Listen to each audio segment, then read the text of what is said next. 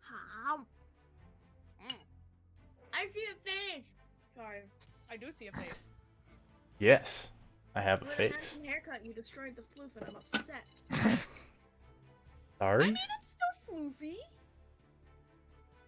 Not as floofy as Not as, ish. but it still is. I'm giving him shit. Also, I think he looks dapper, so carry Look how on. cute my phone case is. It arrived Aw. today, and it's super fucking cute, and I love it. And it's Nice. Welcome to the start of our stream where we do nothing related to Dungeons and Dragons. Hey, we all need that, like, We do. you know, We do. it's been 2 weeks, okay? It has been 2 weeks. We all need to like reacquaint with each other again. It'd be different if it was, like, next week's session, but, like... Hey, I'm not saying shit. I'm the But, one who like- said if we need to go to every other week, let's go to every other week. I'm not saying shit. Oh, we all need that. I'm explaining to those of them who don't know that you need this fuck about time after 2 weeks. Yeah. We haven't had each other's chaotic energy in the same Discord call for 2 weeks, so it's kind of like, I don't know if I'm ready for it today. I feel like it'll be mostly okay. Mostly okay. I say that like fighting a smile right now, but I feel like it's mostly gonna be okay. It's you guys. So here's it's mostly gonna be okay, and then it's not gonna be okay. We should be No. okay. I don't think she should be okay. It'll be fine. Oh, by the way, if you're new and joining us, and to every one of you guys, oh, thank you very much. I appreciate that. I appreciate that follow. Welcome to Wolfpack. You're not Moody Wolfo. Shambrat, my Wolfo. But for those of you who are new and for everybody here in the voice call, this is my 10th episode. This is number 10. Not gonna lie, didn't think that I was gonna get to 15. Really? I didn't think I'd get past like 5, okay? Why? I don't know. You just gotta take it one session at a time. Yeah, it's been 15 now, One and I'm like, what the session fuck? at a time. I'm gonna get a DMCA for that though. Eh. We both are. Whatever. Mm. Yeah, for those of it that for those of you that are only in one of the chats, there are 2 streams going. Yep, Wow. yep. Yeah. You can check out my perspective, and you can check out Sum's perspective. Is right there. I'll put his link in my chat real quick. I have both links on both chats. Mwahaha. Oh, I did not spell that right. I put in like 5 different Thank you. Because I put in like something I don't know why. You know, actually, some of your stream doesn't come up for me anymore if I search your username. What? Twitch doesn't show me his profile in the search anymore. Did you get shadow banned? Probably. You know? I wouldn't I've been fucking being be in a surprised. I wouldn't be surprised. I wouldn't either, to be honest. I'm probably like, oh, this guy's fucking trash. Get him out of here. But yeah, 10 sessions. I'm very, very grateful and happy to have gotten to play this many games with you guys. Yeah. I'm fucking Yeet. surprised that it's still going. I'm not. This I'm is not a fucking either. great game. Everyone's committed to this. I'm kind of surprised I haven't died yet. No, No, that was Link! to be fair, I'm sorry! I We're had going to get strong. it out. We're I had going to get it strong. out before game. to be fair, I expected to kill Rax first, so you know we're. What the hell? How are you gonna kill me? I don't know, but I expected it to be you.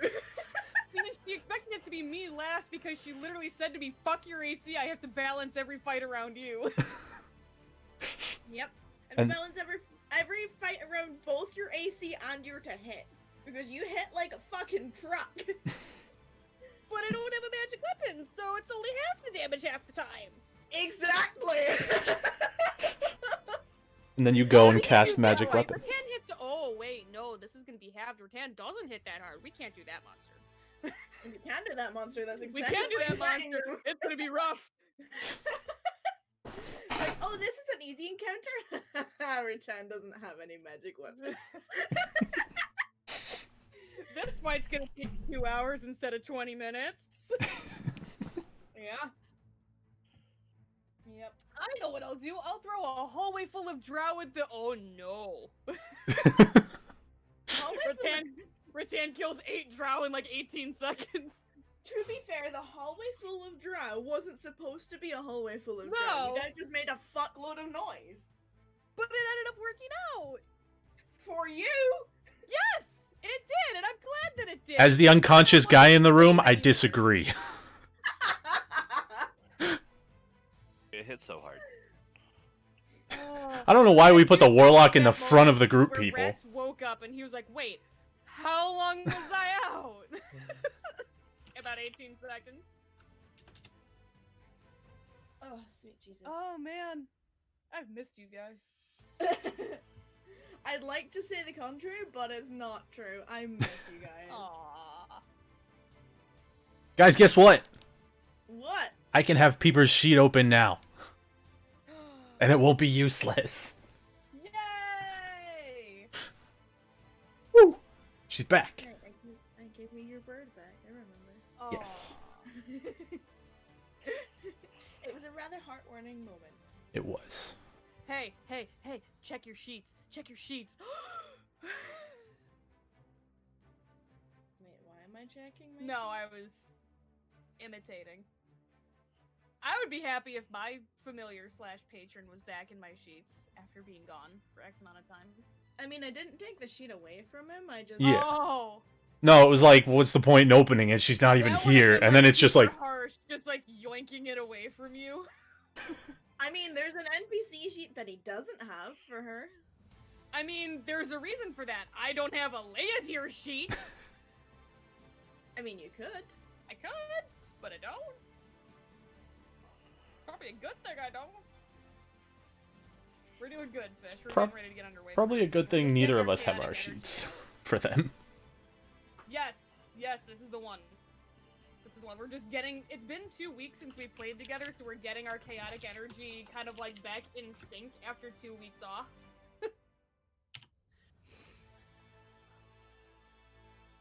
Look in your journal. Should I not do it on stream? Just do it. Okay. It's a bullshit sheet, isn't it? Yeah. I can use this. Literally just a blank sheet. A blank character sheet, to be fair. Yeah, I know, and now I can't close it. Oh my, you took it away and now I can't close it! So now I have to reload roll 20. You're welcome. Ugh. Oh boy. Nice. She Nice, says she nice, wasn't nice. prepared for the chaotic energy. I think that just And proved. yet, Mm. And yet. And yet. Oh god, now everything's freaking busted. Sorry. Yes, I have. Yes, I have. Excuse me. Ooh. You are excused.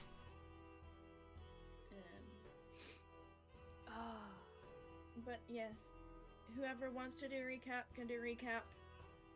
You will get inspiration for it. I'm gonna eat pasta.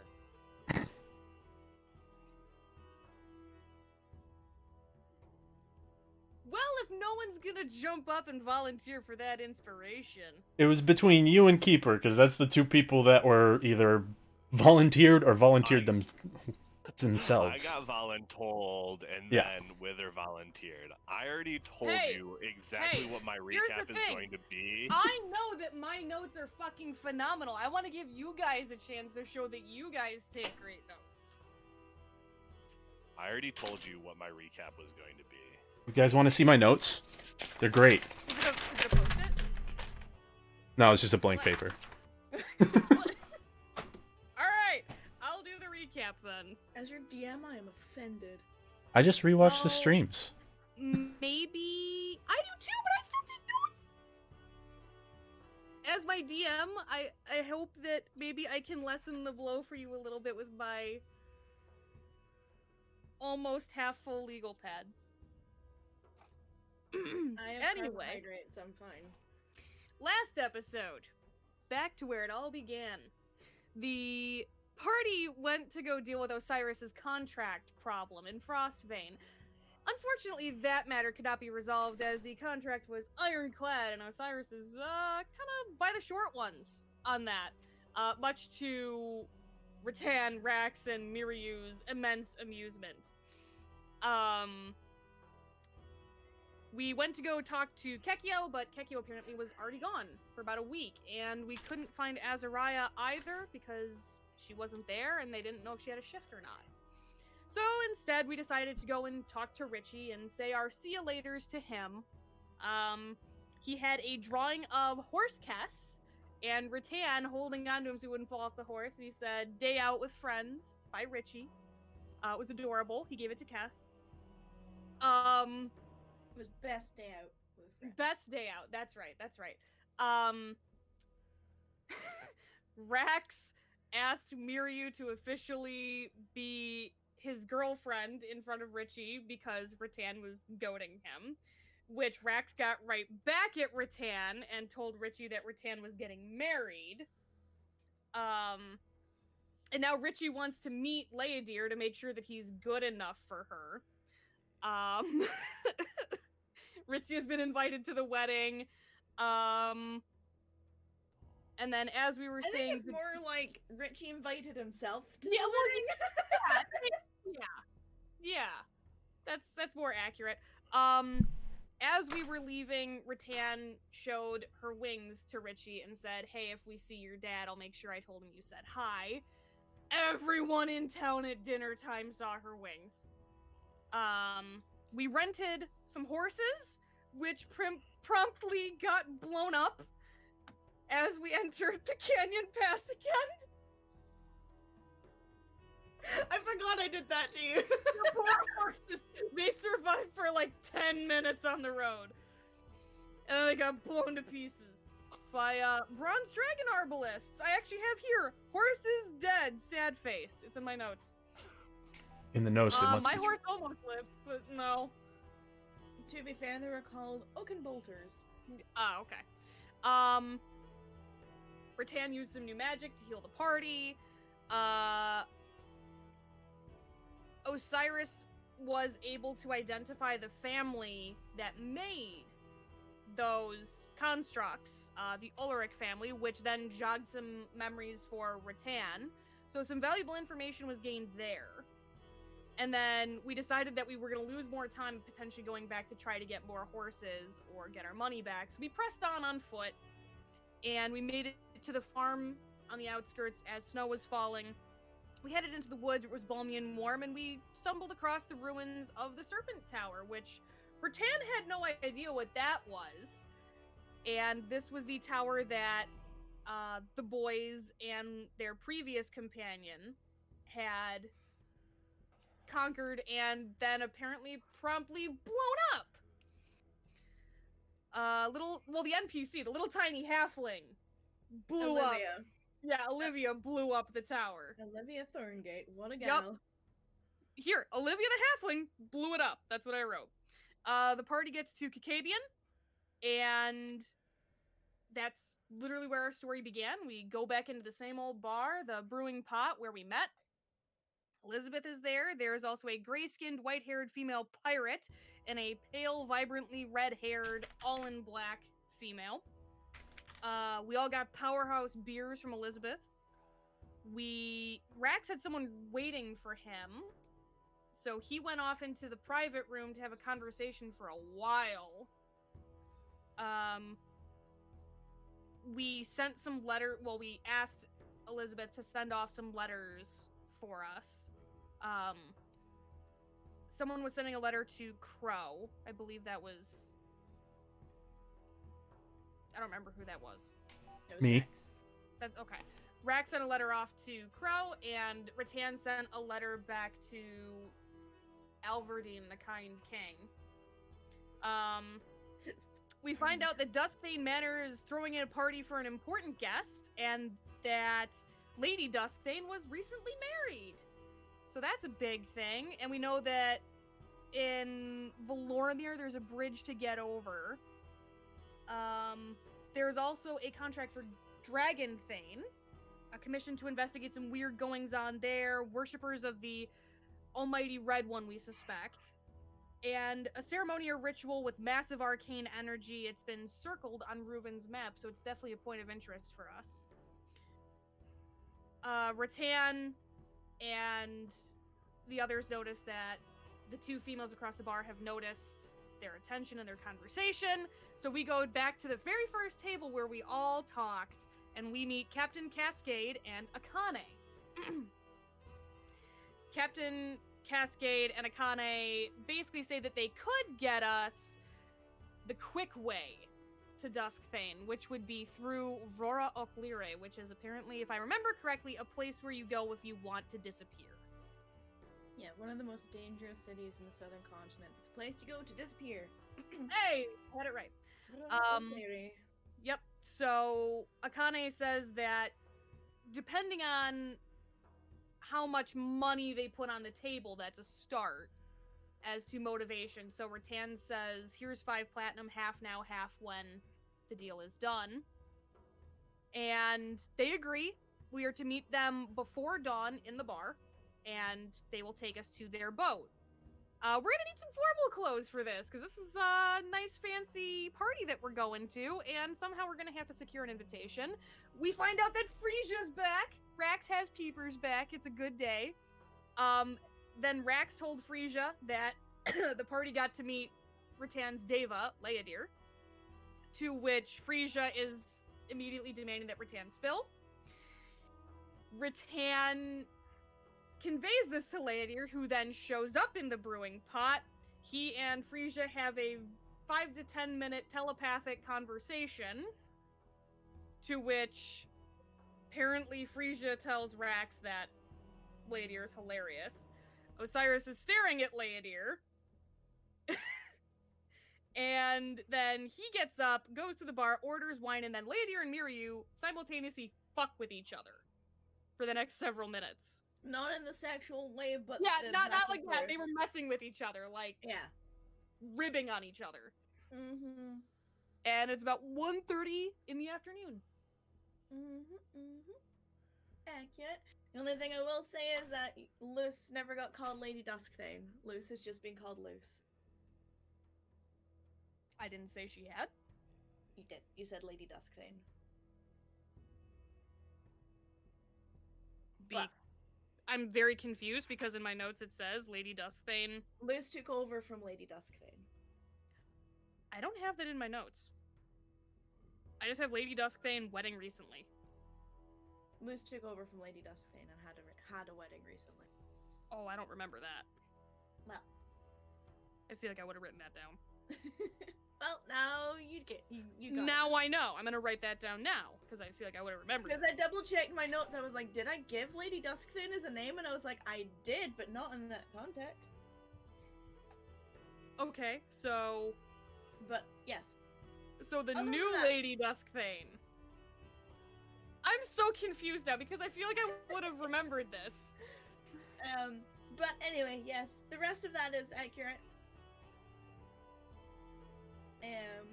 So please take your point of inspiration. Thanks. You're welcome. But yes, as you said, Miryu and Leodir are still chatting up a storm at the bar. They seem to be enjoying each other's friendly company. Elizabeth is happily pouring them drinks, and Harold is occupying polite conversation with the red-haired woman who you now know as Akane. You've been told that you have until dawn breaks tomorrow to finish up whatever it is that you need to do before you meet Captain Cascade and Akane back here, so that they can take you across the southern border river to Vrora Oklirie. And if you're late, they are not waiting. You've got a list of things that you want to achieve today. Each of you have your own little shopping list, but there's one place you're all going for certain.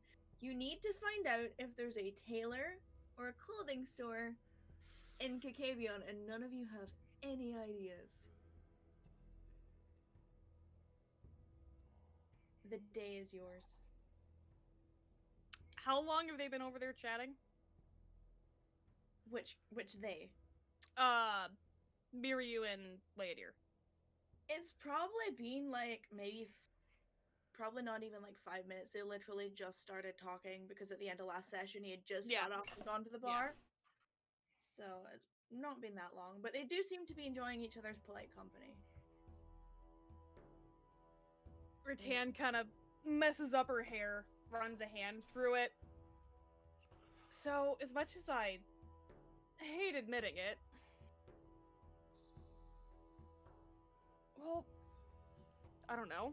I hope this doesn't come off as rude, but Rax, you have a literal wardrobe in your backpack. Would you happen to know where there's a tailor or anything like that here? He just kind of gives the... No. This is, one of the I few... find that somehow surprising and yet also not at the same time. Slight shrug, and then he's just, well, I mean, every time I'm here, we're gone within 12 hours, so... Fair. Also, how do we want to go about getting the invitation for this? I'd really... And it's not a moral thing. It's just I'd really rather not pretend to be someone that I'm not. Because someone eventually is going to fuck it up. Mm-hmm. And call me the wrong name. Or I'm going to introduce myself as myself. I also have a rather unique and noticeable appearance, and something about altering that bothers me a little.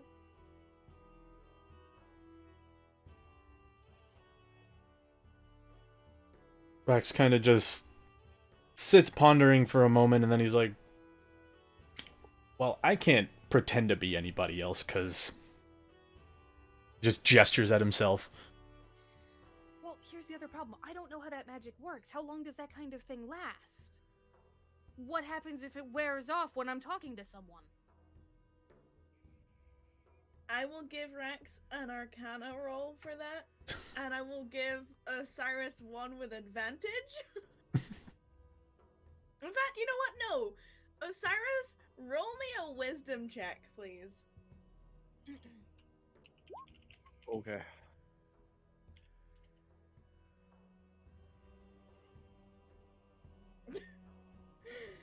Oh, Osiris. Rex, you're not sure how long it would last, but you're aware of multiple spells that can change someone's appearance, and each of them with varying degrees of effectiveness and length of time. You're not sure specifically, like, you couldn't go, oh, this spell is that long and this spell is that long. You're just aware of the type of magic. Mm-hmm. Osiris, honey. I don't even see his roll. He GM rolled me. Uh-oh. I'm gonna assume it's real bad if she broke out the honey. No, I didn't mean to. It just happened that way. Osiris, you're special. That's a rattan roll right there. Ooh. Huh. Well, would Kess know? I mean, he does He's magic not and here. stuff. He went for a walk. No, Cass is back. Got back. Yeah, Oh, he is got back Okay, before okay. I I came got- out. I don't know why I He didn't got think back that you with were Rex. there. No. They got No. back at the same time. I That's got back about the same time that Rax came You're out. right, you're Yeah. right, you're right, you're right. It's been 2 weeks.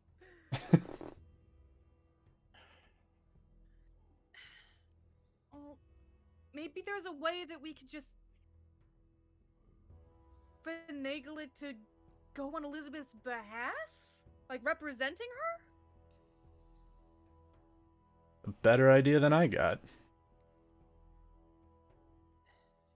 I mean, if I really, really have to, and I don't really like doing it, I guess I could, last resort, try to pull rank, but I don't know how far that's gonna get me out here. Not exactly in Mernalak anymore. Well, that's also a... Would you be able to say something along the lines of being in whoever's place from your... or representing whoever you're You mean introduce myself as Alakai of Olakiola? I mean, it might work. I mean, I don't know what the hell you just said, but yeah, sure. I explained it to you once before. I'm not going to do it again. Wasn't expecting you to.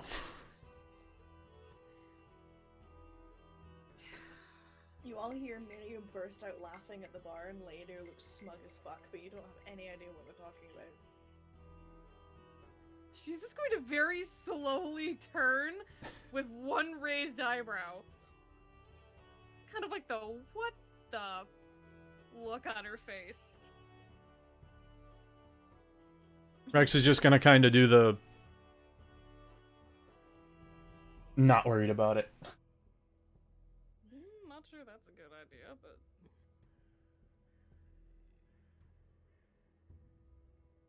Well, he's never done permanent damage. Well, permanent physical damage to anyone.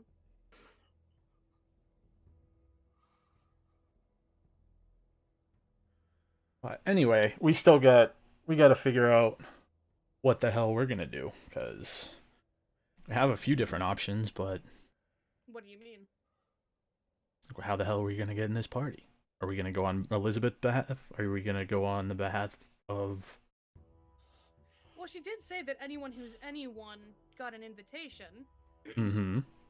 I don't think we have the time for me to write to Alverdine and say, hey, by the way, did you happen to get an invitation for this? And if so, could you send it my way? As a last resort, we might be able to drop that if all else fails to get us in the door. Well, I can't even get us in the door, so... Your faith in me is both appreciated and nerve-wracking.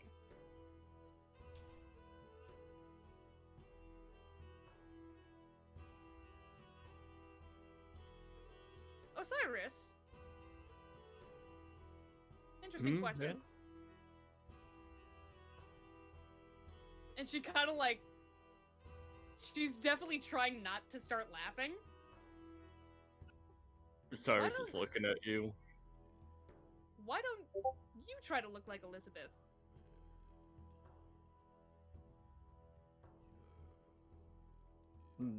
That could work. I don't know if quite voice changes with what I did before, but kind of thinks to himself. That could work. Ritan's just putting her hand over her mouth and like biting on her knuckle.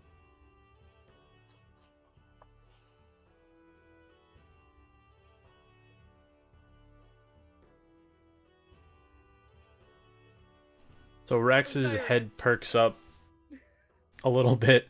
He's like, well, at the very least, we should go see what the invitation looks like, so we can have an idea. Alright. And then we can go from there. Okay. Alright. And Osiris, darling, Mm-hmm. it was a joke. Literally everyone at this table knows I'm the only one that could pull it off. Say I don't that. have to wear a dress just yet. Least you could have done was wait until we got him into a dress. That would have been hilarious. I mean... I could have figured out a quicker way to do that, but now I don't think I I want can to always do ask it. Leia, dear. Ritan, roll me a perception check. Uh-oh! Uh-oh! Oh, he's standing behind me, isn't he? Where's my character sheet? Did I close it? I must have closed it. I don't know why. Oh, because I had to reload. Son of a bitch. He's standing right fucking behind me. Well, no, he's not right behind you, but you notice him looking at the table, almost as if he heard his name and his ears were burning. Somebody's he's talking just- shit. You just watch as the smirk curls onto his face. And then he Oh, winks at you no. and turns back to his conversation with Miri. Oh no, I don't like that.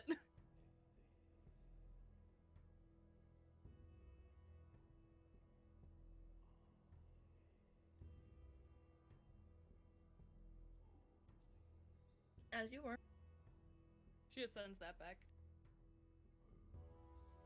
You get nothing. Alright. So, which one of us is going to ask Elizabeth if we can have her invitation to this very exclusive get-together? I mean, I wasn't even here when we were talking about it, but... Right, guess I'm asking.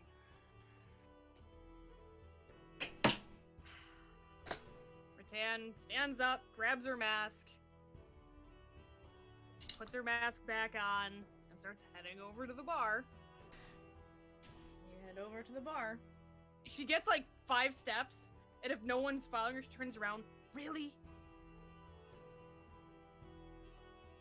Do you need us to come with you? Oh, I don't know, a show of solidarity might be nice. Shrugs, gets up, and follows behind you. Kess does the same thing as Rax, just, alright. Papers flop and lands over here. If we're all standing up, I'm gonna stand up too. So, one after another. Everyone in the bar stares at you all as you do it and then continues drinking.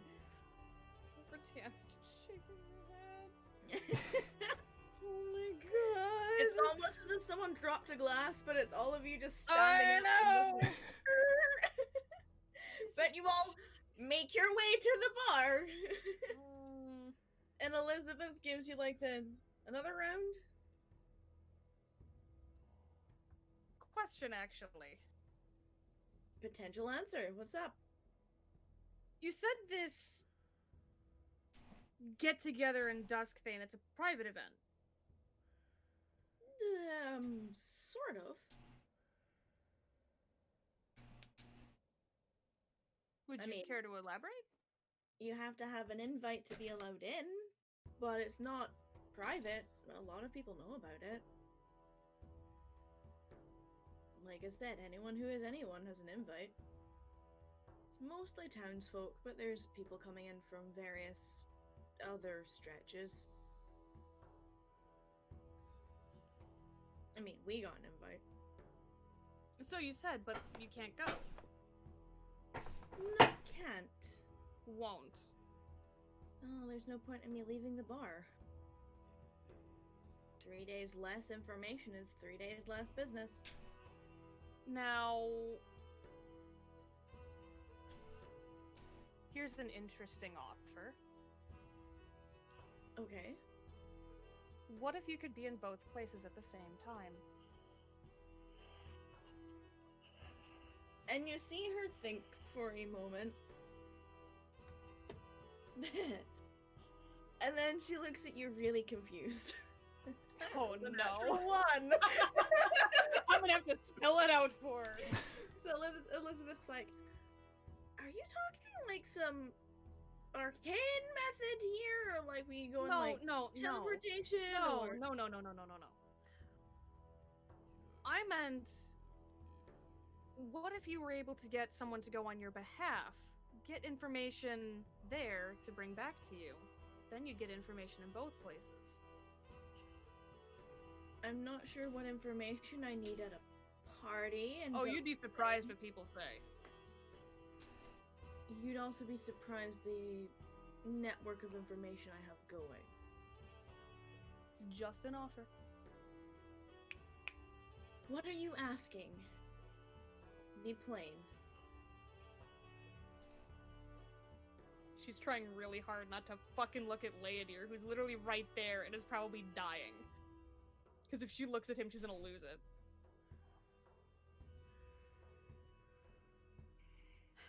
I'm suggesting perhaps we work together. Okay. To what ends? What are you asking of me? What do you want from me? Well, if you want it plain, simple, and dirty, I guess we would like your invitation.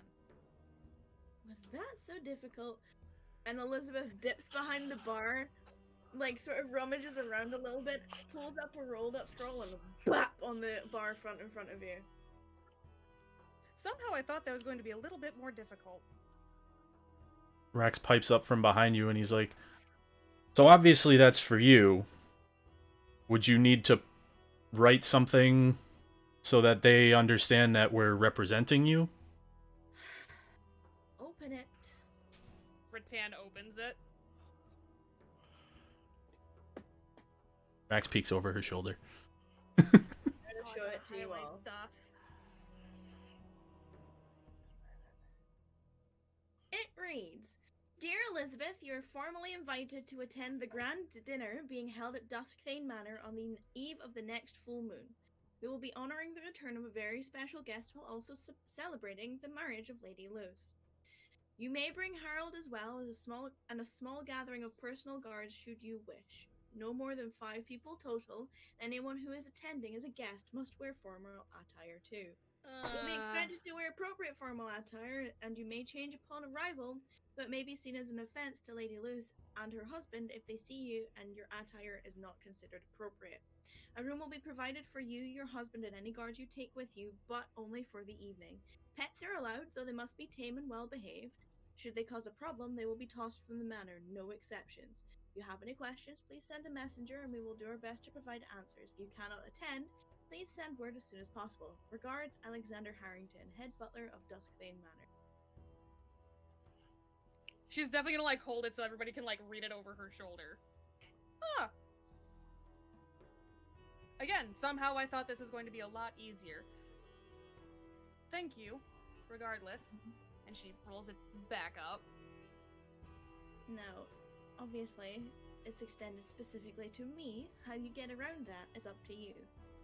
I did not send word that I would not be attending.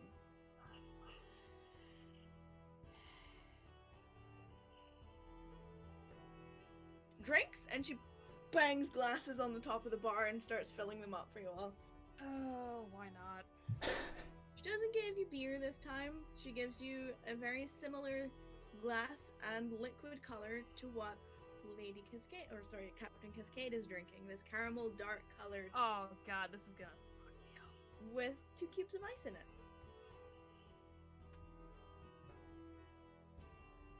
Does it look like sipping drink or just down the hatch drink? Like what is the glass size here? It's like small. It's kind of hard to explain, but it's like a small fat bottom glass, and there's only like a little bit of the beverage in it. It's not like a full pelt glass of drink. That's kind of what I'm trying to gauge. Like, would Ritan know if this is shot or? I mean, it's not in a shot glass if that's what you're asking. Ritan's not shooting it then. She'll just pick it up. She'll kind of do like the cheers, and she'll take a drink. Okay.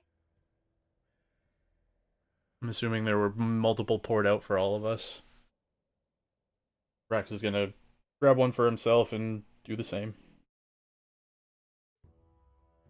Kess follows suit. Cyrus joins along. Alright. So, I would say Ritan and probably Osiris are the 2 most familiar with this taste, but you all Okay. know it's rum the minute you taste it. Really, really expensive. Well made, aged rum. She kind of like, her eyes kind of like bug out. Like she lifts her mask like just enough to like take a drink, and her eyes kind of like bug out when she realizes that she's probably drinking. This is probably like worth more than like what she could afford, right? It's not something you typically order at a tavern. Like this would be like a special occasion thing that I would get, yeah? Yeah, this would be like Yeah! a formal meeting kind of fancy pants drink. Mhm. And Lady sort of just chuckles next to you, and Mary is watching very curiously. What's so funny to you? Just interesting. Who's It's answering Herb. that? That was Lady. carry on like? The Cyrus puts his drink on the table and slides his glass towards Elizabeth. Oh, I'm good. But you already tasted Yeah. it. I mean, I tried so hard not to laugh. if you're opposed to my hospitality that much, please don't dirty the glassware before you say no. And you watch as Miryu's hand just like over the glass. Ritan will slide it the rest of the way to her. She takes it. And she's like, her shoulders are shaking the whole time. And Elizabeth is kind of like, you know what? Roll me an insight check, Osiris. Oh my god.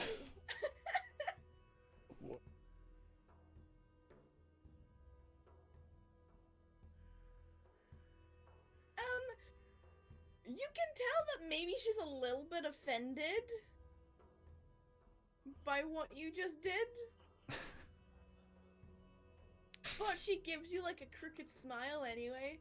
And then it flicks her attention back to Ritan. It's like, is there anything else I can help you with? And she's gonna put her elbows on the table and kind of like lean forward because she doesn't want to talk about this, but... And she looks at Ladir. Who shrugs? Well, you at least get to have fun today. Seems we're in need of formal attire. Apparently. Does this look like a tailor? No, but you have all the information that we could ever need, so if you want to point us in the right direction. And you, like, she straightens and she tugs down her apron.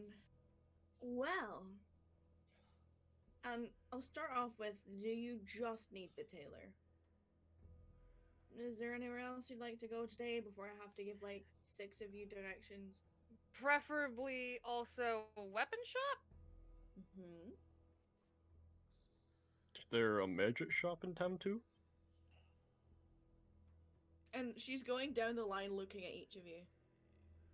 I'm assuming the armor and weapon shop are going to be the same? Or are they two different ones? Are you asking or are you asking DM? He's asking. This is Rax. Well, we don't really do armor as such. But I'm sure Quill could help answer some questions. If you're looking for weapons or questions about armor, you have Quill's Blacksmith. And then you have Fred's Fantastic House of Wonders if you want a magic shop. And then there's also Stitched Up, which is in like the the residential area of town.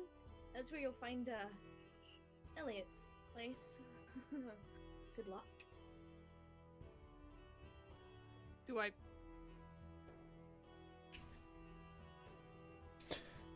You know what? I don't want to know. It's an experience. Just go and enjoy yourself. It's an experience no matter where we go. Well, I mean, welcome to Cacavian. We find the most interesting. So with Quill's Blacksmith, what was the magic shop? Fred's Fantastic House of Wonders. Fred's Fantastic. Yeah. House of Wonders. Mm-hmm. Can't believe I just wrote that down. I don't know what I was expecting.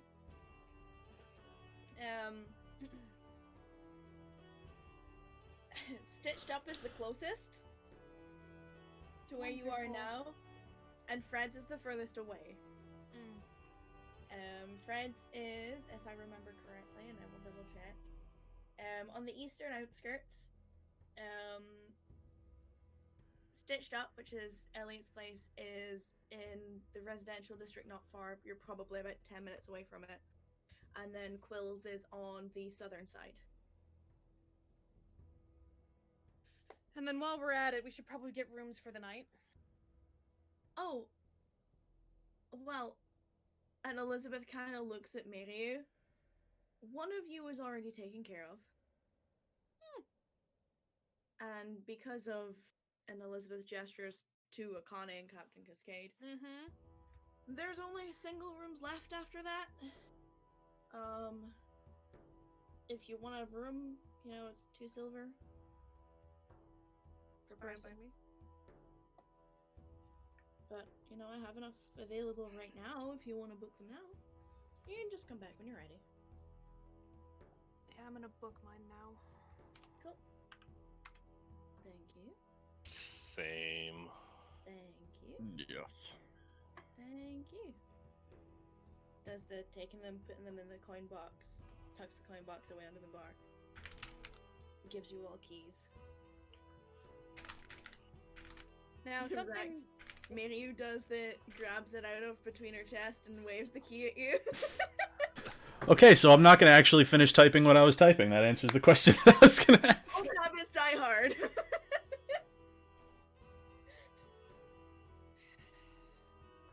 It was an easy assumption to Jen's make. gonna take her key. Something tells me that this is not practical for. Yeah, I'm gonna go take this off real quick. And would you like help? This is Lady. Is it actually going to be help, or is it going to make it take longer? Well, it depends on your definition of help. Oh, okay. Focus. Rex puts his hand up to his mouth, trying to stifle a chuckle. She's just gonna turn and start walking up the stairs. There are no stairs, but Oh, I'm sorry. Well, wherever the rooms are, that's where she's going. they're over to the right of the That's where she's going. yeah.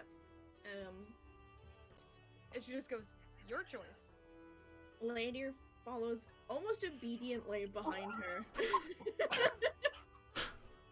Like, very much like, very deliberate and careful place of the wine glass on the bar, stands up, straightens out his shirt, you know, makes himself look proper, rolls up his sleeves, and then follows behind her. And does the hair push on the way past. I don't even know why I was...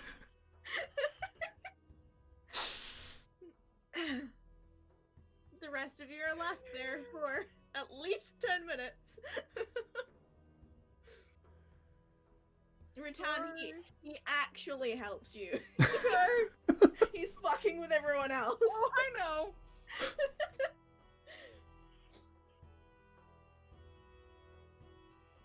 But yes, it's entirely up to you guys if you'd like to discuss anything while Ritan and Lady are gone. So after they walk away, Rax is gonna kind of look over at Osiris and he's like, is there a way you can send messages, like long distance messages, like with an item or something? I know you deal with that stuff a lot. Osiris, You know- can roll me an Arcana with advantage? What do you mean by long You- distance? Rax looks over at Kess and he's like, she's gonna be far away. Hold on, you said Arcana? Yes, Yeah. please. Okay. I had a follow-up question to that. Going with what I was planning on? Roll your Arcana first. Okay. Just go with your DM here, honey. Okay, got it. Rex and Kess, carry on. You see, Rax points over at Miriu and he's like, she's gonna be very far away. I would like a way to be able to let her know what we're up to, see what she's up to, you know. Oh, you're gonna miss me. He just kind of looks Depending over. on how far I might be able to help you. I mean, I'll be on the other side of the continent. Well, I have a thing, but I'm not sure exactly what the range of it is. Okay. DM me. Or read it. One of the two. Well, it's the... Hold on. Oh! So it's... I know what you're talking about.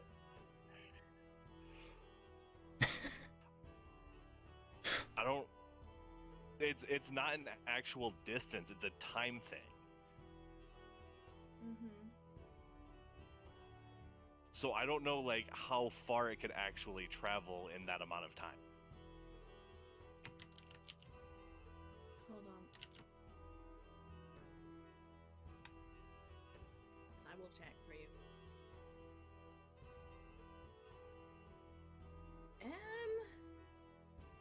mean, probably not far enough. Okay. That's what I thought, but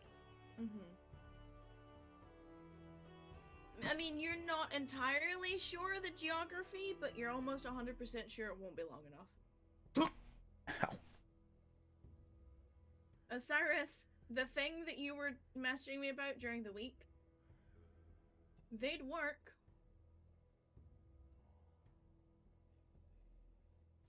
Okay.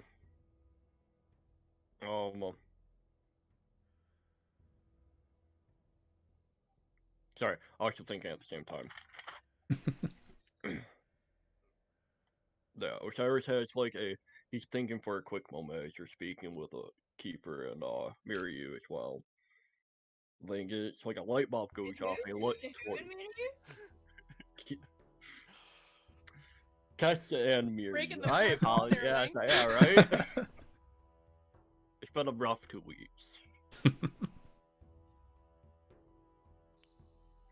You guys, I was already thinking about something like that already. And they're little stones that are identical one to another, and they call them sending stones. Pretty much. Anyone who's listening can make Arcana checks, please.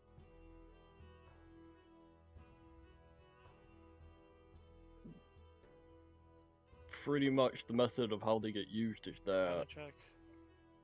Yes.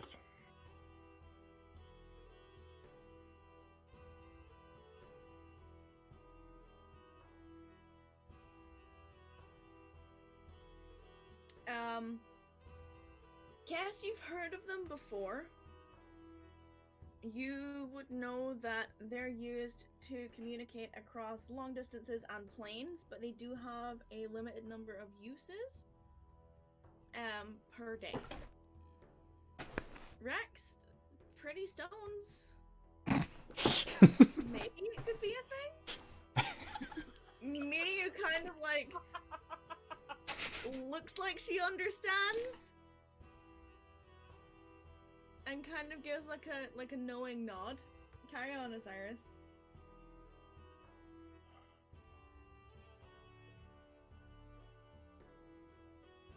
Sorry, I'm still here. Yeah.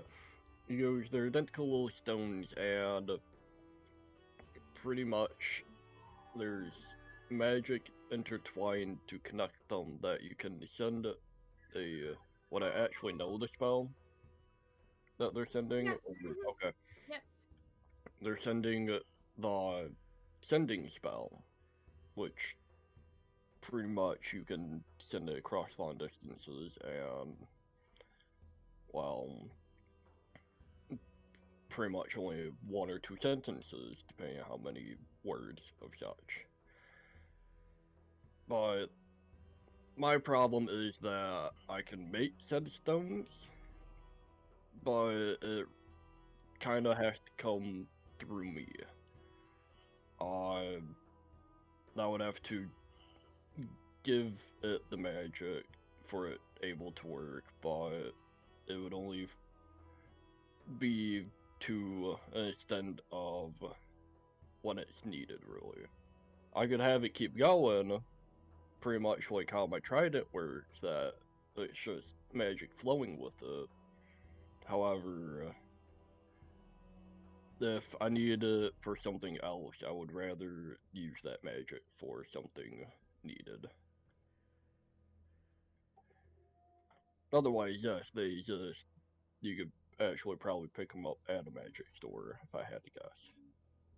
The whole time you're explaining this, Rax's eyes just kind of glaze over, and he doesn't know what the spell is. He's just... So... It would have to go through you? Is what you're saying? Still very much not understanding.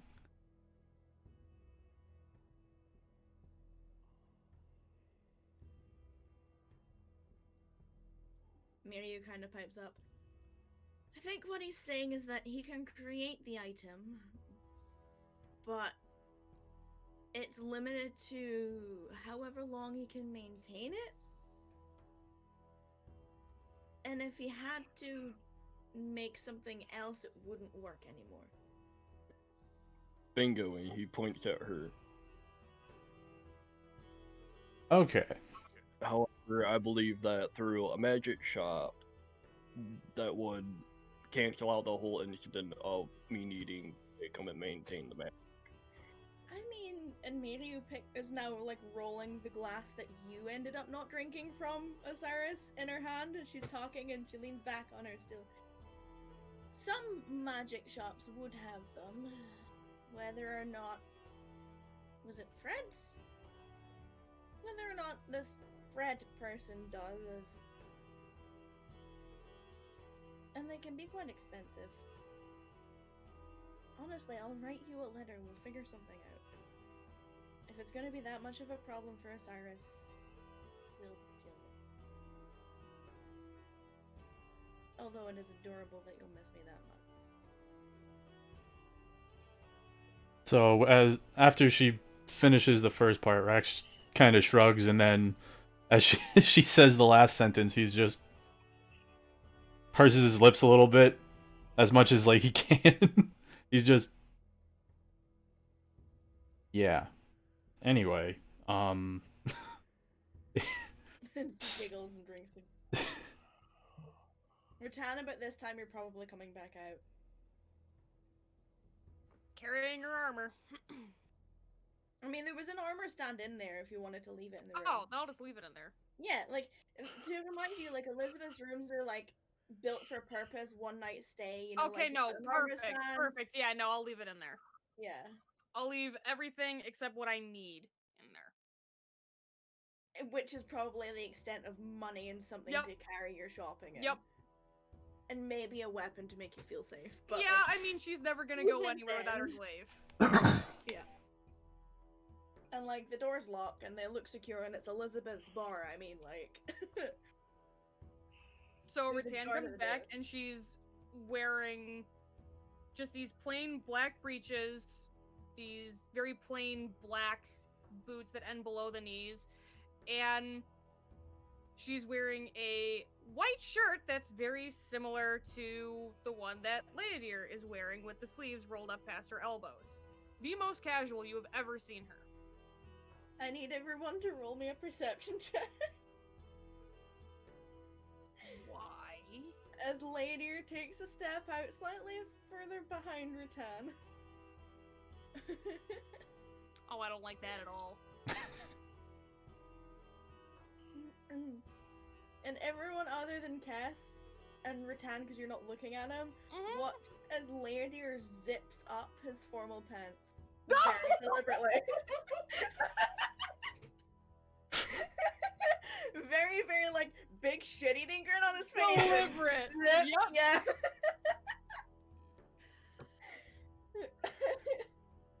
And then makes his way back to the bar.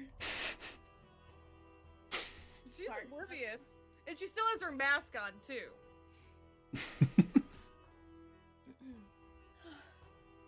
And she just comes walking up to you guys, totally unaware of what's going on, like nothing's wrong.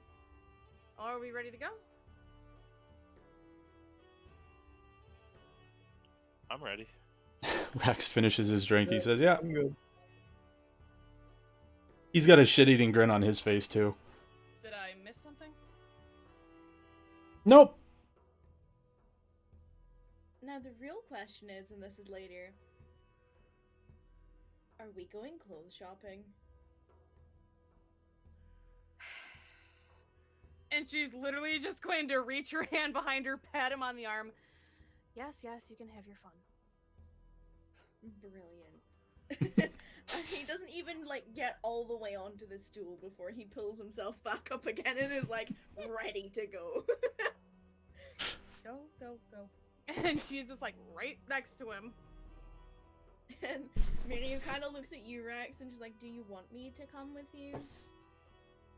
Do you think Ritan would benefit from my fashion advice, or do you think Ladir has that? And she just starts laughing. Ritan just starts laughing. And you know what? Roll me an insight, Ritan.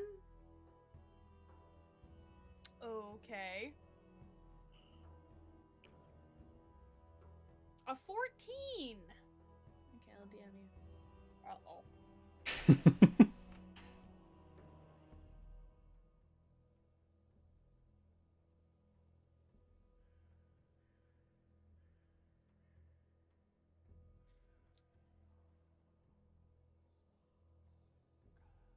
Excuse my typo.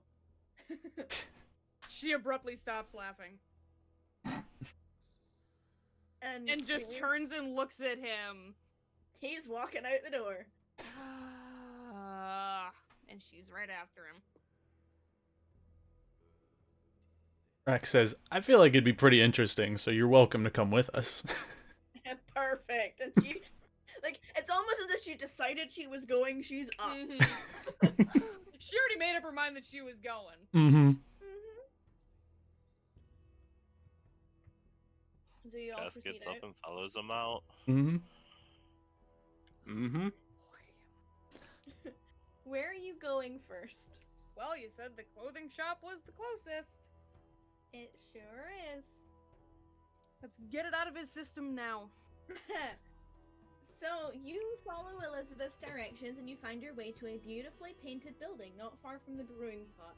The stonework is painted white and has large depictions of a spool and pink thread and a sewing needle on the side of it. You're kind of surprised you didn't see it before, considering it's like right up in the residential in your face. But considering it is just nestled in amongst all these buildings, it probably didn't quite catch your eye. The front of the store itself has two arched windows that have window boxes filled with beautiful blooming pink and white flowers. Strange, considering it's winter. No, I'm gonna sneeze. Never mind. My nose was like, ha! No, like, I fuck get you! I get you. It's the worst. The main entry is a grand redwood double door that has been left open, and hanging above the door is a wooden sign that reads stitched up with little heart symbols at little end carved into the wood. You take a look inside through these double doors and you see a cozy little tailor shop with mannequins, clothing racks, sofas, and rather elegant decor. There are plush-looking rugs and drapes all around the walls. I have words. As well as potted plants that are dotted around the store as far as you can see. There are some customers who are coming and going, and there are ones who are currently pushing through various different rails looking for something to buy. But someone that does catch your attention is a 6-foot-tall human male wearing a pair of black formal pants, a white shirt, and a green waistcoat. He's got brown hair and this warm voice that seems to pull a smile from everyone he's talking to. You hear him going around and greeting the customers, and then when he sees you standing in the doorway, looking through the open doors to his store, he turns to you and with very open arms he calls out and walks right up the middle catwalk of the store. Oh, hello! New faces! Come in, come in! You're obviously interested in something in here. Is it me or my beautiful wares? Regardless, come and take a load off, take a look around, let me know if I can help any of you handsome folks. And by the time he's finished, he's like right in front of you, and basically, Kess, he takes your hand and is pulling you into the store. Ritan's eyes are like this freaking big Why inside her me? mask. She looks like she just got punched in the face. And I will show you. Oh my god. I'm like always in the back of the party. Why is he going for me? He likes you. Because you're in the back of the party. Ask him. Yeah, ask him. I'm not asking him. He's like, I don't want to know. I don't want to. I want to go back to the woods.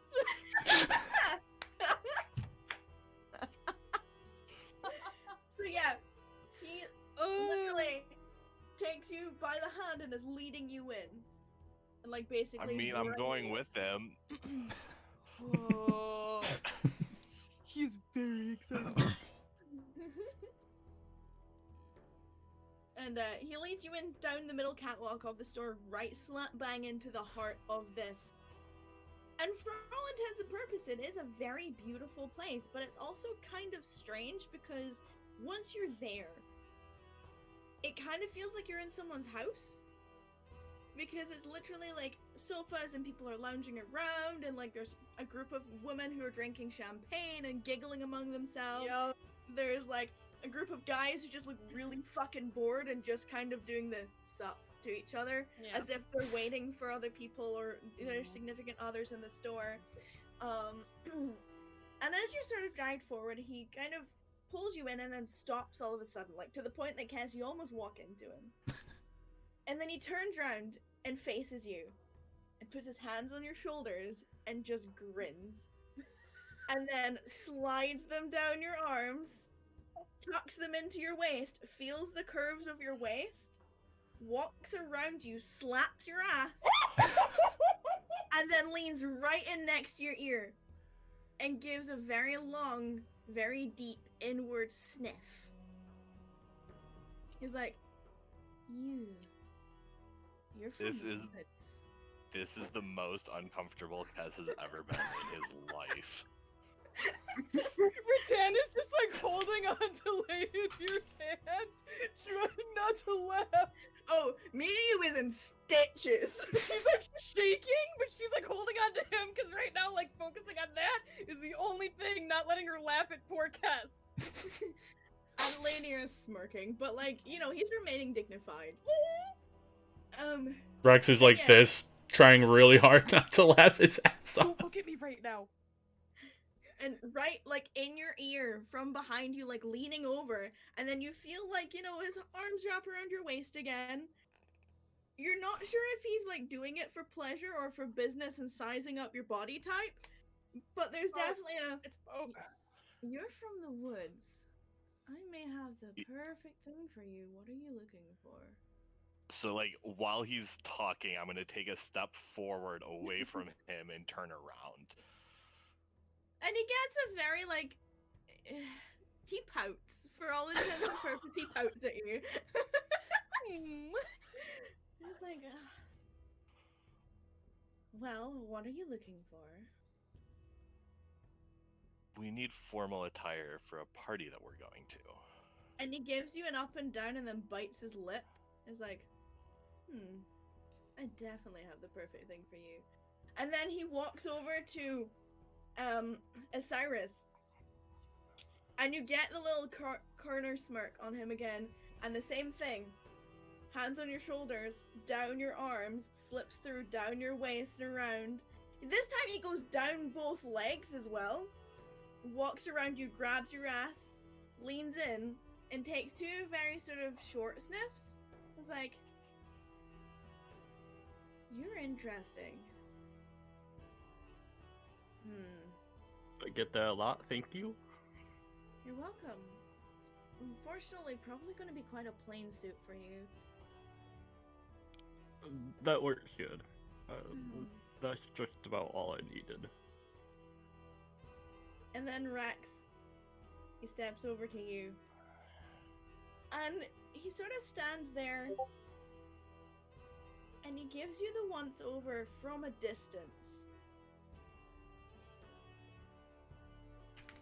And then, like, leans in and just kind of goes, like, takes a few short sniffs, is like, where have you been?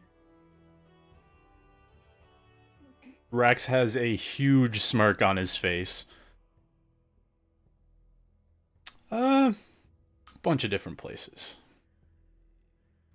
Yeah, but usually I can place those places, and I can't place your places. So that's not surprising. That's very, very interesting.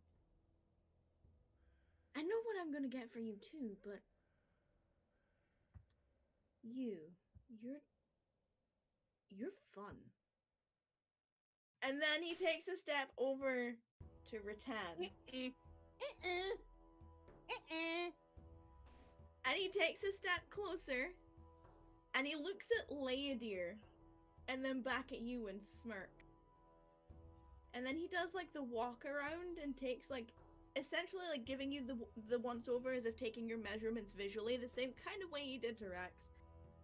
Yeah, she doesn't like that. And then he leans in and sniffs. And Osiris and Ritan, you both hear it. There's this very low growling sound. Oh. Oh. She's gonna kind of squeeze Ladier's hand a little bit. And the growling stops. Osiris will glance over. Yeah, you see Ladier's smirk has kind of hardened. His expression is He did hardened. not like that. And Vincent goes, "You said you needed formal attire." And clearly she doesn't need my help. You're welcome to browse as you wish. Should you need any tailoring done, well, you know. And Ladier kind of gives him like an up and down, and his expression softens again. He's like, point me in the direction of your, You see Ritan close her eyes as she's waiting for it to hit. evening wear. And the individual who's been helping you so far gets like a smile. That'll be over that direction. He points over to like a rack of what you assume is dresses. Ladier goes over. And Ritan, you just see like her posture is someone who is resigned to her fate, and she just follows right after. And they go over, and this gentleman comes and stands in front of all of you again. They're like, well, if you're interested, I do have an idea of what I'm going to put all of you into. And he kind of gives Kess an up and down again. Kess just kind of nods. For you, and he's gesturing at you, Kess, there is probably going to be a nice 4-piece number, you know, white shirt, deep green waistcoat, bow tie, black pants, shoes, probably a blazer or a coat of some type. You've got those nice shoulders. And, and he takes a step over to Osiris, like, you, probably black bottom half, black waistcoat, deep blue necktie, and some kind of shoes. And you, Mr. Dragonman, thinking gray for you. Green's kind of a good area, but like we're gonna go for that purple bow tie, like just to bring it out of you. You know, that fun side. And then this gray blazer, and on the inside it's gonna be like deep purple silk. Yeah, it'll just be mwah. He French kisses, and then like he sort of clicks his fingers, and there's a couple of people that sort of rush to his side, and one of them's got like a tape measure around their neck, and the other one's like clutching like a like it looks like they were perhaps in the middle of stitching something, and they've got like the material and the needle in their hand, and they like rushed over with all of it. He kind of shakes his head at them. And then this other individual who's like sort of prim and proper, almost kind of like a butler, which is really weird considering. And he's like, see to it. And you're all led over into different fitting areas. Ritan, you're given armfuls of various different dresses to go and try on. She's not arguing at all. There's like a green number, a blue number, like a dark colored number, like One of none everything, them, just go. Yeah, none of them really ever go below the knee. Ever. I hate him so much. Well, I love him. She hates him right now. Some of them you're scared to bend over in. There's probably more than once. Like, the shortest one, she's probably just, like, from inside. No. No! Oh, come on, I'm sure you look wonderful. This ready hire, a lot of things would be on display. We could buy it for later.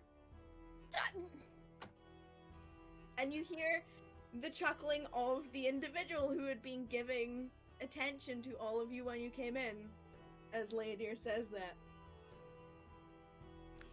Can the rest of us hear it? I mean, you can roll perception checks. You're all kind of dotted around in different fitting areas. I would not be surprised if they heard Ritan making flustered noises. Oh yeah. Max knows everything! Here we go. God damn it, it's bridal style all over again!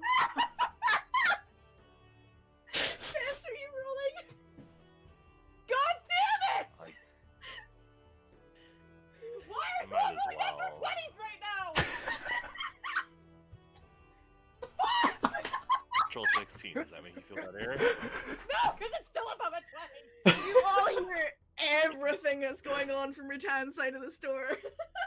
Rax's face does the thing where it's like he squints his face so much because he's trying not to move as whoever's like trying to size him up or whatever doesn't screw them up. But he's just trying so hard. His body's shaking just a little bit. I actually need to roll for Mary.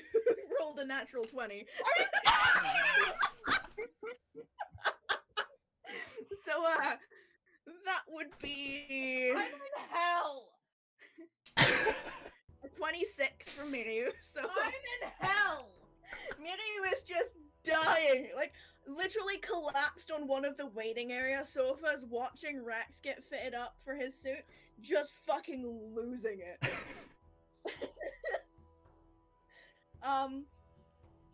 But yeah, so you go through. She's not coming out in the bad ones. That doesn't mean that we're not going to mention it later. Oh, I know. Guys, you're done quicker than Ritan is. You know, you get fitted, you get like different materials held up to match your skin tones, that kind of like they go through the whole shebang, and you're still finished before Ritan is done. Ritan, the entire time you're going through various, probably almost all of the available... I'm pretty sure I'm going through the entire stock at this point. Anything that's not a wedding dress, pretty much. Yeah. Yeah. And you hear all the while that you're behind the curtain getting changed in and out of these dresses, you do hear the two of them talking. You're not making out everything that Leodir and the shopkeeper are saying, but they're definitely in deep discussion. Fuck. And every time you try not to come out, they're both egging you on. Great. Like, later you'll be like, oh, I'm sure it's fine, and then the other gentleman will be like, yeah, and if it's not, I mean, we can, take a stitch in here, drop a little bit down there, we can fit it.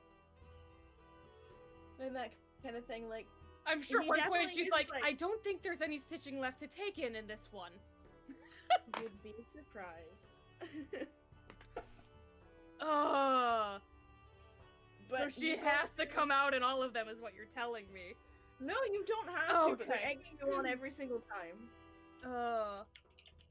And you go through so many dresses that you're not even sure dresses look good anymore. Like, it's at the point you're like, I'm bored, just whatever. It's not even that. At one point, I'm sure she you know what? No, she wouldn't. She's not going to. She's not going to. She's not going to. She's being nice today. And guys, you finish up like maybe probably like almost a half hour before Ritan does. So And if Ritan- she sees them, and one of the times that she comes out, she's just like, I'm sorry. Assuming Rax is gonna be there when you come out one of the times, he says, don't be sorry, this is hilarious. And behind him, you get like a very from Miru.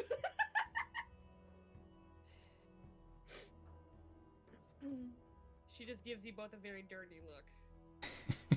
And then goes right back in. He's got a shit-eating grin, that's all. Cyrus and Kess, what are you doing for the extra half hour? This is shaming.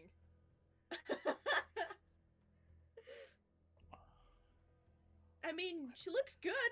If No, I Ritan know, but looks Ritan good- is not okay. Not okay. Not in her element. Yeah, so Cyrus and Kess, what are you up to for the last half hour? Are you going to witness in Ritan's Suffering? Yes. fashion show? Yeah.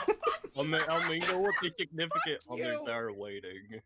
So you're mingling with all the other people? My entire shopping list was clothes. That was half of mine. Oh, sweet Jesus. So, Kess, you take a seat by Leodir and the individual who kind of, like, is respecting your boundaries now. He, like, maybe tries and puts, like, a hand on your thigh, but if you slap it away, it's, like, takes it away. Cyrus, you go and speak with the other gentlemen who are waiting on the sofas in sort of the center area of the store, and they give you like the sup, you know, like they don't really engage in conversation. Yeah, I like, just gotta give it back. Look for a spot on the sofa. I mean, there's room, like there's like, and it's evident that this happens a lot considering there's like like men's fashion magazines like spread around this area. You know, and you're kind of left to your own, you know, like they'll make polite conversation, like very awkward, like, so snowed last night, huh? Like that kind of conversation, like fucking that's as far as it'll go. Crazy weather we're having this winter. Yeah. But yeah, you know, there's a half hour of Ritan being egged on by Ladir and Miriu and the shop owner. There's at one point Ritan that Miriu offers to come and help you zip up a dress and stuff. Like it's all full on. Like, yeah, she looks at it, it's probably got like 40 buttons, and she's like, really, how? Like, if you want my help, my hands are warm. Like, that kind of thing. Rax laughs his ass off at that. But you go through it, and eventually you settle on an off-the-shoulder, above-the-knee, curl around the hips, beautiful red number that later seems infatuated with. And, you know, you all sort of get situated, and it's like, well, there'll be a little bit of tailoring to be done, but if you'll allow, Tani looks at you, I'm going to borrow your companion, and he's offered to help me have them ready by morning. He said he'll bring them over to you wherever you're staying before you leave. And she just kind of looks up at him, smiles, plants a kiss on his cheek, and says, have fun. And he just smirks. Because of this, there will be no tailoring fee, because I was gonna ask if during that half hour if I could grab him for a second, because of the other things I was talking about. You may certainly grab him. He would be delighted to be grabbed. I bet he would. Phrasing? Yep, I fucked up the phrasing. I know. Thank you. Anyway. Okay, everyone go pee. Yes, thank you. Okay. Alright, so he goes up, asks him about swapping out some clothes, selling him some, buying new ones, just to swap out a bunch of stuff, just to... He gives you a good deal, like, maybe, like, tax on a couple of silver on top of, like... You know, instead of being, like, charging you for all the clothes because you're doing a straight swap and you offer him Frostbane's wardrobe, he's like, ooh, new fashion. He asks for, like, a couple of silver. Okay, so that, easy. And then Rax pulls, he says, and a custom job to go with all the tailoring if you can. He says, My favorite. he reaches into his bag and he pulls out the crystal that Frisia had gotten him. He says, I would like this to be put into, and he just like with his other hand kind of like into a glove or something, like on the back in some way. I was gonna pick up a decent, nice leather glove just to have. Are you wanting like full arm or just like on your hand? You want it fingerless? You want it fingers? Like, what are we talking here? He kind of looking at his hand, he says, fingerless would be fine, just covers the back of my hand and then maybe half the forearm. That could be arranged. I mean, if you'd rather not leave this material with me, it'd probably cost about 5 copper. If you want me to stitch it in, maybe a silver. I have, like, plenty of gloves I could... No, I was hoping for more like a heavier kind of leather, not like a regular leather. He kind of like makes a face to like try and figure out if that was the right way to say it. So you're looking for like... Almost like armor. Yeah. I mean, it'd be a little bit more expensive, and I'm not sure it would actually protect you any. But I could definitely make it sturdy. He kind of like smirks as he says it wouldn't really protect you, and he says, it's just for... I think it'd be pretty cool. For flamboyance, I get you. Gives him a wink, and he just nods his head. What color would you like it? The leather, that is. Do you want me to dye it any which way, or are you quite fine with just, like, normal brown leather? I mean, the more work you ask for, the longer it's gonna take. If you want it by morning, simple the better. It's just the regular brown would be fine. I don't foresee that being... I don't think the color would matter as much, it's more just the whole thing. Well, I can do it. It's not all that expensive if I'm not using actual armor, like I'm not creating a whole piece for you. Mm-hmm. So, if you're willing to leave this crystal with me, I could do it for about a gold. He's kind of surprised. Yeah, I mean, it's one glove, correct? yeah. Just... If you're leaving the material, it makes it easier to get the right sizing. I can actually fit it for you. And I mean, custom pieces are my favorite. Rax smirks and he says, alright, yeah, I'll get something today and I'll give it to you before we head back to the inn later. That'll be my first stop. Pick anything up, just leave it with me. And pay up front. Oh. He hands him the crystal and gives him the gold piece that he was asking for. He does like a very, like, holds it up to sort of like the light coming from the ceiling, like chandelier thingies, candle thingies, you know what I mean? Mm-hmm. He like sort of looks it over and you can see there's a very interested glint in his eye. Mm-hmm. But he puts his hand around it and he pockets it. And he takes the money from you. You said it was 1 gold? Mm-hmm.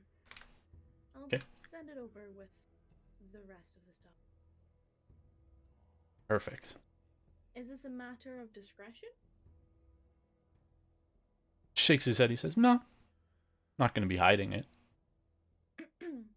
Alright, it's just obviously, you know, I'll have, I'm intending to have the individual that arrived with your female friend Mm-hmm. stay around. So if you're not, if you don't mind them seeing it, then... No. I don't imagine it's something he wouldn't... Well, I don't imagine it's something he wouldn't need to find out about. If he knows it's... Just like you said, an aesthetic piece. Noted. Well, it's a pleasure doing business. Likewise. You can come back anytime. Just kind of smirks and walks back over to Miriu. Okay, so yeah, you sort of wrap everything up. What? What was that sound for? No, one of the viewers is asking me questions because they don't know what the party knows, and I just got the message. Continue. So yeah, you all sort of wrap things up. You get to sort of what would be considered like the counter. And this individual leans over and gives you all like a very intrigued look. So for the clothes and the fitting and obviously my wonderful consultation, I'm looking about 17 gold and 5 silver each.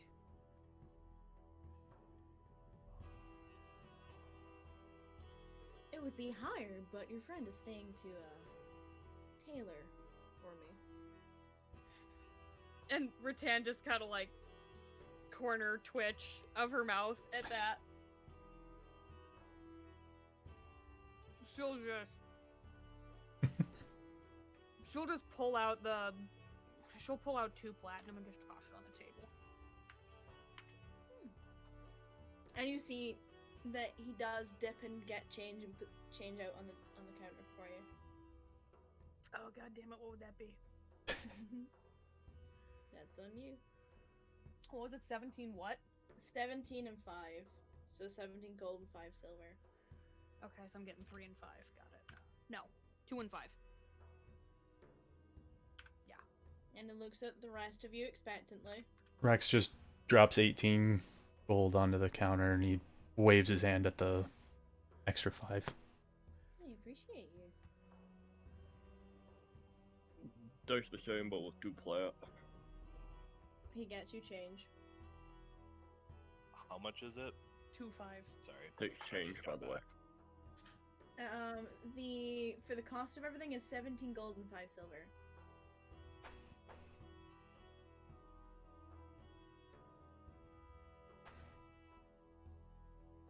I'm just gonna give him 18 gold. He goes to get change for you as well. No change. Thank you. Well, I'll have it brought with your friend by morning. I believe you're on a time crunch from what I hear. Yeah, a bit. Mm-hmm. We appreciate the rush order.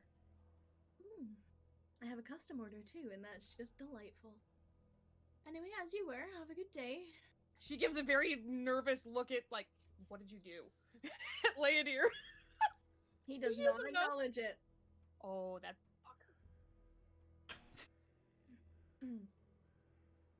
Does she say this out loud? No. She's Okay. not gonna call him a fucker in front of him. No, the beginning bit. No, it's the look of what did you do?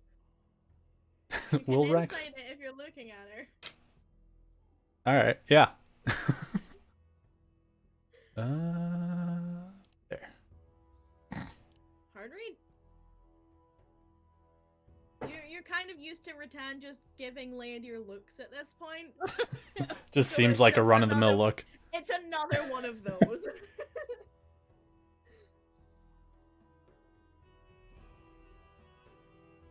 But yes, you make your way back outside into the cold winter of Kakabion. You've probably been in there for about an hour and a half, at least. What time would it Maybe be? Probably closer to 2. Get outside and Ritan immediately just goes, oh. Probably like 3:30 in the afternoon. By this point. Just looks like an immense weight is off of her shoulders. Where would you like to go next? She says out General loud. store? Oh, go ahead. What's up, Link? Oh, I said general store just to throw it out there. Would you like to look for one? You have no idea where one is. Or if there even is one.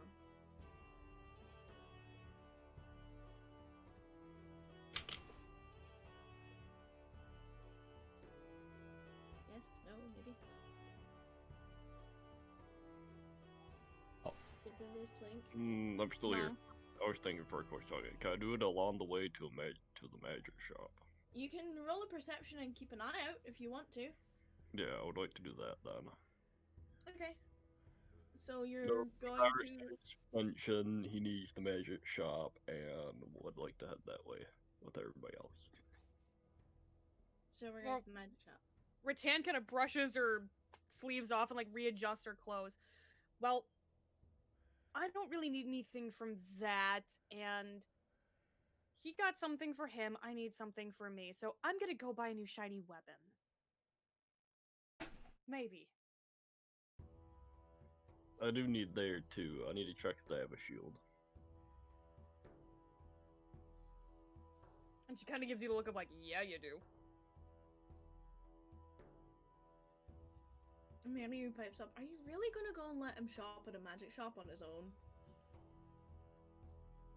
I mean, Osiris, money. Rex goes, well, I'm why not don't... sure that a proprietor of a magic shop would sell dangerous items to someone they didn't think was words. Are you saying I'm not dangerous? I'm not worried about him You're a getting the special items. I'm kind worried of about him favorite, getting... Tyrant. I'm less worried about him getting the items than I am about him getting screwed while getting the items. That's fair. He's got to learn at some point. We can't keep counting all of his coppers every time he buys a beer. Yes, but this isn't beer. This is magic items. We're talking potions, explosives, decks of cards. You are not buying explosives. And she just points her finger at him. Bags that could eat you. Bags that can I'm summon sorry, animals. what? That's made up. And she points her finger at it when she says bags that can eat you. That's made up. Can I make an Arcana check? You sure can. Like Wither knows? Ritan thinks that sounds made up. Oh yeah, they're 100% a thing.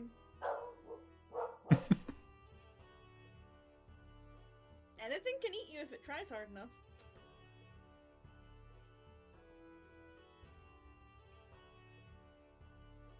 Alright, fine. We will supervise Osiris. Well, if we're doing that, we can go to the weapon shop first, then. To be fair, the weapon shop is probably closer. Might put me in a better mood if I find something first. Weapon shop. It is. He's like, weapon shop now. I don't need looming. I don't Oh, need I'm going to looming or loom whether tan you over want me me. to loom or not. Oh, I know, but. Like Angry looming looming. better. Less angry That looming. too. So we're going to. At least I don't growl. Osiris chuckles at that. We're going to the weaponsmith.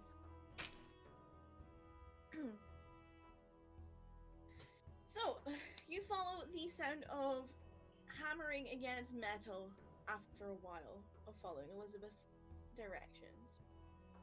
You find yourself outside a simple-looking smith store. It's a single-story building with a chimney that billows out smoke. The wooden door has been left open, and a sign that sticks out from the doorframe. There is a typical metal sign of a hammer and an anvil. And on the anvil, there's some kind of writing. If anyone wants to read it, I can tell you what it says. Yes, please. Sure. Mm-hmm. Rex is the only one that can read it, I think. Of course. Does anyone speak Infernal? Opposite, actually. No. So, it's nothing scary. All it says on it is Quill's Forge. You make your... Do you want to make your way inside? Yes. Yeah? I was waiting, thank you. Just following it. You do make your way Cats inside. is just along for the ride. Are you coming into the store or are you standing outside? Oh, I'll go in. I'm not gonna Okay. stand outside by myself like a fucking creep. Why not? Come on. Be Necros is creepy. there, and so is Mirio, but Mirio's going in the store. It's a weapon shop. I was about to say, she's gonna sit outside. Are you serious? Yeah, you make your way inside and you're greeted by the heat of a forge that's even louder sound of the hammer on metal. What you also notice as you walk in is the sheer number of weapons and shields that fill this store. From floor to ceiling, there are short swords, long swords, great swords, hand axes, great axes, glaives, spears, javelins, bows, arrows, great hammers, maces, daggers, you name it. There are old barrels that are filled to the brim with collections of swords that have just been stuffed in there, boxes filled to the brims with spears. There are shields hung on hooks on the wall display, and display cases full of daggers. Ritan, what catches your eye is a beautiful looking glaive that is made with a reddish orange metal and has a beautiful smooth looking deep redwood pole. There's a gold colored ribbon attached to the neck and it's hanging horizontally on the left back wall behind where the cash desk is, and it's under the light almost as if it's there to be displayed. Everyone else, your eyes find the forge in the back right of this store, and there, hammering away at what looks like a longsword that is glowing with heat, you see a beautiful red-skinned tiefling with long dark hair dressed in simple commoner's clothes, a full-length apron that's stained with soot. Flicks of hail fall down from behind her ear, and as she stops hammering to push it back, she sees all of you, and her face brightens up with a smile.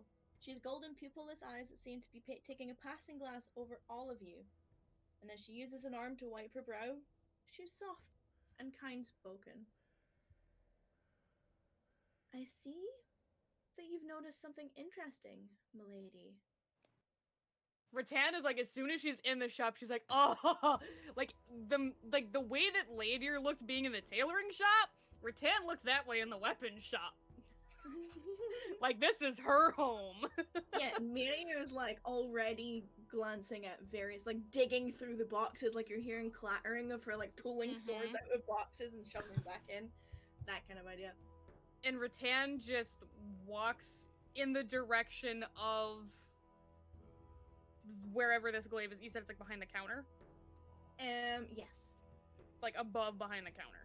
Yes, it's on a wall. So she very like, not like rushing over, and there's probably evidence that she is like restraining herself right now.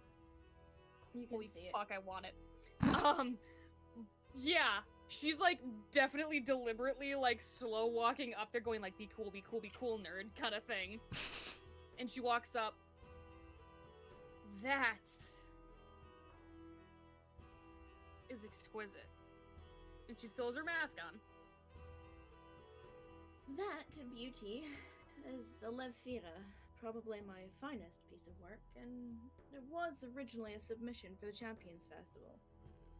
They wanted a weapon that could harness fire, and well, I tried my hand at it. Do you want to... And they gesture as if to say, do you want to touch it? It's like way too fast of a response, yes. Please. You walk over, unhooked it from its resting place and offers it to you. And she takes it very carefully, and she's definitely doing, like, she's weighing. Mm-hmm. You know, getting a feel for it. It's not quite as heavy as your current glaive, but it's definitely well made. Seems like it would be really easy to wield and get used to. Fine craftsmanship, you're looking along the edge of the blade, and sharp. You know, like, could cut you just by looking at kind of sharp. Yeah. Beautiful, like I said, orange tinted metal. And the pole, as you're holding it, is definitely, like, comfortable. There's no sign of splintering. There's no sign of anything like that. And they're watching you as you weigh it up. And then they sort of flick their gaze at Rex and give him a once-over. And flick their gaze to Kess. Give him a once-over. Very, very deliberate. Like, checking each individual. Doesn't seem that interested in Osiris. Oh, buddy.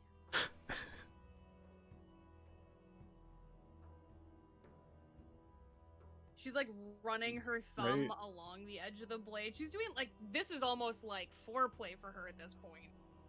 Mm-hmm. Probably giving you the same satisfaction. Oh. It's that nice of a weapon. Mm-hmm. Anyone who's watching the tiefling can roll me an insight check.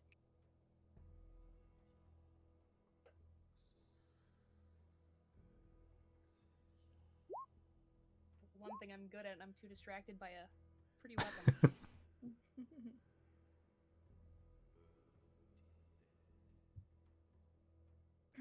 Okay, you... In fact, hold on. Uh-oh! Oh boy. Okay. You both notice that it's not you the shopkeeper's looking at, but actually eyeing up your weaponry. Almost with a knowing expression. Kess, especially, you notice this. She's eyeing them up as if they're prime real estate. She knows that they're potentially magic weapons. And Rex, she is fixated on many of yours. finger across the entire corrugated lid. Exactly. Yes. Mm.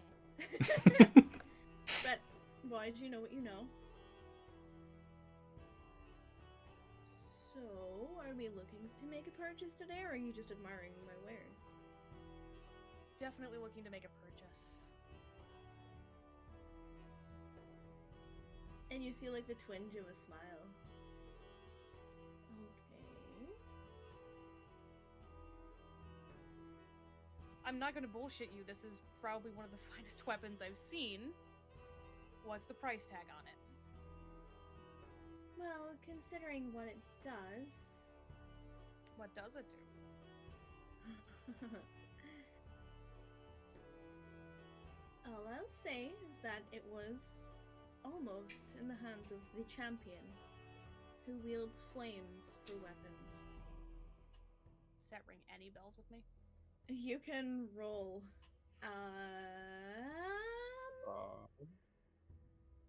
You could roll. I'll give you, Ritan, Mm-hmm. a history check. Okay. Of Cyrus, and anyone else listening, you can roll Arcana. 17 with a -1!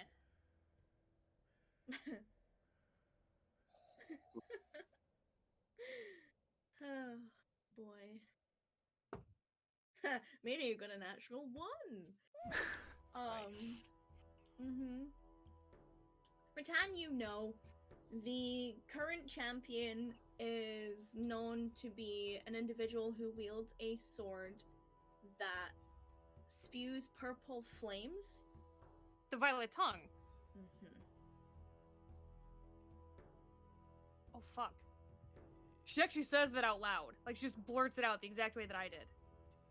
Apparently a smith that doesn't reside in Cleom wasn't good enough for the champion. That and it's not a sword. And there's like a little bit of a bitterness to their tone.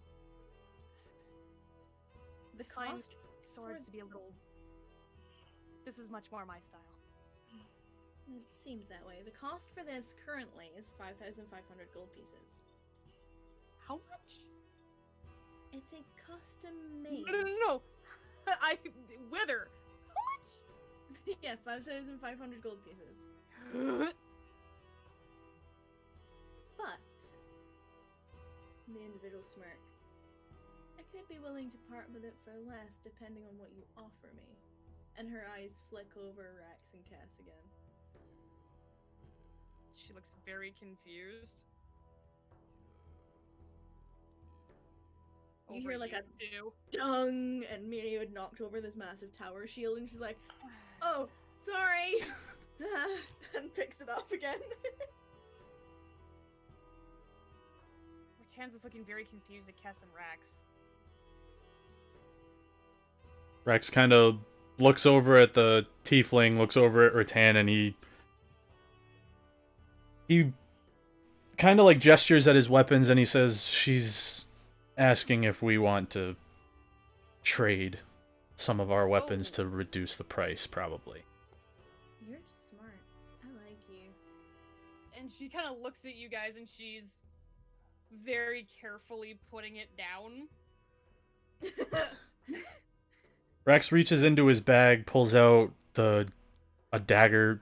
Kess, you've seen this dagger. I don't know if anybody else has outside of Rex, just kind of when he was meditating on it. And he hands it over to you, Ritan. He says, it's a dagger of... It's got poison on it and stuff if you want to... You know that's not necessary. He says, I'm not using it.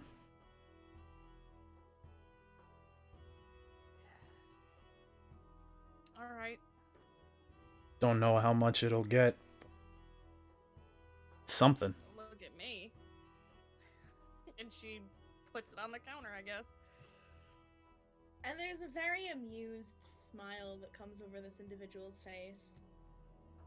And they pull it from the sheath and then run a finger up the blade and kind of like rub their fingertips and then put it back.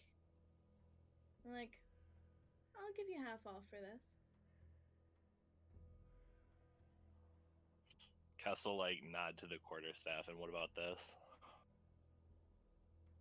Which quarterstaff is this? My fancy quarterstaff. No! No, like, Ritan even says that. No!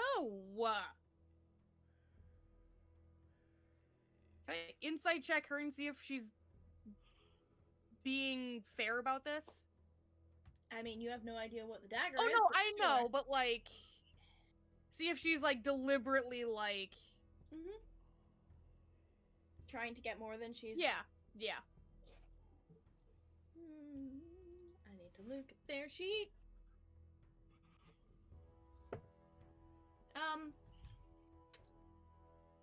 You get the impression that they're being honest with you, but they're also really, really interested in more.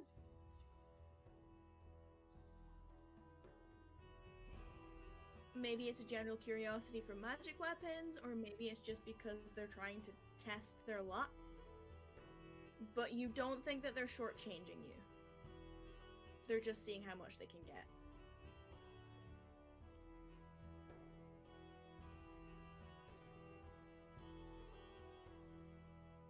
Rax also kind of throws down his old armor and he says, I don't need it anymore either. It's not that special, but... Ritan is very uncomfortable with this entire situation. I'm not an armorer. I'm a weaponsmith. We don't deal in armor here, but I appreciate the gesture. Not that regular armor does anything for me anyway. He just kind of shrugs and says, alright. Puts it back in his bag. And Kess just goes, so how much for this? And points at his quarterstaff again. How much for it? Are you talking as in you'd like to add it to the trade pool, or you'd like to know a figure? I didn't catch what you said, sorry. I said yes. Yes. You catch a very fed up look as they put their hand on top of the glaive, close it, and pull it back.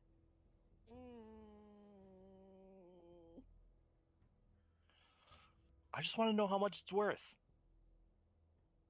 Well, then save your sarcasm for someone who gives a shit.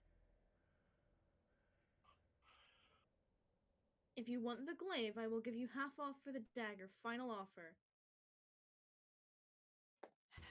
What, that's... Half off would be what, $2,000 total? 250.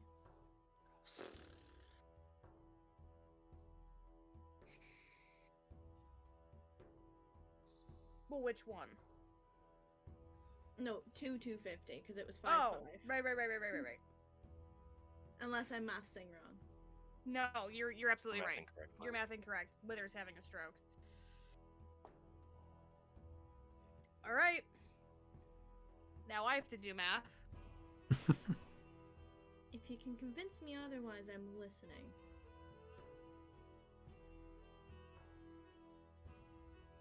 Kess just walks up and puts the quarterstaff on the table. Right in front of her. Doesn't say a word. Ritan gives you that sidelong look of just...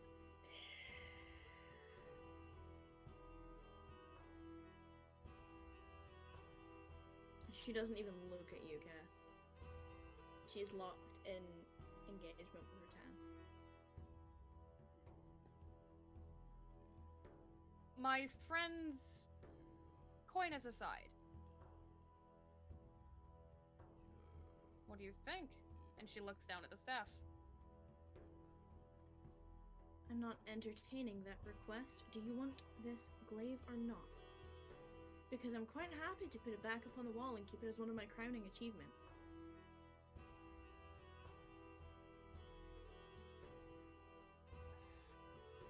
Oh, would she do it or not? Would she do it or not? Oh my god, I gotta think about something now. And the longer you're thinking about it, I know. the more she's taking it and getting ready to put it back. You said it almost ended up in the hands of the Violet Tongue. Yes.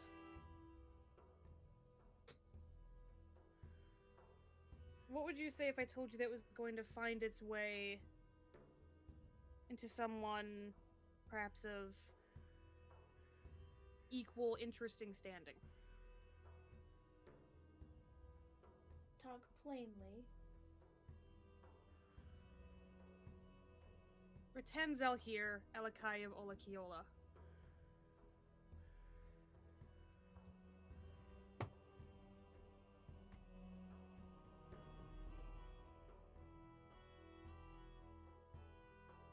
They seem to acknowledge the name. Roll me a persuasion check, please. Okay. This is where everything falls apart.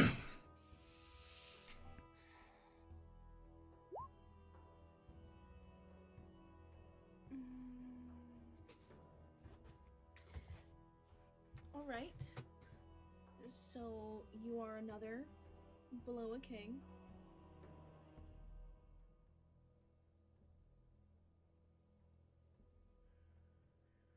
A weapon like this, craftsmanship like this, it deserves to be seen. It deserves to... Something like this, as beautiful as it is, does it belong on a shelf?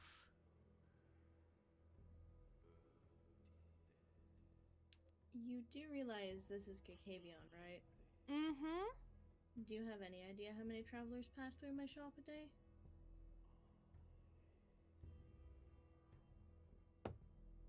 Name your price. I've offered you a great deal. What do you want from me? Are you taking it or not?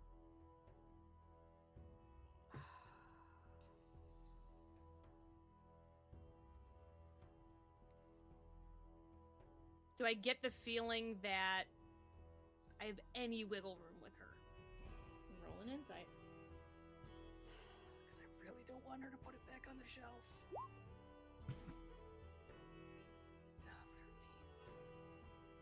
She's still being honest with you, but she's definitely pissed off now. Oh, God. You're not sure if it's what you did or what Kess did, but something ticks her off. Great. Great.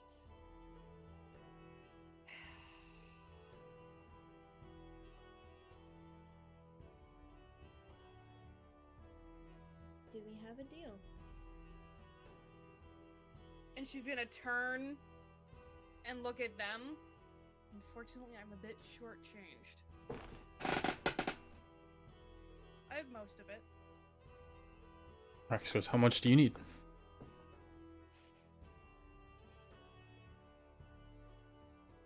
Math. 13 flat. Hands you 20. Pulls out 30. No, Everyone just starts handing money to Ritan. Absolutely not, Matt. You already gave the dagger. You gave the rest of the 250,000 platinum. gold worth. Sorry, you gave 2,500 gold worth. My math is horrible. Yeah, these are big numbers. I'll cover the rest of the platinum. Okay. So, Ritan pulls out 237 platinum. S gives her the rest of the platinum. God, that was a big number to just delete.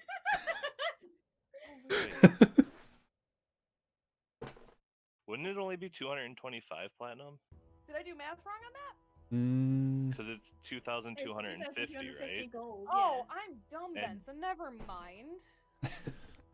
Trying to skimp your party out of money. How dare No, you? I legitimately was like, oh, it's 250 flat. I don't have that. Give me a second. I gotta do math. Oh, okay. So then she pulls out the 225 plat. It was still a big number to delete, but at least now I'm not completely broke. And just down on the countertop. Their free hand that isn't on the glaive grabs the dagger and then the sack of money. Lifts their hand off the glaive. Very delicately picks up the glaive, like new kid, like kid with a brand new toy that they don't want to break. Just You pick like it up. You stay. Everyone else leave. You can come back in once I'm done with her.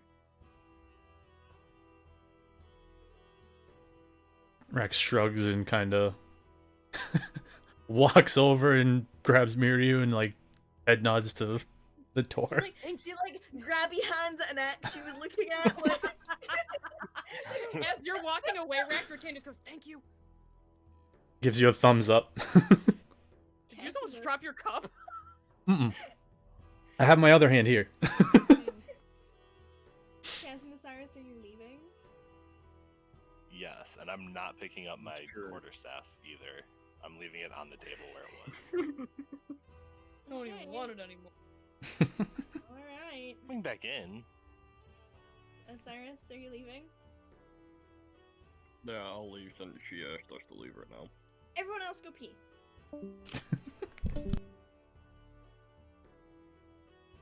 Alright, so we'll be right back. Yeah, be right back.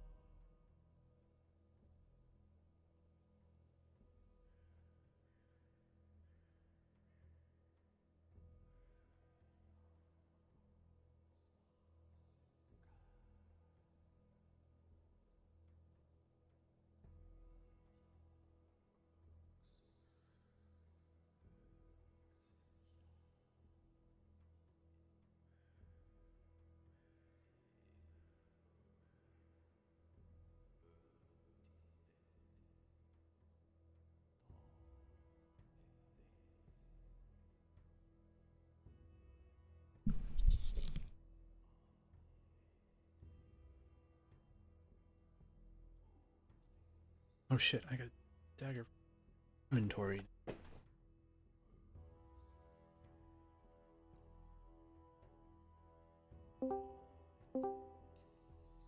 So, it's maybe all of a few minutes. I don't know if you're all back, by the way. I can see the sun's here, but Mm-hmm. I don't know if Osiris and Cass are here. Mm. Excuse me. I'm muted. I'm also I'm here. gonna make a thing for the other. I was talking and didn't realize I was muted. But yeah, it's all of 5 minutes. If you guys wanted to discuss anything outside, you're more than welcome to. Ritan, basically what happens in that 5 minutes is they explain what it does to you. She is very grateful, and she makes sure that she is expressing her appreciation for what this thing does, and promises that she will not misuse it. You watch as the tiefling picks up Cass's staff, She's watching her very carefully. walks over to the forge, which is still burning hot, and then says, "You're all welcome to come back inside now." Everyone outside hears this. Go back inside. You And see Ritan's just sitting there Go in. petting her glaive. You see the tiefling over by the forge, holding the quarterstaff near to where the flames are, and just kind of waving it a little bit, like almost as if weighing it, but very carelessly.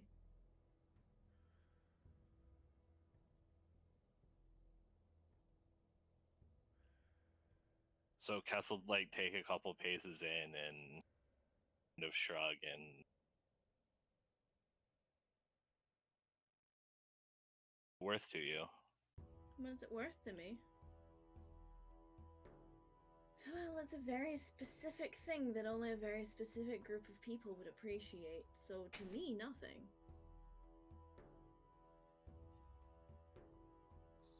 It'd be just as good as firewood.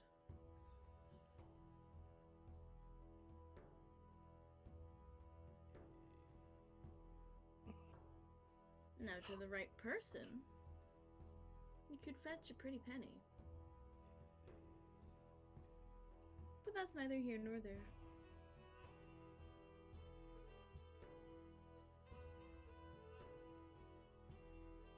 Kess will walk up to her. I'm sorry for how I acted. Didn't mean any offense. I just was curious of the value.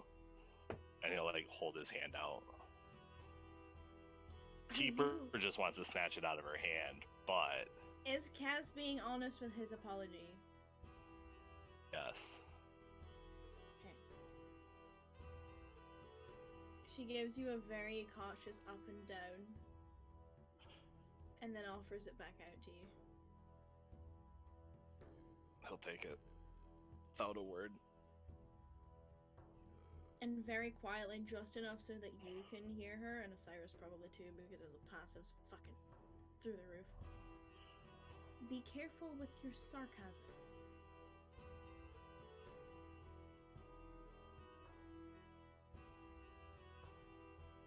I'm back, I'm sorry. Welcome home. And then she lets you walk away should you choose to. Oh, I'm walking away. Miryu's kind of like back grabby handsing at this axe that she was looking at before. And she's like puppy-eyesing at you, Rex, and then looking at, at the axe, and then puppy-eyesing at you. It's like, I want it, but I know I can't have it. Why not? Because I have to go and get the... It's a very special one I'm looking for. And I have a sword. I really have a sword. I have a sword. I have a sword. You can tell like she's trying to convince herself that that's... It's less letting me know, more convincing herself, yeah. All of you hear her doing this. And Ritan just kind of like gives her like the look, and then kind of like looks down, and her expression is very much so that unspoken word of mood. Osiris, what are you up to? Can I start looking around for a shield? I mean, there's hundreds of them in here almost. They're like, some are just like chucked in a corner, some are hung on the wall, like, depends on what kind of shield you're looking for.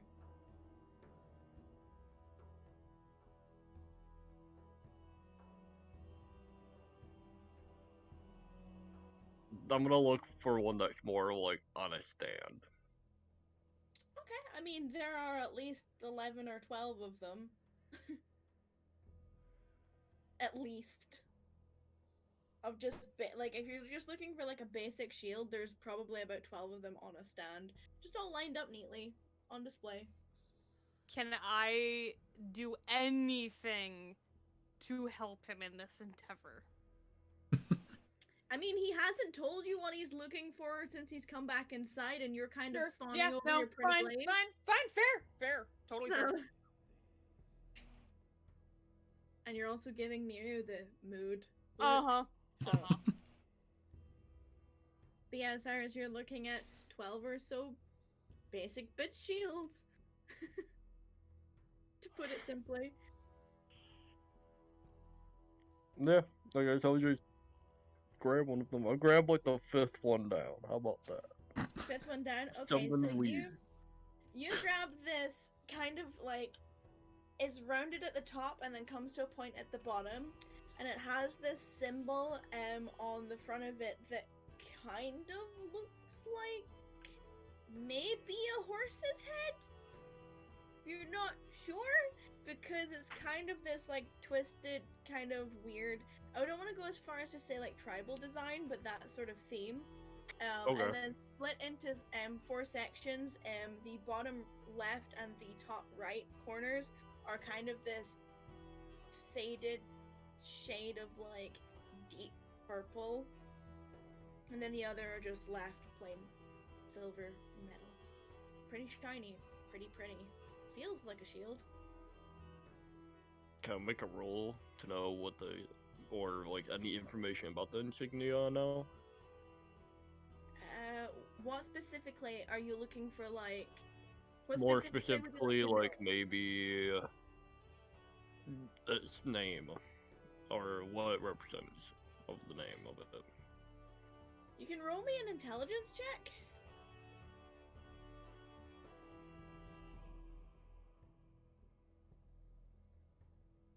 It's a pretty No. horse. It's a very pretty horse. You think it's a horse. Maybe it's like a dog? Maybe it's not. Maybe it's like a bear? You're not sure anymore. It kind of just looks like a whole bunch of animals smushed together. The more you're looking at it, the less close to an answer you get. Aha. But the shield seems like it's well made. You know, it's weighted, it fits on your arm nicely. You know. All it feels good, but yeah, I'll take it to the counter where. Ritan Osiris plods up behind you. Dush! The individual looks over. Shield, standard, 15 gold. He does like one more look over, and then looks back up. He'll hand her a platinum and 5 gold. A platinum and 5 gold? Okay. Yes. Ritan like watches out of the corner of her eye. Pleasure doing business. Oh, It's just a standard shield. definitely. With you too, but I was addressing the new customer. Right. She seems to like not even be paying attention. Rax is just kind of chuckling at this whole exchange. So, you all, if you're finished in the weapon store, this individual waves you goodbye. Ritan has a shiny new glaive. Cyrus has a shiny I'm new assuming shield. it has a similar thing to what my current one does, where I can just kind of like hit over my shoulder. Yeah, you were given like straps to attach it. and Yeah. whatnot. Came with all the fancy trimmings and whatnot. Oh. Would you like to make your way to Fred's? Yes. Yes. I would like to keep an eye out for a general store if we find one. Roll perception for me.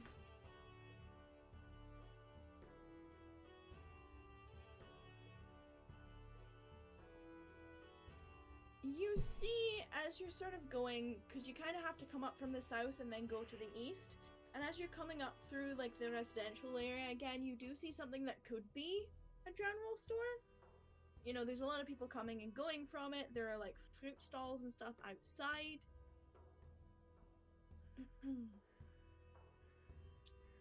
But you pass by and you make your way to the eastern outskirts of Kakabion.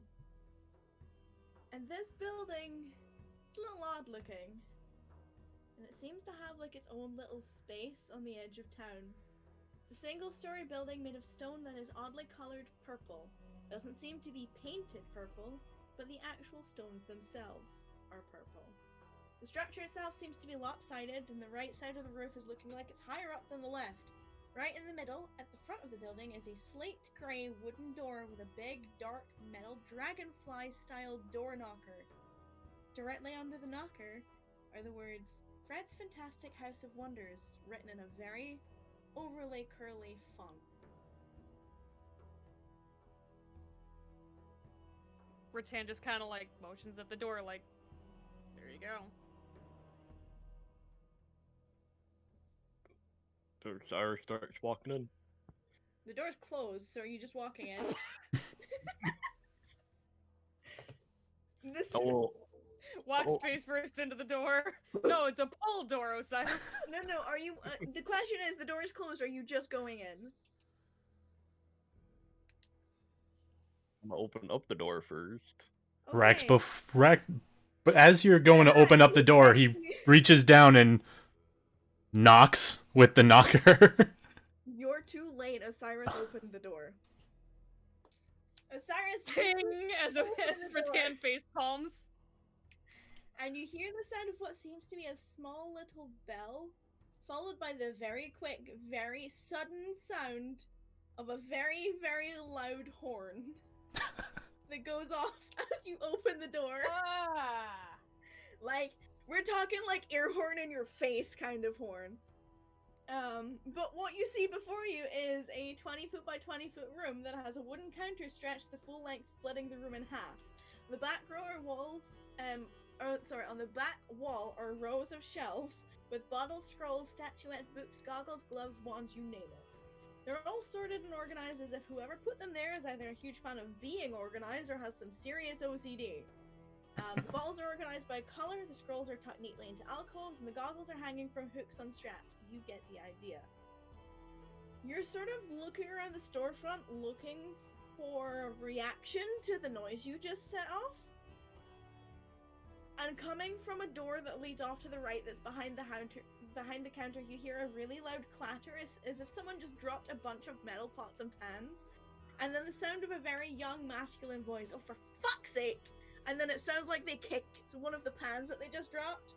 And they're like, deal with it later. And they storm out of this room, slam the door behind them. And you all see... Sorry, go Ratanga. As soon as that horn goes off, she's like jumping, putting her hands in her ears, and just stream of celestial cursing. Pretty much. Ugh.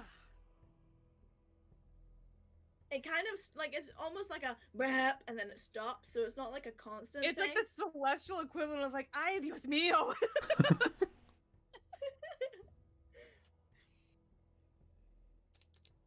But yes, so you make your way inside. You all heard the sound of clattering pots and pans. Like, all of you did. And the, oh for fuck's sake! But, you know, and then the kicking of it. Mood. Yeah. And after all of that noise, you see the door is being pulled open and then promptly slammed behind. As out comes a very young-looking, pale-skinned male with white blonde hair and grey eyes. He's wearing a pair of tight-fit black leather pants held loosely to his waist by a thick leather belt with metal studs. His footfall sounds heavy, and as you catch sort of the look of his feet as he passes over like the flap area of the counter, you see heavy punk-style boots and with a big thick sole. His upper half consists of a leather high-collared coat that has been left open to fully expose his slim figure. Around his neck seems to hang some kind of leather collar with a loop that looks like a dog leash could be attached to it, and the entire right side of his body is covered in thick black tattoos that don't seem to have a main artistic focus. Catching sight of you all, he stops in his tracks and kind of gives a sheepish grin and the rub on the back of his head. He's like, oh, hello, I'm Fred, or you can call me Freddy, and this is Fred's Fantastic House of Wonders. Can I help you with something? Rattan like waves hesitantly from behind, like she's not sure what's going on. Side note, DM. Mm-hmm. Is the proprietor of this shop Chris Angel? No. Okay, because that was all I could think of. I'm gonna Google who that is. Really? Mind freak? Never seen or no clue. No fucking clue. I love that Stum is at least appreciating the question. It's a good question, I'm not gonna lie. This is one of those things that happens to be coincidental, and I have no idea that it exists prior to now. Like the Seven Dwarves? Yeah. Yeah. Alright. Yeah, she's just kind of like, hi. Oh, there's the timer.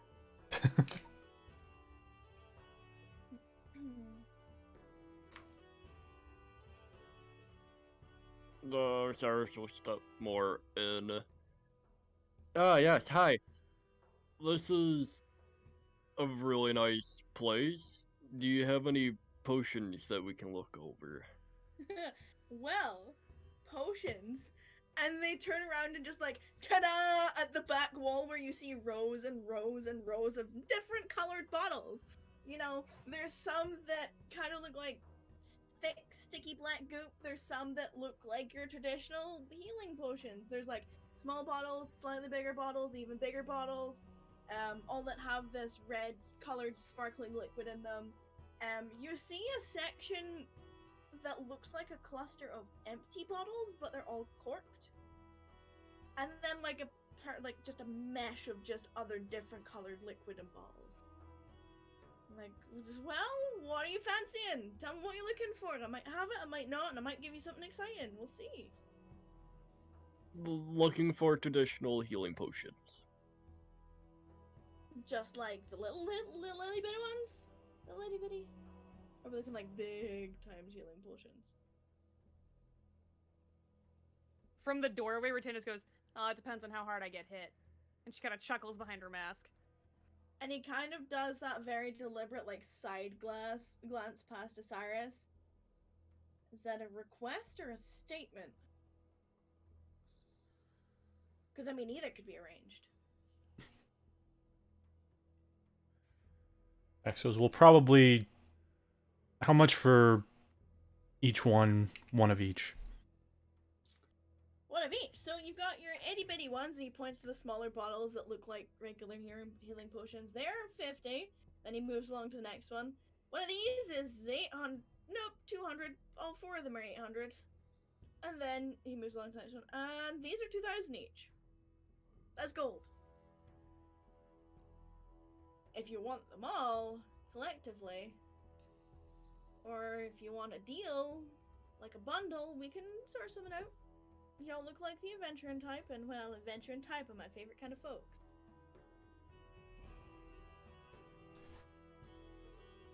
Rex looks over at Osiris and he's like, probably gonna need a handful of at least smaller ones just to keep us going. For your reference, there's 4 of the regular healing potions. There's 4 of what you would know as greater healing potions, and then the 2 bottles of larger ones that he pointed at, the more expensive ones, are superior healing potions. You said those are how much? The 50 was the normal. 50 each for the normal ones, 200 each for the greater, and 2,000 each for the superior. Rex just kind of, well, I only got the one that we got inside when we were under the mountain, so how many do we need on top of that?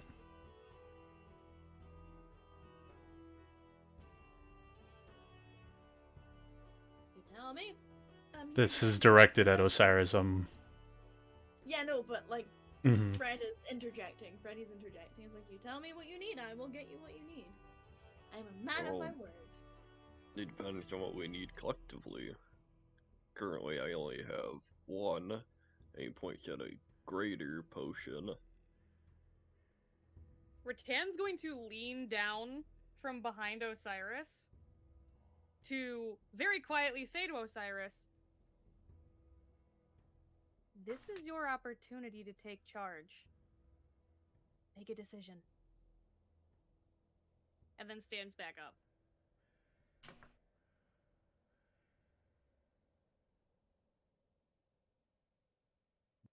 Oof, big responsibility. Oh, for God's sake, it's a shopping trip. Oh, she doesn't say God. She says, oh, for Star's sake. It's a shopping trip. I just dropped 225 platinum in one go. You can decide how many potions you need.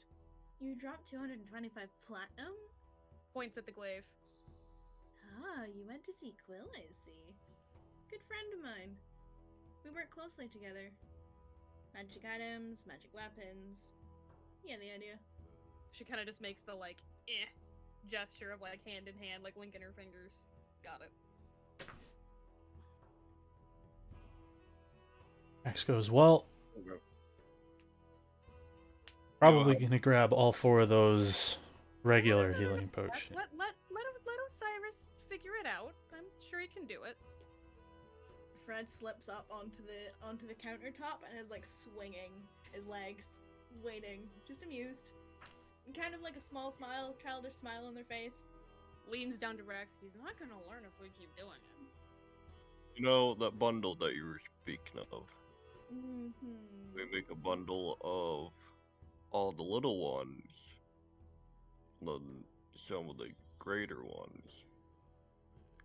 I'm listening. How much of each would you like?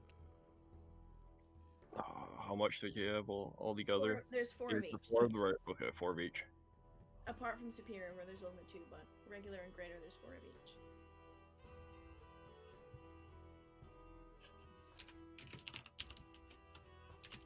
Start figuring out math.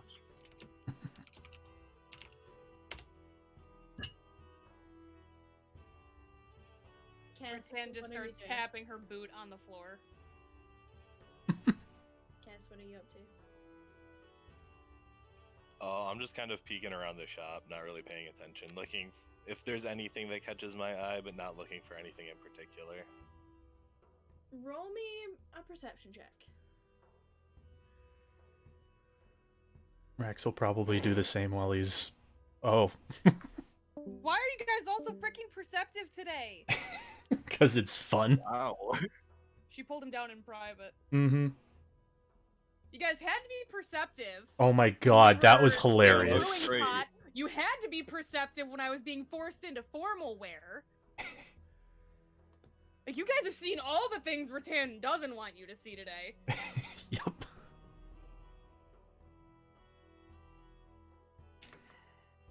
She has no idea what you guys saw at the brewing pot, so, like, Wither knows. Ritan has no idea he did that.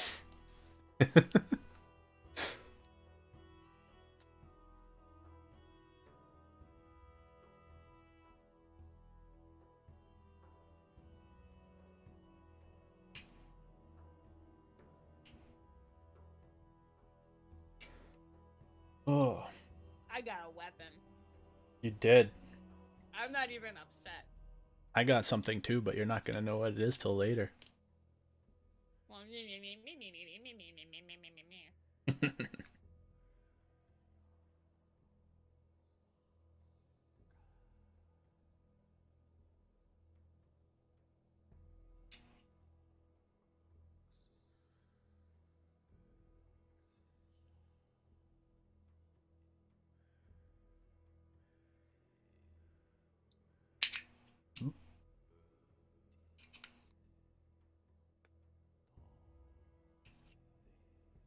Did you figure out how many we want, Link? start thinking, buddy. Okay. Rex, you were saying, sorry?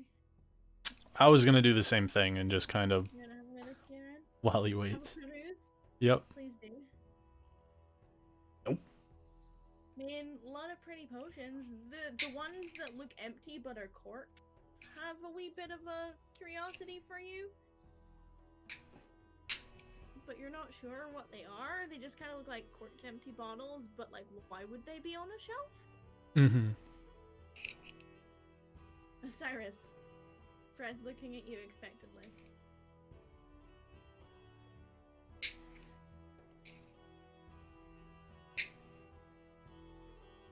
Did we lose Link? No, I think he's deciding. Yeah. Can't help you if you don't Sorry, tell me what I'm you here. want. No, I just had a big bang happen in the house, so I wasn't sure what that was about. Oh! Yeah. Oh, Fair. But, that'll do it. yeah. I'd like to take all 4 of the smaller, itty-bitty ones. Regular healing, that's 200 gold for all 4. And I can only pretty much take 1 or 2 of the medium-sized ones right now. Okay, so if you take 2, that's 400. You have a party! That would be 600 total. Oh, sorry, something stuck in my throat. Ritan says all of that. That's actually Ritan. You see Freddy give you like a sideways glance and like an amused head shake. She's like, her eyes are definitely like you can tell when someone has a smile that meets their eyes. She's smiling behind her mask.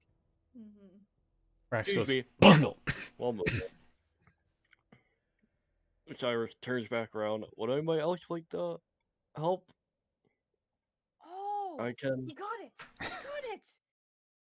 Pat, pat, pat. Rex goes, I can help out. That's 600 total price right now, right? Mm-hmm. Total Yeah. price. You are correct.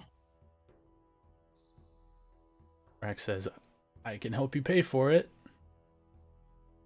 And he kind of like waits for you to say something.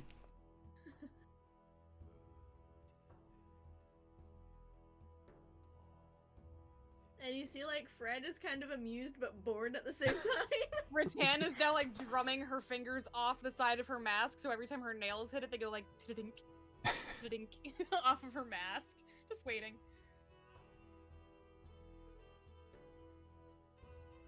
Rex still has his arms crossed and he's just kind of And waiting. Ritan leans forward, stops tapping. Osiris, I'm gonna be honest with you. I don't know how long Aasimar lived, but I'm probably going to die of old age if we don't hurry up. Rex, his posture completely changes. You watch as Fred turns his attention away from all of you to look at the back wall of his shop, and then his shoulders start bouncing. Yeah, Ritan loves it when she makes people laugh. It's a rare thing. Sorry. So, I believe we're doing business. Today, Oh yeah. in my lifetime, This preferably. decade. We're leaving before dawn.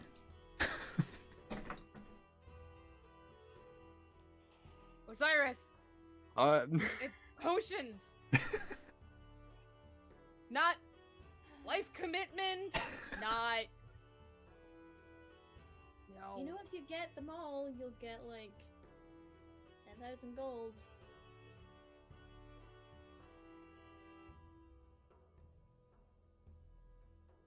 All of them as in... As in the greater and the regular. It's like 800, 200. Can you imagine if we would have hesitated like this when those serious situations we were in happened? Like, can you imagine, Rex? Kess, can you imagine that? I can't imagine being dead. This is probably where Cass we'd is, be. like, focused on one of these items as you're talking to him. He's focused on something else in the store. He's like, huh? Oh, yeah, imagine if he took this much patience for that contract thing back in... If you would actually, like, spend this much time planning out whether or not you were gonna sign it. Ooh.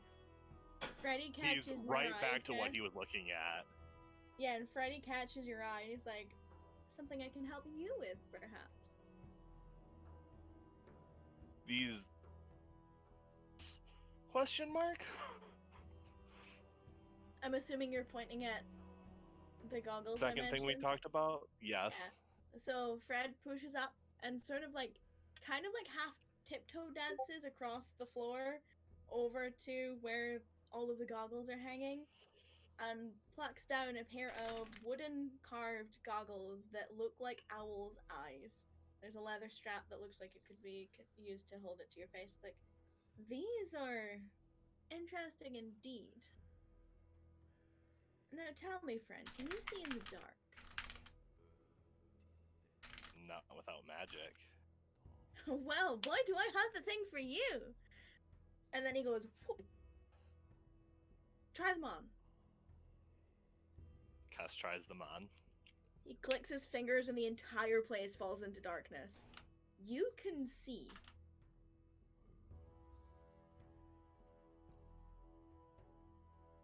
How much?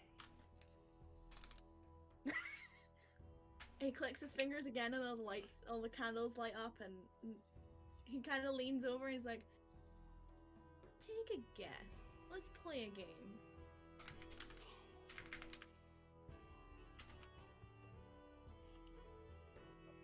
I don't know. Depending on I don't know your the guess, depends on value how you of anything. You don't know that. Oh my. What, are you from the woods? Do you live under a rock? Yes, I am from the woods, but no, I didn't live under a rock. That surprises me. So, if I were to say something like 2,500 gold pieces, what would you say? I'd say that's a lot of money. You're right. So, give me a number. What about the bag of holding too? And he kind of like looks over. It's like, so you know what one of those are? Well, that's 113 gold. They're easy to make. I have no idea how much these goggles would be worth. Can I roll something to see if Kess might have an idea? You probably wouldn't. You can roll me an Arcana with... Yeah, roll me an Arcana. You definitely know that 2,500 is steep. But for a custom job version of these, you know, you're probably looking at like at least 1.5. 1.5 to 200 to, you know, 2,000. Somewhere in that ballpark. Osiris! He's glancing between you and Kess. While this is going on, Mm-hmm. I'm gonna put both my hands on Osiris's shoulders from behind, lean back down and say, I don't know exactly how this glaive works yet, but if you don't pick something, I am going to find out. Do you want me to find out? I'm good. Yeah, if Ritan, roll me an intimidation, please. Oh, my first one. 18. Okay. Noted. While that's happening, Kess will offer 150 platinum for both. He is focused on Ritan as she's basically threatening Osiris. I scared him. Put the gold, you put the platinum, and sorry, how much did you say it was? 50 platinum, so 1,500 gold. 300 gold. And he's kind of like doing that like back and forth, like really quick glances, like not wanting to take his eyes off of her, but also like aware there's a business transaction going on. She gives him like a look while she's like holding on to Osiris, and it's kind of like just the like, Okay, Cass, roll me a persuasion with advantage. oh!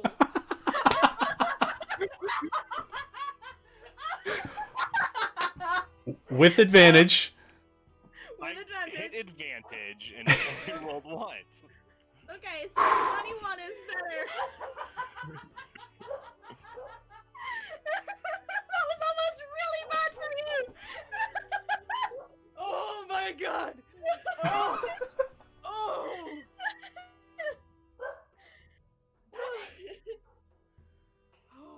So you put it down, and then he kind of catches Ratan's. He's like, "Okay," and then takes the platinum that you put down, and then basically just drops, like scurries away, grabs the first bag of holding that he can get his hands on, thumps it down on the counter, puts like the sack in like the money pouch he's got like under the main counter, and then is like, "Let's do business. Enjoy your goggles. Enjoy your bag of holding. Please leave my store. Please. I don't want any trouble. I'm a humble wizard.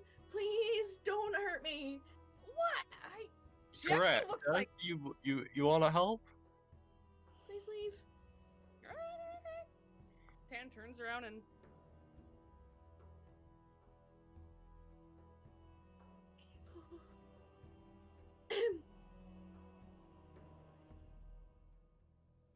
Rax is still standing right next to you, Osiris, and he's like, Ritan left. yeah. If we take much longer, we're gonna find out what that glaive does. So, Yeah, we'll take all the backup. If you'd like, we can talk about a bundle of the regular and the grading. The grader. Yeah,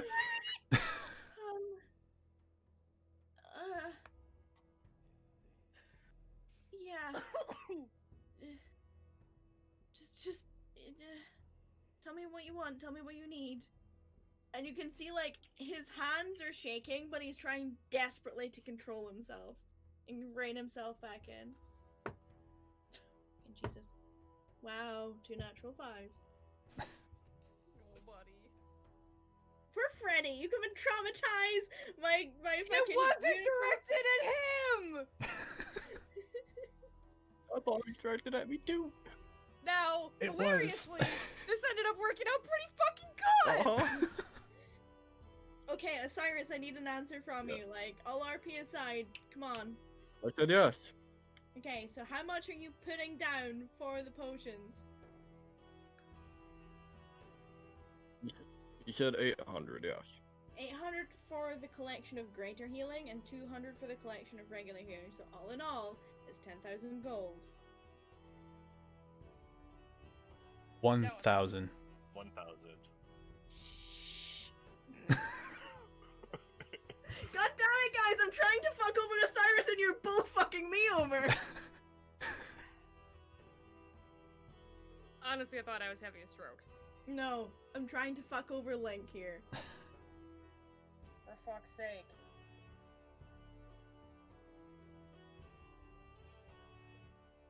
My head's confused now. I'm Link, sorry. Come on, What? buddy. Yeah. So total for He's offering 1,000 gold right now for the 4 graders and the 4 regulars. that's standard What's your price. offer? For the standard price, total for all 8 potions, 4 regular, 4 greater, is 1,000 gold. So are you gonna Okay, give him so I was 1,000 still or are you gonna stuck offer on less? what I offer. Okay. Yes.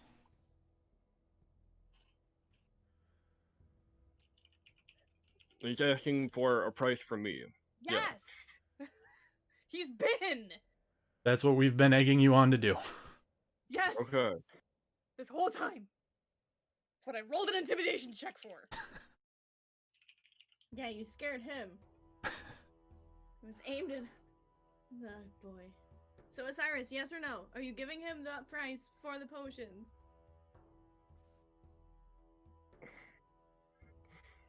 I don't know. Let's go 800.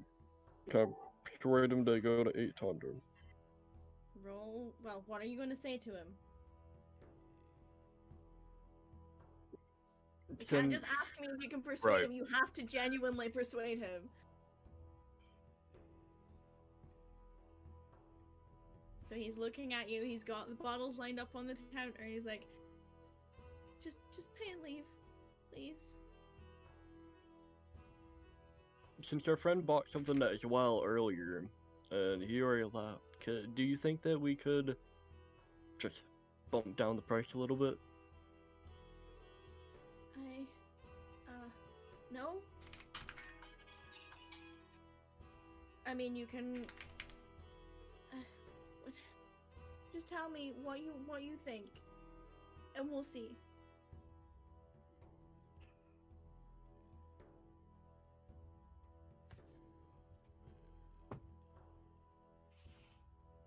And he sort of steels himself, is just waiting for your answer. Looks like he regained his composure.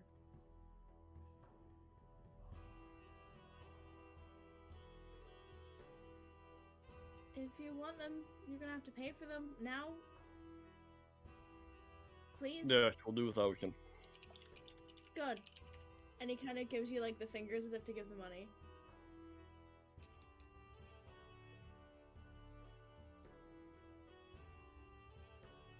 Do you give him the money? Link. I'm going to assume that's a yes. He's going to count it and make sure it's all there. If it's not all there, he gives you the fingers to give him the whole amount.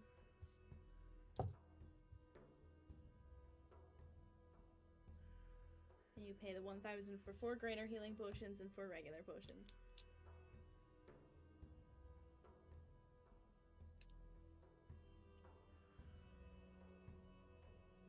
And then I'm assuming you all leave? Is Link still here? Like, Yeah, no, I grabbed my stuff after the purchase and walked out. When he asked us to leave, I'm like, I'm done. I'm gone.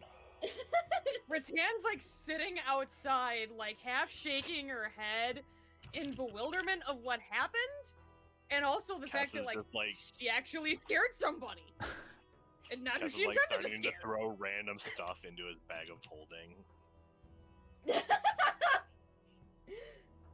Hello? Okay, there you are. Welcome I back. don't need that. I don't need that. I don't need that. Did we lose Link? He said hi, hello. but That can go in there. Okay, That so can we're go gonna in go on there. without him. We're gonna Alright. assume that he paid the full amount.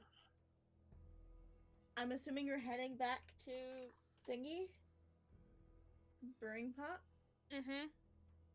I'm assuming it's dinner time anyway. It's probably about that. With your shopping done, you do head back to the brewing pot. Rex Two doesn't. women who- He's gonna do what we had talked about before. Okay. He's gonna go. He's gonna be like, "I'll meet you guys at the brewing pot," and he's gonna grab Miryu, and they're gonna go. Nope, nope. She Just looks at the outside two town. of you. Don't fucking be late. I don't know what We'll this be is back about. for dinner. Don't fucking be late. Rex looks at. I'm introducing them, and Miryu can't see it, but he kind of like points up at Peepers on his shoulder. I mean it. Oh, don't even! You have the worst track record for being on time right now. I have nothing to do with this Not time. you! He says, "I'm just introducing them. I'll be back for dinner. You want us to order you something.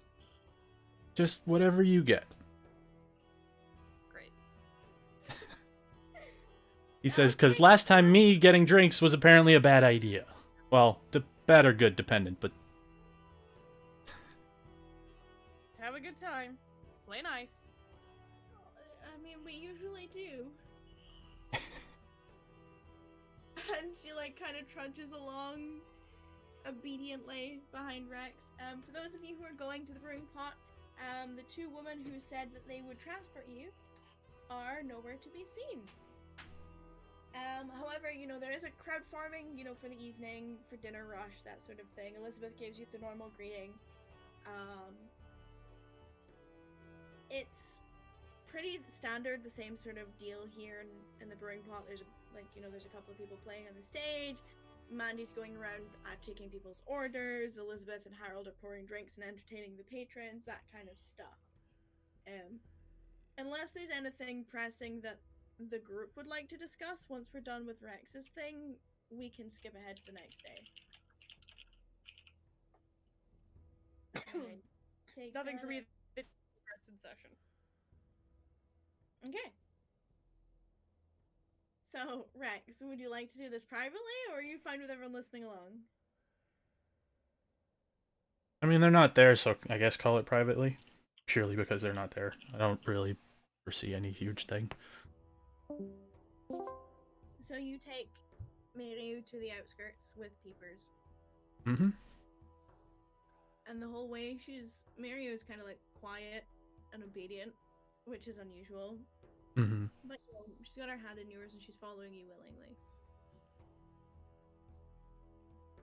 So once we get out, sort of outside of town, like a little bit away from anywhere anybody would make sense to be, so like a little bit into the woods, he kind of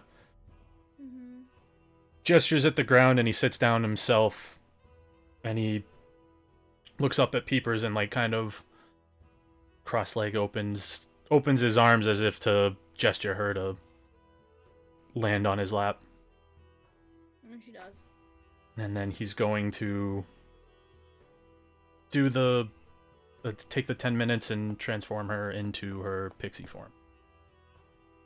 And the entire time, like, Miryu sits down with you and it's kind of like, does that thing where she's watching intently, Mm-hmm. respectfully. Mm-hmm. And you take the 10 minutes, and the 10 minutes passes, and Frisia, and so to speak. Mm-hmm. And you just hear a, huh. Okay. And that's me. Mm-hmm. Rex just kind of... So this... Like, I had originally planned, I wanted to introduce you to... This is Frisia. This is my patron. She's how I have apparently only most of my powers now. She's... This is what she really looks like. Albeit normally taller. And you get like Mario's nodding. You can tell she doesn't really get it, but she's nodding anyway. She's supporting you. And Frisia pipes up and she's like, yeah, so I'm always here, and if you so much as hurt him, I will end your existence. And Mario's like, not my intention. It's a pleasure, I'm sure. Does she know everything? Like, everything? Rax kind of... Like, No? everything? Well, assumptions can be made. But she doesn't know the exact everything. Okay, so it's not like we're being watched and I didn't know. No. Noted. Okay.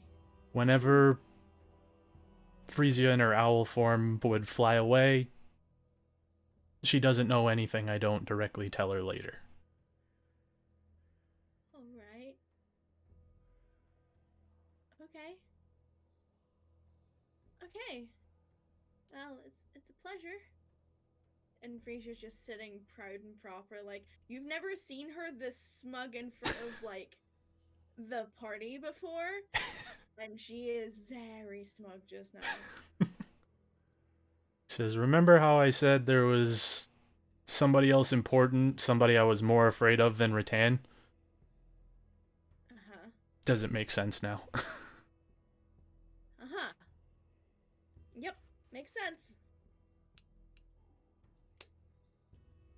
I think Ritan might kill us if we don't go back to the brewing pot, so... Rax just chuckles and looks down at Frisia and says, I know you hate this part. Yeah, you're turning me into a goddamn bird again. I know. You know how hard it is to have a conversation with someone when you're a bird? Oh, one of these days, I swear to God, I will turn you into one myself. So see how you like how it feels. Well, actually, Just... that'd probably be more of an award because I'd give you wings. Yeah, no, fuck that idea.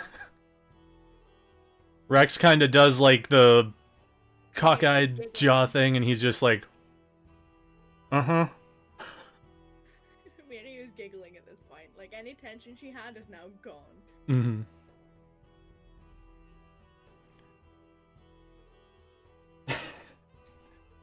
He says, well, so you don't get weird, unless you want weird looks at the bar. It's fine. It's easier this way. And he takes the 10 further minutes and turns her back into an owl, and then they make their way. Back. Yeah. In time for dinner. Mm-hmm. Intention at all. Okay, so Oh my god, I have offering less amazing money, timing. so yeah, Rex and Miriam and Peepers all would arrive in time for dinner. And you know, you have dinner, polite conversation, enjoy the music, find your way to the rooms. As and when you feel like it. Depends on how many beverages you wish to consume. We gotta get up early. Ratan's going to bed sober and early. Alright, so you probably go Same. while the night rush is sort of quieting down. And she just, before she goes to bed, is gonna point at Rex and Miryu. Don't be late. I won't There's be. plenty of the night left. Rex just kind of, I won't be. make sure he's up in the morning, don't worry. I'll tell Leodir to just bring everything to my room.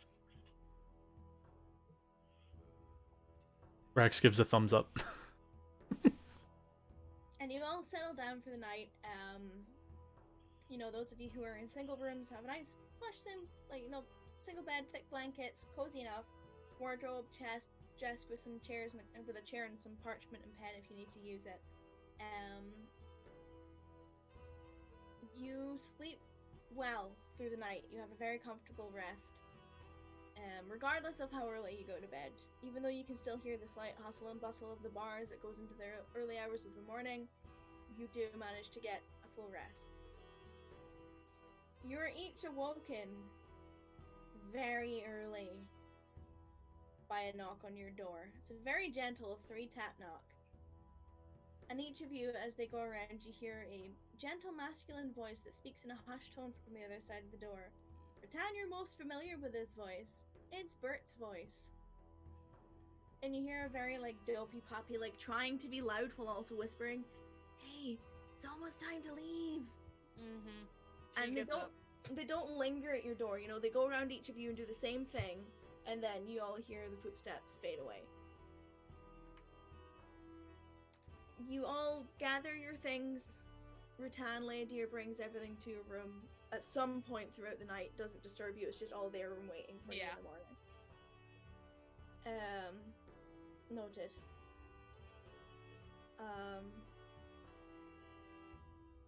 And I need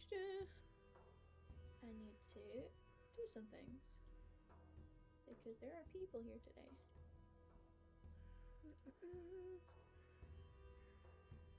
You all make your way, groggy and in various states of preparation, to the bar. You're all not sure if you've actually slept the whole amount of time because it is still dark when you're woken. Ritan, you're probably the first one up. You make your way through and Bert is standing behind the counter. You're followed very closely by Kess and Osiris. And then a couple of minutes behind, not late, you see Miriu and Rex. That's all that matters. Probably the laziest dressed out of the whole lot of you. Just in a simple vest, white top, and brown loose fit PJ bottoms. Her hand is rubbing sort of the left side of her neck where the bridge meets between her neck and her shoulder. Very, very obvious bite mark on her neck. Seems Dragonborn sized. She hasn't even bothered to tame her hair this morning, and she heaves a yawn, and you hear like a grumble that you assume means good morning. Osiris is probably not quite as put together as Kess is, but at least unlike Rax, his shirt is buttoned. And his armor is on. Leodir is nowhere to be seen. Elizabeth and Harold and Mandy are nowhere to be seen. There are no customers in the bar. The only other people that are there are Bert, the two women that you saw, and a familiar auburn-haired woman. Halfling size, nursing, very sleepy, a cup of coffee. Ritan, Bert waves at you, and then he points down at small little packages wrapped in some kind of cloth material. Looks to be one for each of you. She heads over. Morning. Good morning, Bert. I made breakfast. Didn't have to do that, but thanks. And she kind of gives him not like a full rattan clap. Like she knows that this guy's not gonna take the full rattan clap, so she does it lightly, but it's still Mm-hmm. He's like, they're breakfast sandwiches. I even made special mushroom and cheese omelets. They're inside, and then there's bacon and sausages. Are you gonna get in trouble for this? I don't know. Elizabeth isn't awake yet. She slips him 2 gold, just in case. Thanks? In case of what? In case you get in trouble. What am I supposed to do with this? Pay them to be quiet? No, tell her that I paid for them. To 2 gold for sandwiches? I'm nice. This is true. Everyone else, you're sort of like gathering around as this conversation is happening. Captain Cascade and Akane are waiting by the front door, or sort of the hallway towards the front door. Akane this time is dressed head to toe in black, like full cover. She's wearing a long black coat, a cloak with the hood up, and the only reason you actually know it's her is because of the 2 streams of bright red hair that are laying on the front of her chest. Captain Cascade, however, is dressed fitting to their name. Long brown leather, stereotypical pirate captain coat, and tight fit pants tucked into knee-length black flat-soled boots, and a white loose-fit shirt that is on her upper half. Top her head is a well-kept pirate hat with 2 long white feathers stitched into it. There's an elegance in both her appearance and her posture, as her eyes find you all, and she sort of gives you all a nod of acknowledgement. Ritan scoops up the sandwiches, gives Bert like one last like clap on the shoulder, makes sure that she's got everything that she's supposed to have, and then starts heading over there.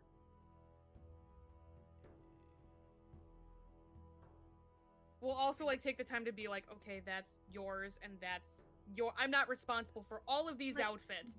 Yeah, there's no way that Ritan is gonna be responsible for everyone's costume change. Castle just like hold open the bag of holding, like throw the clothes in here. Rex goes, and he before you do, he goes, and he like kind of fiddles through it and he pulls something out. Yeah, whatever. Throws the rest of it in. It's exactly as you asked for it, Rex. Almost finer than you expected given the rush. Beautiful stitching, there's like layers of leather that sort of like would cover your forearm. Slightly longer than you asked for, but you know, stylist opinion.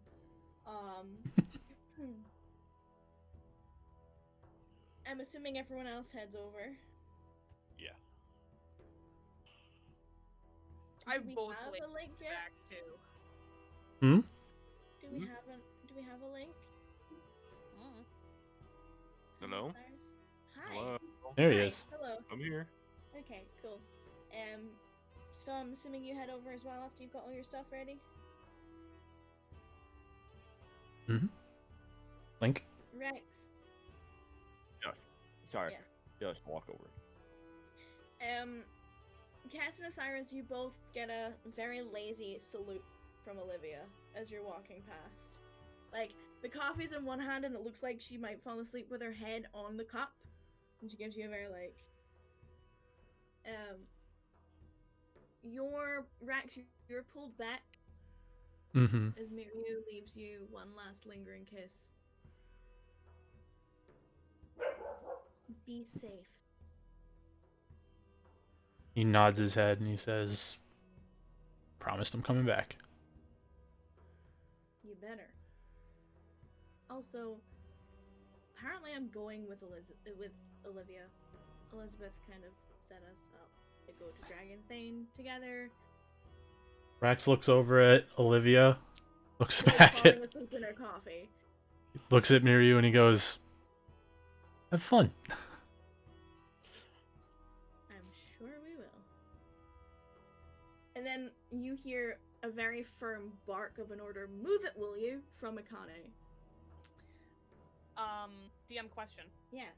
Did I have Olivia's name from when I was here last, or was she just a face that I'd seen in the bar? She was a face that you'd seen in the Okay, bar. so I did not have the name. That's all I wanted to know. Didn't we give you the description of her when we were explaining what happened, though? If that's what you're... Would You know- Ritan make that correlation? Would Ritan make that correlation? I feel like ginger-haired halfling? ginger-haired halfling would be stereotyping. Not every Very- ginger-haired halfling is gonna blow very up a beautiful tower. ginger-haired halfling who you just watched salute Osiris and Kess. She's gonna sit there, stop, like do like a stutter step. Is she the one that? I don't know That's who's just in... nuts. Yeah. Okay. And she just like walks away, like look on her face. Yeah, it doesn't look as boisterous as you'd expect. Yeah, considering, you yeah. know. Kind of like you blew up a tower and you're like falling asleep. Like, how does this happen? Uh-huh. Like, you look at Ritan and you know exactly what you're gonna get. But yeah, so Akane gives the firm order of move it and kind of gives her cloak a rather dramatic flick as she turns and leaves. Yeah, she's very much like fucking Samuel L. Jackson. Pwap! Marches out the building into the bitter winter cold morning. Captain Cascade is hot on her heels. Ritan, you get a big old thumbs up and a big old dumb puppy. Bye! Bye, take care, you're gonna do great! And like, he's yelling. All of this time he's being deliberate to keep quiet. This time he's yelling. He's like, you're gonna do great, come back soon!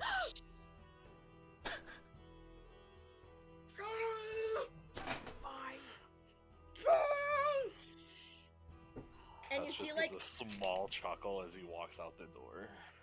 Olivia like thumps her hand on the bar and she's like, ah. You're not sure at this point if she's maybe nursing a hangover. Probably. Probably, knowing her. But you all follow out. Knowing the last time I saw her? You all follow out behind them, and it is freezing out here. The morning air bites any exposed skin or scales that you may have, and you can see your breath puffing out into the air. The snow hasn't started falling this morning yet, but you can feel that it's not far off. You follow the two women without. They don't say a word unless you speak to them, and they lead you towards the southern gates of Kakabion. And you see the sky start to shift into colors of warm gold and blues as the sun starts to meet the horizon.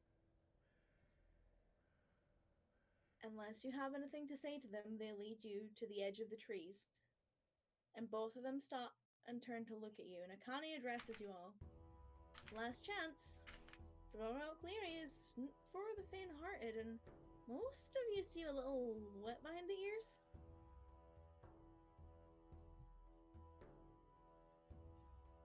Rex just kind of shrugs and says, "Yeah." Rex shrugs and says, "Time crunch." So. And then they look at Osiris and Kess. Kess just shrugs and like points into the forest, like, "Come on, we already did to pay you. Like, dude, we're committed." Dude. So they lead you through the woods, avoiding any and all routes that seem to be like natural formed path. You're pushing through the bushes and the undergrowth, thorny vines, low-hanging tree branches, and it's a physical slog that goes on for hours. You're trudging through, and Ritan, even you feel the burn in your legs as you're walking and walking and walking. And eventually, they turn around to you, who have been, they've both been relentless in this march, like not letting up, not even waiting to close a gap if any of them forms. And they eventually turn around, and it's Captain Cascade who actually turns around and gives you like a very warm, unusual smile, and they're like, perhaps we should stop for lunch. Now, given how early you set out and the fact that none of you had actually mentioned that you were eating your breakfast sandwiches, you're kind of surprised by the fact that it's as late as the day as they're claiming it to be, considering, you know, you're in these trees and you can't see the sky. But also, you're probably all a bit hungry. Yeah. Mm-hmm. Well, I'll start handing them out. Yep, so you find a little clearing, set up a small fire, settle down around it. It's good to finally take a seat. And none of you have any idea where you are in these woods. Or in relation to anything around you, really, because everything kind of looks the same. And I mean, like, trees are identical, bushes are identical, even the amount of rabbits and deer and things that you're seeing is identical. That's weird. Mm-hmm. And the only reason you know it's still daytime is because it's still light. And it's odd, because the longer that you traveled through here, the warmer the temperature seems to be getting. What was once a bitter winter morning now feels like a warm spring afternoon. As you're all sitting down to eat, I need you to make me perception check. Perfect.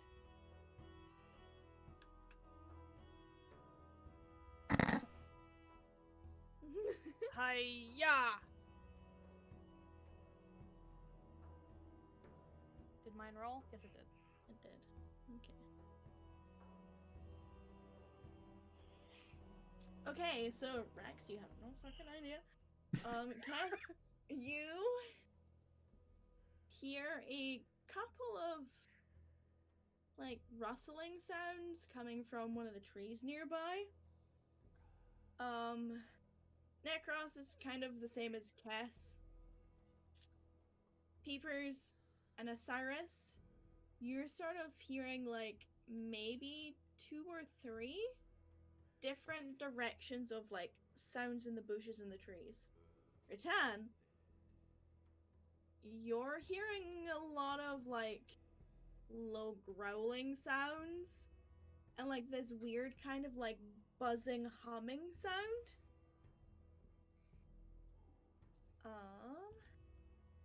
And bear with me a minute. Okay.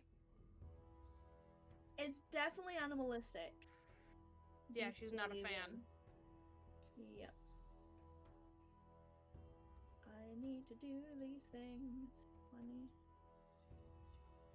Oh, wow. Okay. And I'm going to swap the map over, and then I'm going to ask everyone to go and take a pee break, because I really need one. And I also need you to roll initiative. Yeah, I figured. Mm-hmm. But I really need to pee. Oh no. And I haven't had a break yet. Yeah, no. Go. I'm gonna go pee.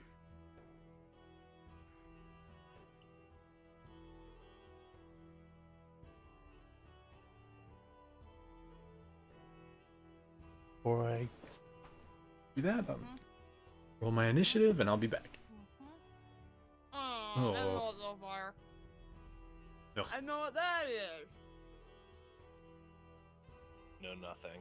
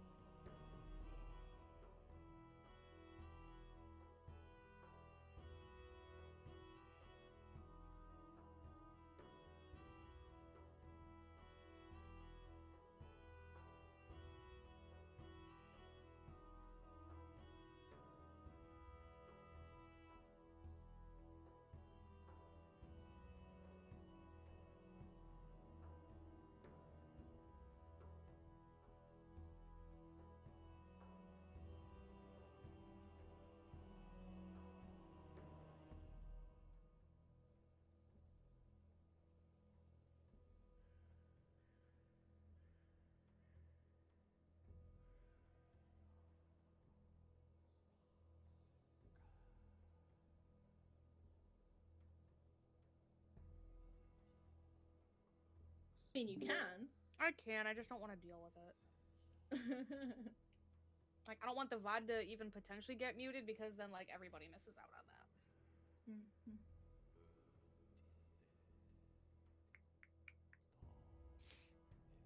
Oh, and by the way, I can see the thing again. Osiris's thing? Uh-huh. Yeah. Every That time. one's a fucking shitbag, damn it. Is that better? Yes. Yep. At least I tell you. Fair. I didn't notice it until you said something, but I knew Well, exactly what you were talking about, like, and I knew the where, first right couple where to of times look. that I'm it like, happened, oh yeah, like, there it is. First couple of times I noticed it, like, I knew it was there, and, like, I just didn't metagame off of it, but then it was like, okay, like, yeah, I need to not see that.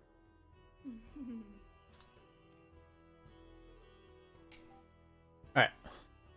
Sorry. Hit a 1 when you're ready. Mm-hmm.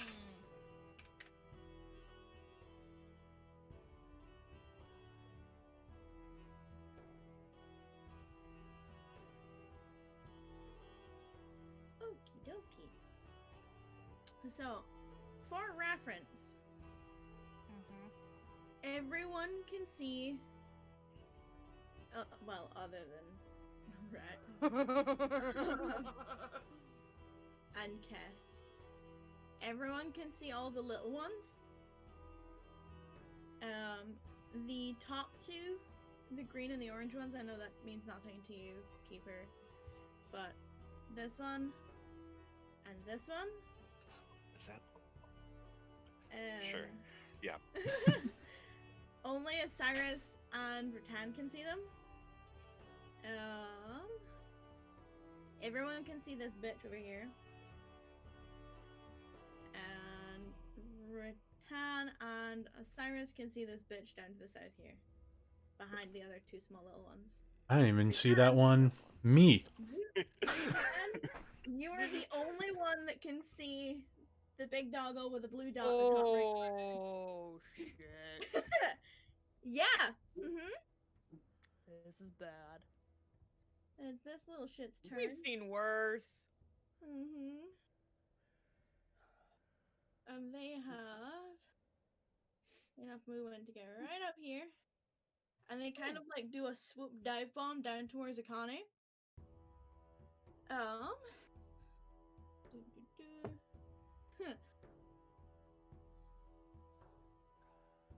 That does not hit her. So it just kind of like buzzes down and like it looks like it's trying to like latch on to her, but she kind of like backhands it away. Ritan, it's your turn. For reference, the small things are 20 feet up in the air. Perfect. So she's gonna heft Elefira off of her back, kind of give it like a good test grip. Let's see what this can do. And then she's going to point in the direction of the ones that she can see, and alert everyone of their location. So, you know, like, over there, and that one's mine. Tag which one was yours, just so we know. The blue one up here, the only one that I saw. Well, the one that only I saw. Okay. She's gonna cover you guys. So, I'm gonna assume that I can, like, safely hop over the fire. I mean, are you hopping over it? Well, I'm assuming... Okay, you know what? I'm not gonna assume anything. I'm just going to move through everyone's friendly squares. 5, 10, 15, 20, 25. Oh. You know what? Even the little green thing? Oh no, around the south. Did you go down the bottom? I went down the bottom. Okay. And then I'm going to hold my action, and if that blue thingy... If anything comes within striking distance of me, I will whack it. Anything? If anything hostile comes within striking distance of me. I have to clarify, you know this. I know. You watch as Captain Cascade draws a rapier, makes their way up here, and they're going to attempt to stab the little thing that tried to nibble on her friend. That'll hit that thing. I need this dice. I'm blind.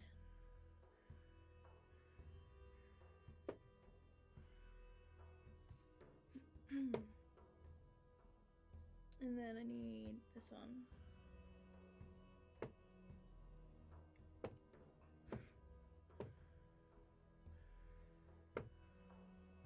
Okay, yeah, this thing just goes.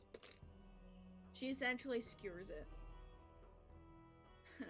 And I rolled minimum damage. She then points out to you all. One here. And one here. Oh Oh, boy. shit. Makes her way over to this one. And that ends their turn. Peepers. Holding her turn till after me. Like, forever or just, Oh wait, actually. like, the whole turn or her action? I don't know. Well, she's just gonna fly up. Yeah, call it up in the air and near Ritan. How high? He's 15 feet in the air. 15 feet up? Mm-hmm. Noted. Okay. What is your movement speed?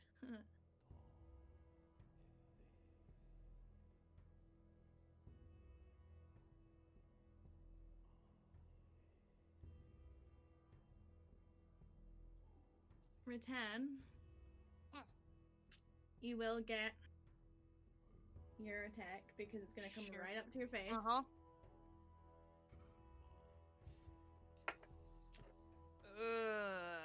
Unfortunately, that does not hit. Good first roll. 225 plat.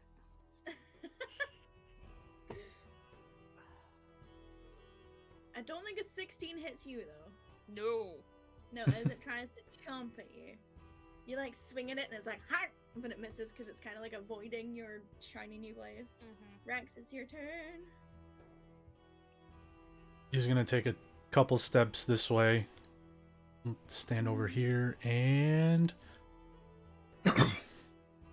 So all of them have been pointed out to me at this point, correct? Yeah, you can see all of them.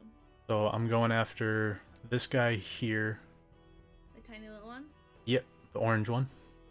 And... I haven't used the spell in a bit, so I lost it. Yay! Bring it back! Oh! Fucking got him. Welcome back, Eldritch One! Please roll damage. Not that it's gonna matter. Yeah, this thing it essentially pops. Like, you hit it with Eldritch Energy and it just like hits it and then all of a sudden just like gore everywhere. And then the second blast, we're going at that guy. Okie dokie. Get him. Yeah. Welcome back. Oh! This will matter. Yeah, same thing again, just pop. Just Boom. straight out of the sky. Just... Yeah, I figured Firebolt would not be a good idea in a forest right now. Just in case. Also, you know, it's been a while. So. And that's... Wrong NPC sheet. Karen? He's gonna... Can he hold a bonus action? No. Okay. Because he has... Well, he's gonna pull out his Don't think scimitar. you can. No. Okay, so then no. You can pull out your scimitar as a free action. Right, but he can't hold the attack on it, so... He'll pull it out, No. but... Yeah. Will he not? Okay, so it's Canny. You can get all the way around this side. You also witness them draw. It's fucking wrong sheet again. Jesus. You watch them draw a dagger. Yes, a very pretty dagger. Wow. I think that just hits though. Yeah, I rolled a natural 3 on the dice and still just hit them. Wow. And I need Don't piss them off. Got it.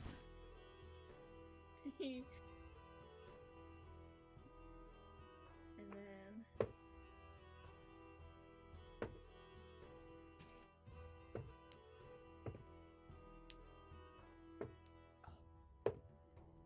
Okay.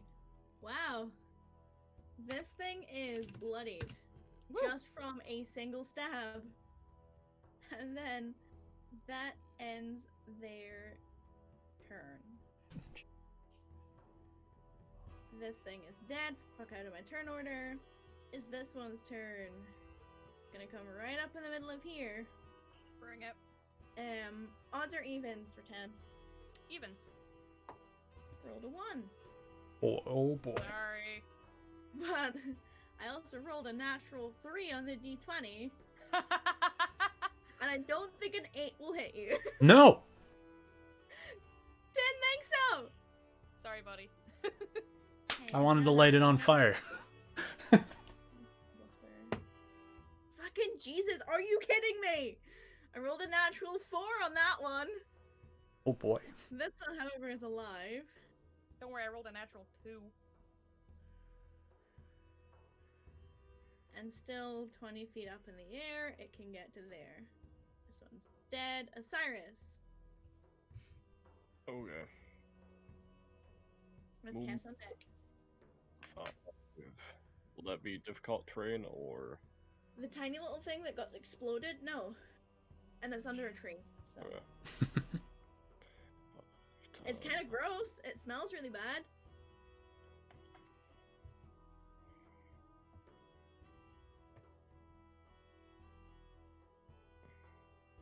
Okay. 5, You can- 10, 15, 20, 25, 30. Mm-hmm.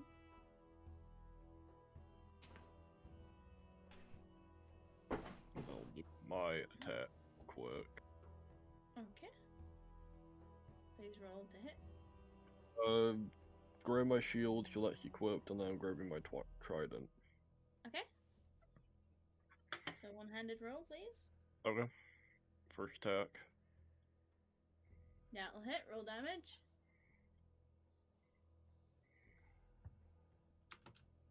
Sweet. And then I attack. Okay. Okay, roll damage. Nice. Cool, so that one's looking bloodied now. And then neck rush movement, 5, 10, 15, 25, 30. Mm-hmm. That'd be 35. Haven't took a corner, and then 40. That's a boob, she can't stand there. Okay. Go there instead then. Mm-hmm. Bonus action, him attack. Okay. That just hits. Please roll damage. And then a turn. Cool. Kess. Attack. Hold on. I'm gonna attack this one, the last little fly thingy. Okay, it's 20 feet in the air. There's a 30-foot Throwing range. a flame at it? Okay. Hell yeah. That does hit. Please roll damage. Cool. It didn't matter what you rolled for damage. They all only had 1 hit point. I know what they are. Yeah, they're tiny little dumb fucks. Okay. And I'm gonna end my turn there. Alright. Now it's this one's turn. It can get right the fuck up to you, so it's going to. And it's gonna try and, oh shit, try and bite you. Does a 12 hit, Kess? No. I was already like highlighted my hit points, ready to like change it because like everything always hits me. This thing But no, can get 12 does not, surprisingly. right up to you as well. Oh, It kind boy. of puts like its first front paws on top of the log that you were sitting on. Fucking Jesus! I would like to roll something higher than a 5! Same. It misses! Ritan!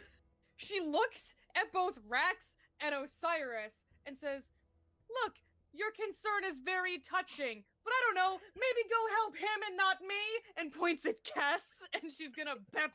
Well, actually, you know what? Can I squeak through to there? I mean, Technically, yes. Is it technically yes or yes? I mean, you can. Okay. That's all I wanted to know. Because I want to attack this guy. Okay. Does that give me flanking? Mm-hmm. Cool. That's what I wanted to know. Alright, fucking work this time. You Jesus, hit. barely! For 13. Nice. And then the next one. Same thing. Yep, same one. We're gonna do it. We're gonna do it. She's, as she brings it down, going to say a word in Celestial. You don't need to say the word for that. Oh, that's not the... Okay, I can just choose to make it do it? Okay, cool. Hold on. Bear with me. No, you're good. I thought I had to Let do me it for check. that. One thing first. Which one did you ping? I didn't see it. The one that's in between me and you. Okay. Yep, okay. You're right. Okay. So, yeah, unfortunately I did it wrong, so I'm just gonna roll the 2d6. But, Mm-hmm. well, it'd be 4d6, right? Oh, God, that's It's terrible. 2d6, and the extra damage is max. Oh, that's right. Okay, so that would actually be 19 total for just the slashing damage. Mm-hmm. And then another 12, so another 23 fire damage. Doesn't matter, because it had 9 hit points after the first stuff. So Yeah, but I wanted to do the cool thing of the natural 20. you basically watch as Ritan pulls this new shiny orange tinted glaive and just takes a big old slash out of this. And as she's swinging through, you see this eruption of flame, kind of golden in color, which you're not expecting, just singe through this creature. And you hear the god-awful sound of it howling, and then the smell of burning fur and flesh as this thing collapses to the ground. And she's gonna look at you, Rax, and go, and then bonus action hit the one behind her. Wait, so I get chastised for using fire, and she gets this all dramatic fucking. I scene didn't try to playing burn a out? building down with it yet. Yet. Yeah. Yeah. One. I had to specify because I fucking might. I didn't try to burn a building down. I accidentally caught a building. 9 bludgeoning caught into that one. Into blue. things on fire. Mm-hmm. I'm sorry, I probably shouldn't have rolled that advantage. I didn't know if I get flanking or not where I was standing. Yeah, no, you did. Okay, good. Because these are large creatures. And that's my turn. Yeah, I need this character sheet. Oh god, now I have to make a thing. Oh my god, I have so many trackings now. Thank god they have a higher plus to hit, because she still fucking hits. And I still rolled a 6! And that's a Ugh. new d20! Sorry, who is this on? This is Captain Cascade Oh, attacking okay. you. And then...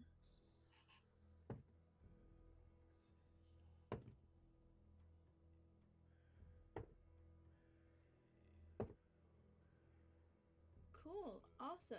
So you watch as, once again, this woman just takes her rapier and just pierces all of the squishy bits.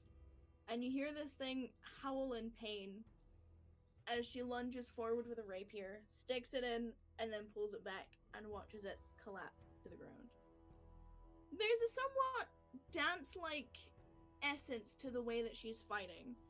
She's definitely got a little bit of elegance in her pose, and there's definitely a lot of, like, she's putting weight behind her strikes, but in a strange sort of way, it kind of looks like she's dancing with her sword, rather than anything else. Cass doesn't notice any of that. Well, I mean, fine. He's fuck the you. guy! Also, staring 2 of these fucking things in the face. Well, it's okay, because they're coming to help you. Slowly. Keepers? She's still 15 feet in the air. She's just gonna fly straight over and drop 5 feet on the other side of this one. one. Osiris, also evens. Evens. Rolled a 1. Ooh. 24 to hit Ooh. Ritan. Oh yeah. Yay! One of them actually bit you! Yeah. I'm not even mad. Wow. 8 points of piercing damage. Chomp chomp. Yep. As it chomps into your leg. It's like, ooh, tasty. Rex, it's your turn. I mean, it is. So on our friend here, I'm gonna cast this. Fuck. No, I'm not. Unfortunately, you miss. It kind of just. Anything else you'd like to do? Um, That sucks. It's a great spell too. right? Rex is just gonna kind of make his way over to here, and bonus action with his. Where is it? Take. There it is. Oop. Wow. Fucking A. Flanking? So yeah, no, never mind. Was it flanking? Oh, true. I mean, technically, yeah. Thank God.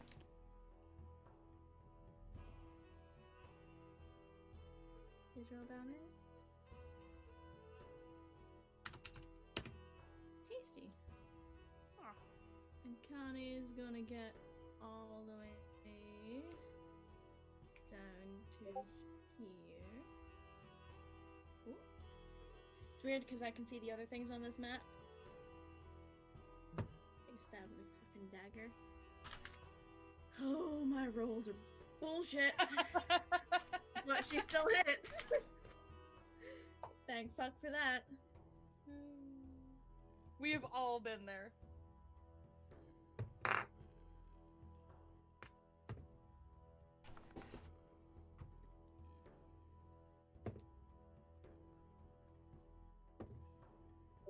Okay. And she comes right up behind this one, shoves her dagger in its hide, listens to it scream, and then watches it fall to the ground. That's terrifying. This one is dead. This Oh, one shit, is okay dead. then. This one is dead. Osiris. Yeah, she just came up and like shanked it in the Okay. ass, and then was like, "Okay, now what?" Fucking dice, man. Yeah, I'm gonna try to hit the one that's in front of me. It's the advantage because flanking. There was a strategy to everything I did. Please roll damage. Nice. Still standing. Barely.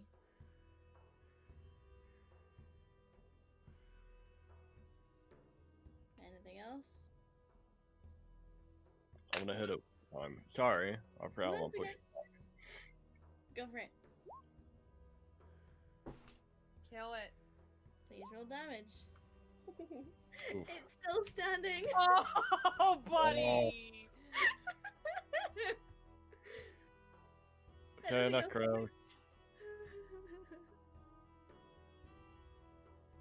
The cross will actually go over here. 5, 15, 25. And then his And attack it's on that one. flanking. Okay. Manage that. No, he misses. I'm sorry. God, That all of our rolls. Good turn. Kess, it's your turn. I'm just gonna turn and do that to this one. DC 16 Constitution spray. Teen con save. I don't want to use Did you any say of these dice. Constitution spray? She did. What would But that I be? wasn't. So I rolled a natural 17 on this dice, and it gets a +2, so it does save. Shit. All or nothing. I'm sorry. The one time I roll well. Is it all Anything or else? nothing? You tell me. It's your spell. It is. It is. I just wanted to confirm. I thought it was, but I just needed a confirmation. Does safer sucks. Anything else you'd like to do? Nope. Okay. 1, 2 Kess, 3, 4 Rat, 5, 6 Necros. I got a 5. So this thing is gonna try and bite the metallic beast. It's like alpha mode. Dog? 18 to You're hit. another dog? Who brought another dog here? Too You many had dogs. another dog. So We can get even more dogs here. please, Necros, take 8 points of piercing damage as this giant hyena-looking thing chomps into it. Okie dokie. 10. Clean up, crew.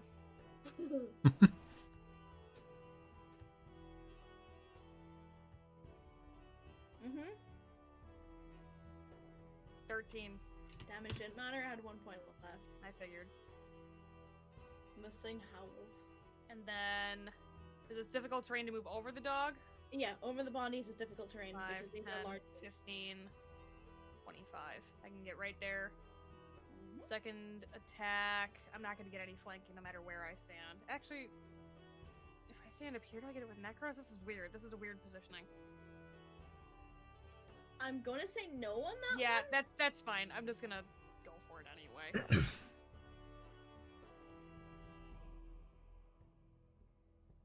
17. Roll damage. 8. 8. Yeah, 8. No, sorry, 6. It looked like an 8 from the corner of my eye. I'm blind. Still up? Yeah. Mm-hmm. Alright, reverse glaive. Bap! Roll damage. Okay, you know what? You can't use your fear ability on the reverse glaive. Oh, okay, it's only on the one end. Only on Got the it. Okay, that's good to know for future use. Mm-hmm. Because the fire So is that literally the blade. is 10 instead of 8. 10 instead of 8. Yep. Okay, it looks bloodied. I need to check something. Fun. Oh yeah, because I rolled a freaking 1 on the initial damage. Good job, Ritan. So you watch as Captain Cascade basically like front flips onto the top of this body of this hyena. And then after landing and securing their footing, which I rolled for and they rolled really well, they're gonna attempt to stab this bitch. Because it's the last thing left. Ooh! Okay, well they definitely hit with that. That's damage.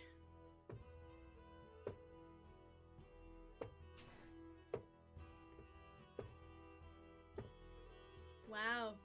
That was fucking low rolls across the board. Still up. Peepers.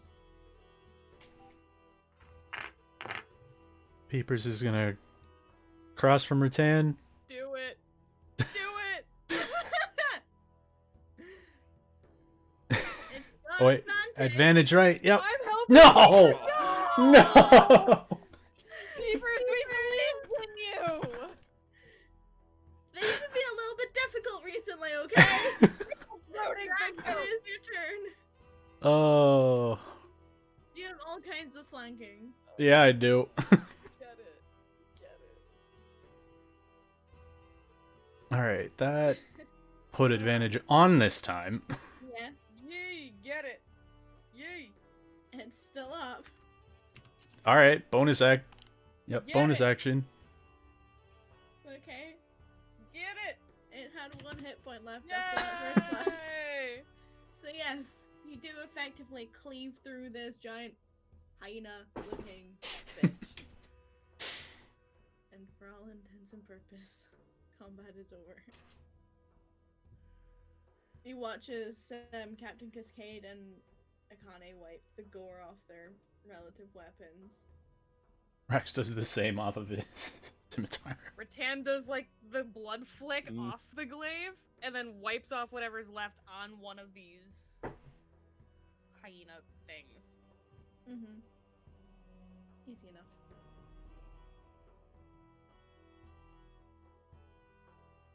Well, that was something. And that's Akane.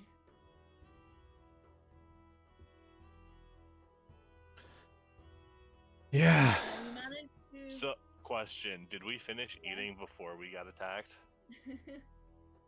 You probably were about halfway through your lunch.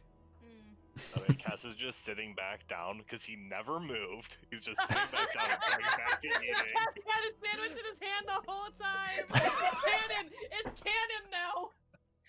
I'm for it. I'm fine with that. I mean, he only needs the one hand for the produce flame and the poison spray, right? Yeah, I do.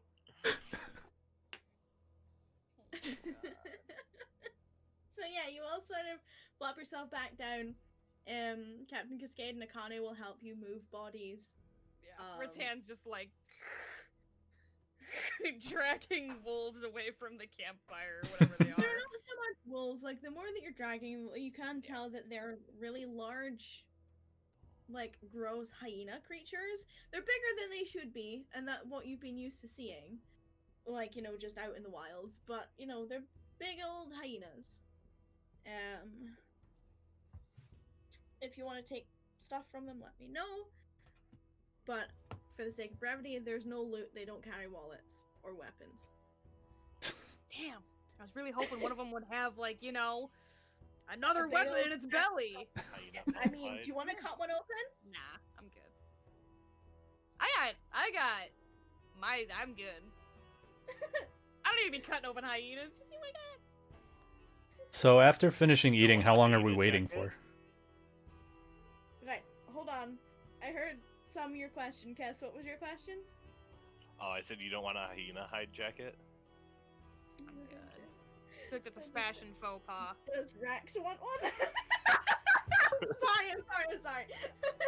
But yeah, no, you No. settle down, you finish your food and your lunch. You're there for about half an hour before Captain Cascade gets up, dusts herself off, and positions her hat atop her head again.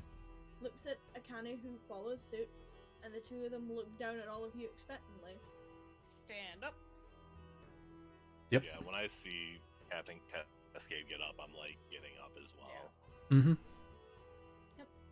So y'all get up and they start to lead, and Captain Cascade, with their calm tone and the sound of the ocean that it carries with, I would like to reach the boat before nightfall, and we still have a ways to go. Sorry for pushing you so hard, but needs Don't must. apologize.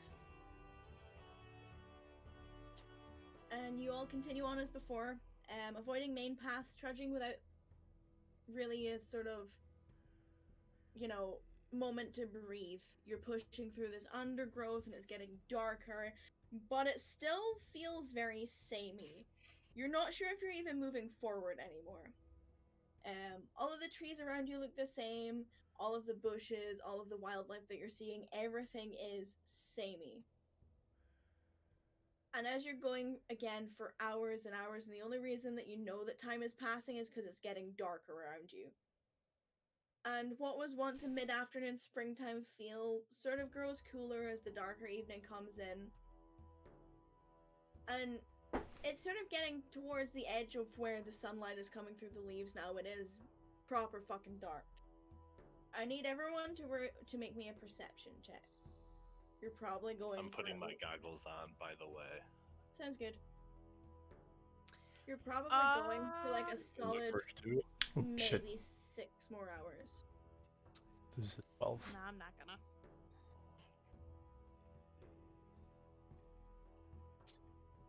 Okay. For fuck's sake.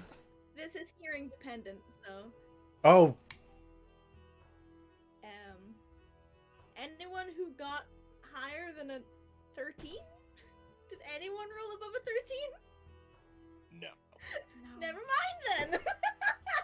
I was debating on re-rolling, but I'm saving my inspiration for now because I don't know what's gonna happen. So you're pushing forward, and eventually you see what looks to be the edge of the tree line where the trees are going to part and end. And you push forward towards this tree line, and then Akane is the one that basically barks a hushed order, and he's just like, be quiet, go quietly, and find your way down to the edge of the river. Wait there, and if at all possible, please don't attract attention to yourself. will fetch the boat. Ritan just nods. Max does the same and Nods. follows their directions. Wow! Oh my god! I rolled advantage for both of them. One was a natural 6 and a 7, the other is 2 natural ones. Jesus I am Christ. not making this shit up. What's happening tonight? What is happening to Nobody me? is allowed to see anything. I'm upset. One of them's like suddenly blind. No, this was stealth checks. Hmm. So not Right. much better, honestly. But yeah, Captain Cascade isn't exactly quiet as they're pulling away from your group. But at the same time, you know, there's the natural noises of the forest and stuff. You think they're gonna be okay. But they sort of part off and lead sort of in a different direction along the edge of the tree line. What are you guys doing? Following their instructions. Mm-hmm. Yep. Okay. Which means Ritan's gonna try to be quiet, because she was told to be quiet. If you were actively attempting to be quiet, I please know, roll. I'm toggling on Stealth check. disadvantage. I just needed you to say that you were actively stealthing. I couldn't tell you to do it. Okay, that is very bad. Oh, okay, well that makes it a 13. Not terrible. Ooh, what is happening? Oh my lord. Christmas is cancelled. No more D&D. Oh my god! Wow. Holy shit, guys! What the fuck? I don't know! That's what happens when we roll so well for attacks. We wasted all of our good rolls with the attacks. That's what it... Oh, and when we were noticing Ritan. Fair. Though, to be fair, I'd give that at the moment. But yes, Wow. you guys think that you're sneaky, We're not. and you break through the tree line, and you now notice that the sun has almost completely gone down. Deep hues of blues and purples stretch across the sky that's slowly being dotted with a sprinkle of stars. You do, however, easily make your way down to the river's edge, and you can tell just by looking at it how fast the flow is. It doesn't look like it'd be an easy swim to get across, and it's about 60 feet wide. You cannot tell how deep it is. Across the way, you can see the dull glow of lights from buildings on the opposite edge of the river, perhaps a small town or city.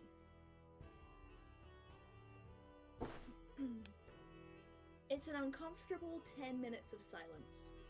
Or as silence as it can be with how strong this river is flowing. I need to check the passive perceptions.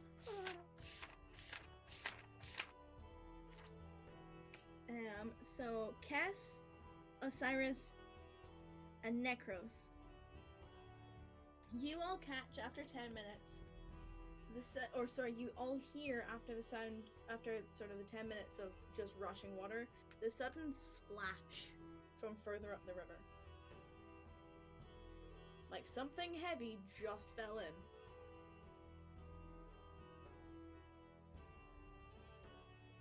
Look a glance over.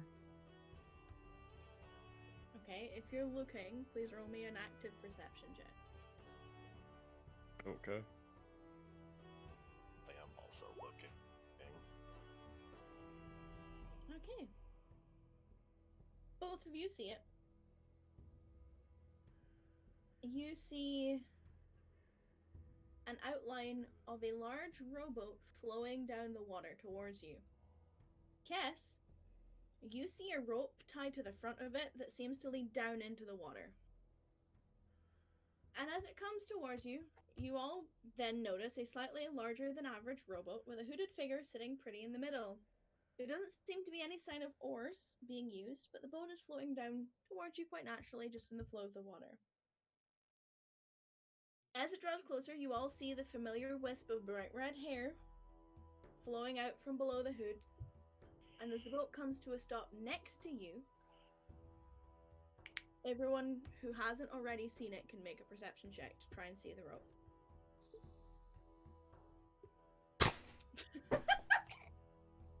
cocoa honey. Yeah.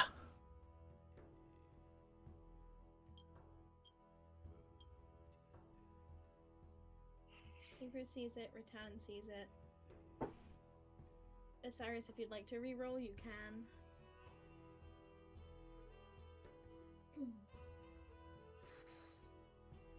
So yeah, anyone who got a 13 or higher can see the rope that is pulled tight and leading down into the water. There is no sign of Captain Cascade, but what you all notice is their coat and their hat folded neatly across Akane's lap. And you hear, well, are you just going to stand there staring, or are you actually planning to reach Vrora Oklirie tonight? Yeah, no, Ritan's moving. Like, as soon as it's in range, she's moving. Rax is as well. Kess, like, kind of looks at the rope for a second and then follows the rest of them. Moving to. Okay, so Akane waits for you all to get seated. And you all see this wide, wicked smile form on her face before she thumps her foot on the base of the boat twice. And I need everyone to make a dexterity saving throw. Oh boy, as we get yanked. Can't you pass? No, It's what's happening. happening? Oh no! God. Oh boy. Oh boy. Cross saves. So, Cyrus going over the side. Ritan, Osiris, and Rax all fail. Uh-huh. And as the boat is yanked to your right, all three of you whoop over the edge and are immediately caught up in the current. You're being pulled down the river away from the boat. This is going to be a time challenge. How To see if you quickly can is the get out river of the water. moving? They're moving very quickly. They're probably going to move about 10 feet around. Okay. And they're already 15 feet away from you. Can I do that back into the boat? You may Misty step back into the boat. I Misty step back into the boat.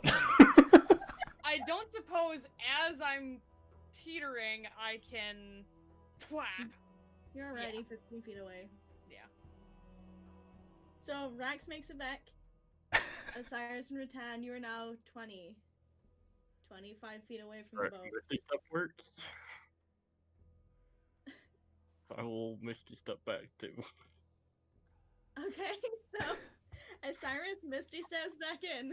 Kess, you cast Water Walk on yourself. Oh, Or I cast who it are on you Ritan. targeting? Okay, so Ritan, Ritan was since she's already. the only one not in the boat. I don't know how It carries, if this would if actually the work. spell is cast on a creature submerged in a liquid, the spell carries the target to the surface at a rate of 60 feet per round. Mm-hmm. That's not what I wanted to do. I didn't mean to put it in again. No, it's okay. So you just catch her on the outside of that 30 feet window.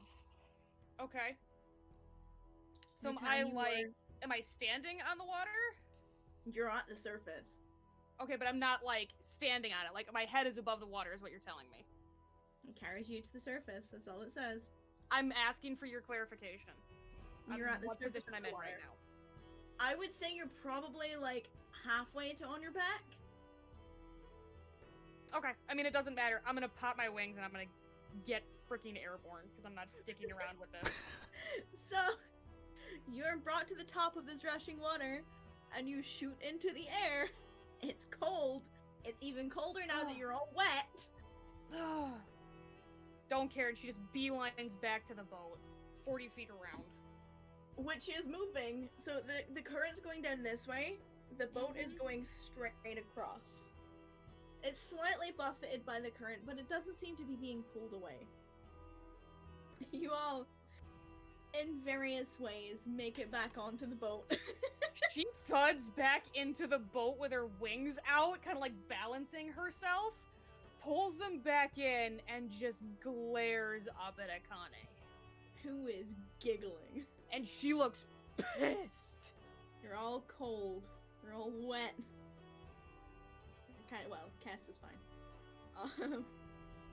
You're soggy. It's like coming up to nighttime, so it's getting colder. Kane's just giggling. And, yeah, you're being pulled across the river. Quite slowly. It takes about 20 minutes before the boat is pulled the whole way. And then, as the tightness on the rope goes a little bit more slack, the boat kind of drifts down and then pulls and parks up next to. There's probably about 10 feet, you know, from where the rope goes into the water to where you see it join the boat, and then the boat sort of slides up next to the river's edge. The lights are much brighter now that you're across here, and even though that the night is set in, thanks to the dim light, you're able to see what's around you. Banks look to be caked in a thick mud that, if you don't tread carefully, you'll probably slip and fall on your ass. Vegetation around here seems to be mostly thick roots and dried up bushes that have sharp-looking twigs and thorns. Not far from where you are, there's a shoddy made stone staircase leading up to a broken section of wall that surrounds this town. Akane gives a jolt of her head as if suggesting to leave the boat, still smirking. Lean down, pick up my pack, head out of the boat. Oh. Rax's very visibly uncomfortable, cold face does the same, grabs his stuff, and carefully gets out of the boat and walks across. Behind her mask.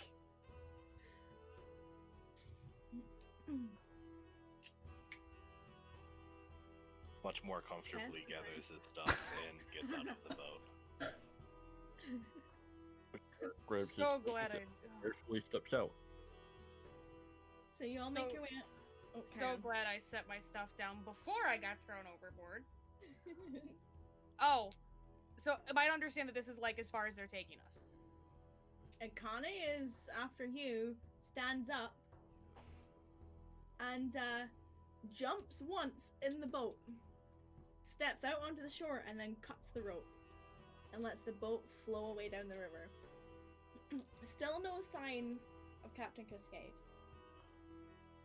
She puts the coat over one arm and the hat into the same hand before she pulls it, before she sort of looks at all of you, looks at the water, and pulls sort of a little bit of a worried expression on her face. But a couple of minutes later, you see a pale blue feminine hand push up out of the water surface and slam onto the muddy edge of the riverbank. Swiftly, Akane reaches down and grabs and starts to pull, but you can hear from the tone that she gives off that she's struggling. She grunts and then glares over in your direction and goes, "Don't just stand there gawking." Yeah, no, hand was already moving. She's like grumbling what probably sounds like curse words under her breath and slaps her hand down and starts hauling to. I need a strength check, please, with advantage.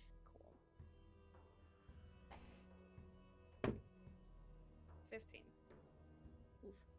You're feeling a little bit of resistance as you're pulling, but because you've got two hands and Akane's only got one, you do manage to get a little bit of a better grip. And as you pull this individual out of the water, you instantly recognize who they are. It's Captain Cascade. And you yank them up and out of the water and they get themselves situated. Akane wraps the coat over their shoulders and puts their hat on their head and gives a very low bow. Who speaks Sylvan? Rax does. Oh, Rex I do does? too. Osiris does? Does Kess speak Sylvan? Yes, no, maybe? Do not. You do not? Do not. No, that Ritan doesn't. Those of you who do hear what's said, Akane says very quietly in Captain Cascade's ear, "My Lady Captain, thank you for providing safe travel once again. I am honored to be a member of your crew."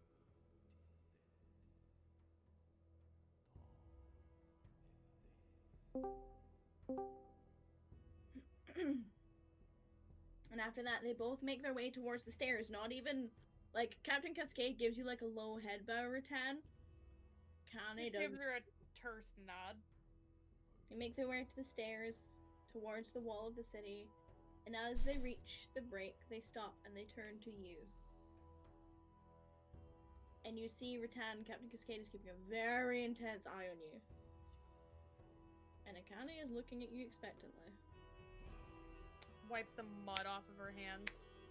Yeah, it's dubbing. You guys are like slipping a little bit as you're trying to walk, but... Reaches into her Oh, coin Ritan pouch. should be fine. Hmm? Ritan should be fine. She still has water walk Yeah. on. Yay. Well, that means- but... Yeah, no mud's included. She's like flipping the mud off of her hand and like brushes it off as best she can. Reaches into her coin pouch, pulls out the 5 platinum. She kind of takes and very like slowly closes her hand around it. Yeah, and Ratan's just still giving her like this steely eyes. Like she's not fucking happy that she's paying her another 50 gold for the bullshit she just pulled.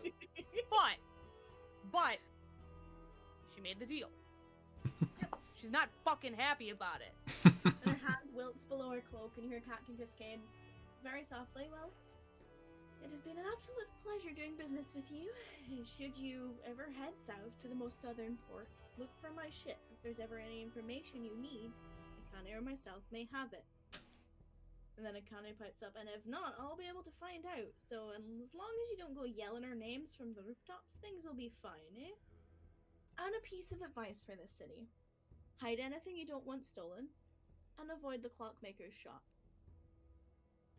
And before you can say anything else, they both turn on their heels. Side by side, Akane raises her left hand, which is the outside hand, and Captain Cascade on the other hand. And they give you like a sort of bit of farewell and then disappear into the city.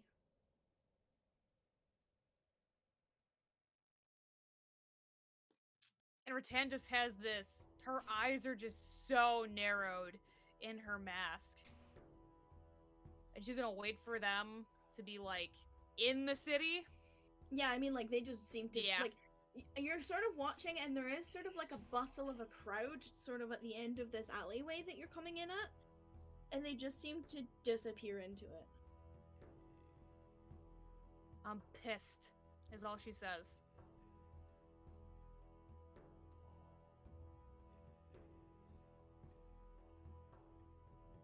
You're actually muted. Quest. Oh, No, I'm there not. you go. Question? Answer. Can I use shape water to pull water out of somebody's clothing and items and such?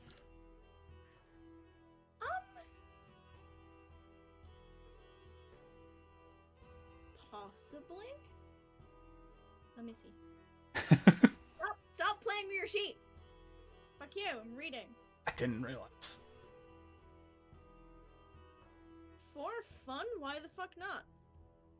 So I'm gonna do that 3 times, once for me, once for Ritan, once for Osiris, and say you're I mean, welcome. It'll be more than 3 times, but yeah. Well, you'll be casting it like to basically like suck patches of water out. Yeah. After I'm done, I just look at Ritan. Less pissed now? Little less pissed. My socks aren't soggy. I mean, he can't see your socks, so they probably still are, because he has to be able to see you. Oh, well.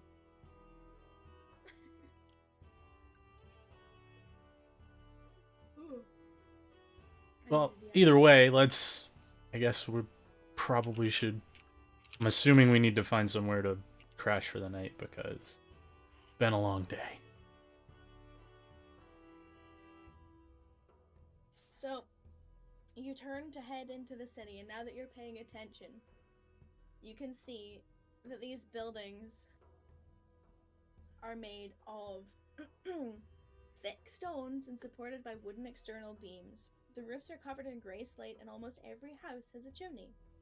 Any window that you see has curtains drawn across it, and any doors you see are closed. The moon hangs above this city now, as if it's looming like a decoration rather than a natural occurrence.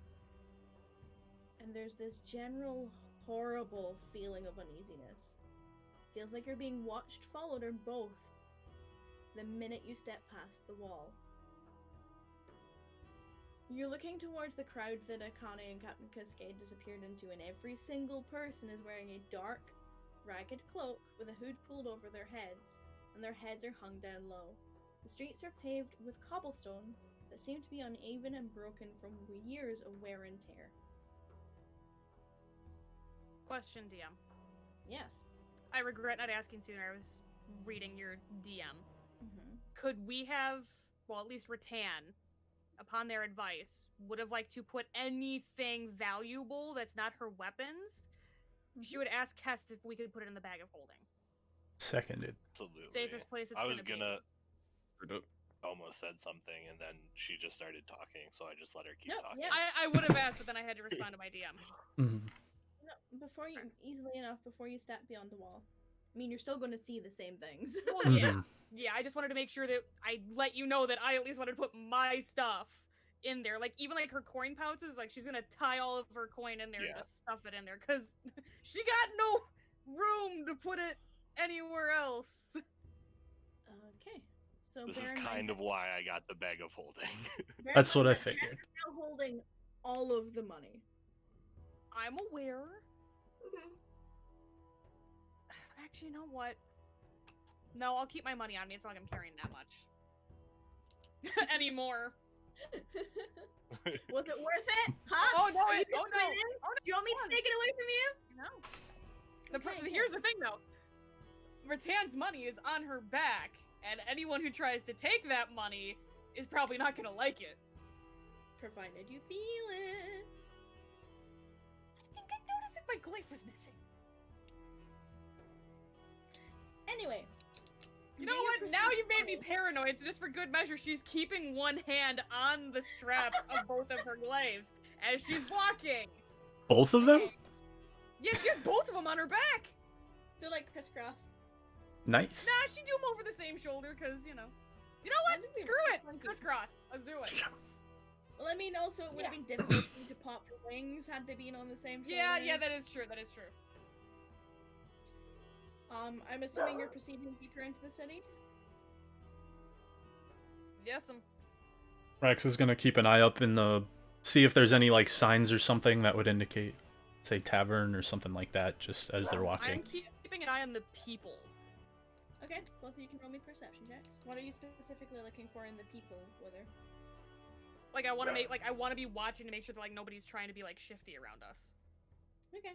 I mean, without a perception check, everyone's shifty. You know what I mean. Yeah. Like, he's keeping an eye out for bullshit. Yeah, no worries. And Rex is gonna tell peepers to kind of keep an eye on their stuff, or make sure nobody's screwing with them. No, Cass is like keeping one hand on the bag of holding, like making sure it stays shut. Like, Are you having peepers fly up above you? Or is she flying with you? She'll be like a little bit above us, like maybe just above the houses and stuff, and she's just more or less keeping an eye on us. Should I do a stealth check or something for her? No. Well, I mean, unless she's trying to be quiet in the air above a town or city that has nothing in the sky other than the moon. So yeah, no, that's probably not gonna work. So. You never know. It's in the nighttime. sky, look, there's a dead body. There's some ravens. You know that thing where it's theater of the mind? Peepers is up in the air. Mm-hmm. And as you're sort of pressing forward a little bit towards where the bustle of the people are, Yeah. in your head you hear there's a town square. Mm-hmm. Follow the flow of the foot traffic. And she doesn't see any, like, shifty people around us or anything? Or, well, no one's trying to grab our stuff or anything like that. No, it's not like anyone's actively, like, on you guys. Mm-hmm. It's just everyone's fucking shifty. Right. Okay. And, like, it's a general feeling of unease for everyone. Okay. Fires ruin everything. Okay, so, Brax, you get what you get. You're pushing forward towards where the end of the alleyway comes to meet what seems to be a heavy foot flow of people, even though it seems to be quite late at night at this point. Which is weird, because you were sure that the moon was just rising as you got into the boat. So time seems to be fucky at best, because the moon is full and up above. Or almost full, sorry. Alright, I'm gonna try something that's probably gonna make Ritan vomit. Okay.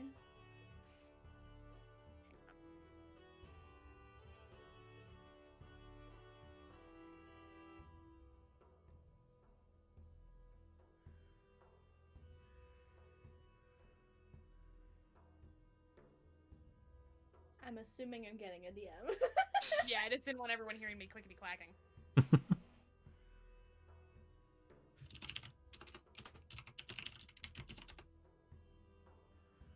Yeah, like... You need to be more descriptive.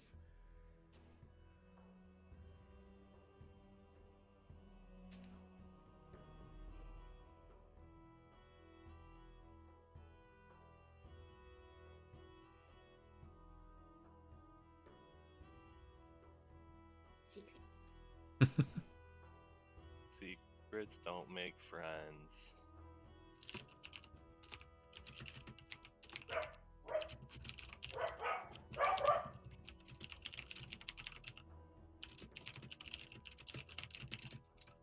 My dogs are being jerks tonight. Well, this is a lot.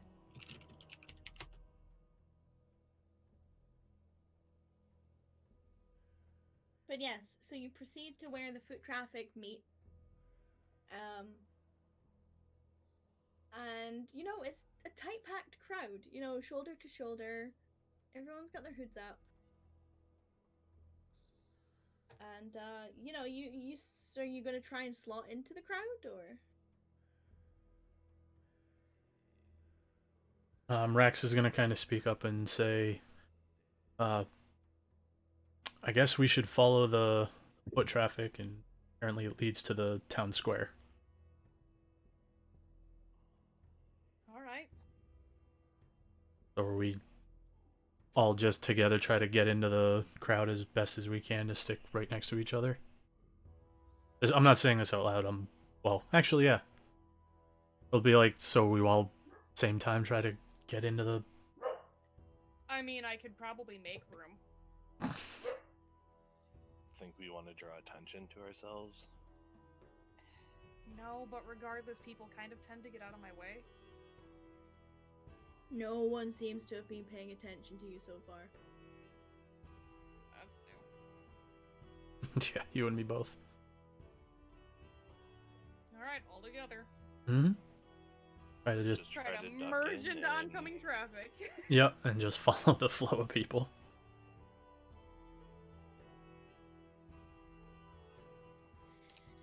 Okay, so you slot into the crowd, and you're following the natural flow of the foot traffic, and you find yourself in what could be considered the town centre, probably about 5-10 minute walk later.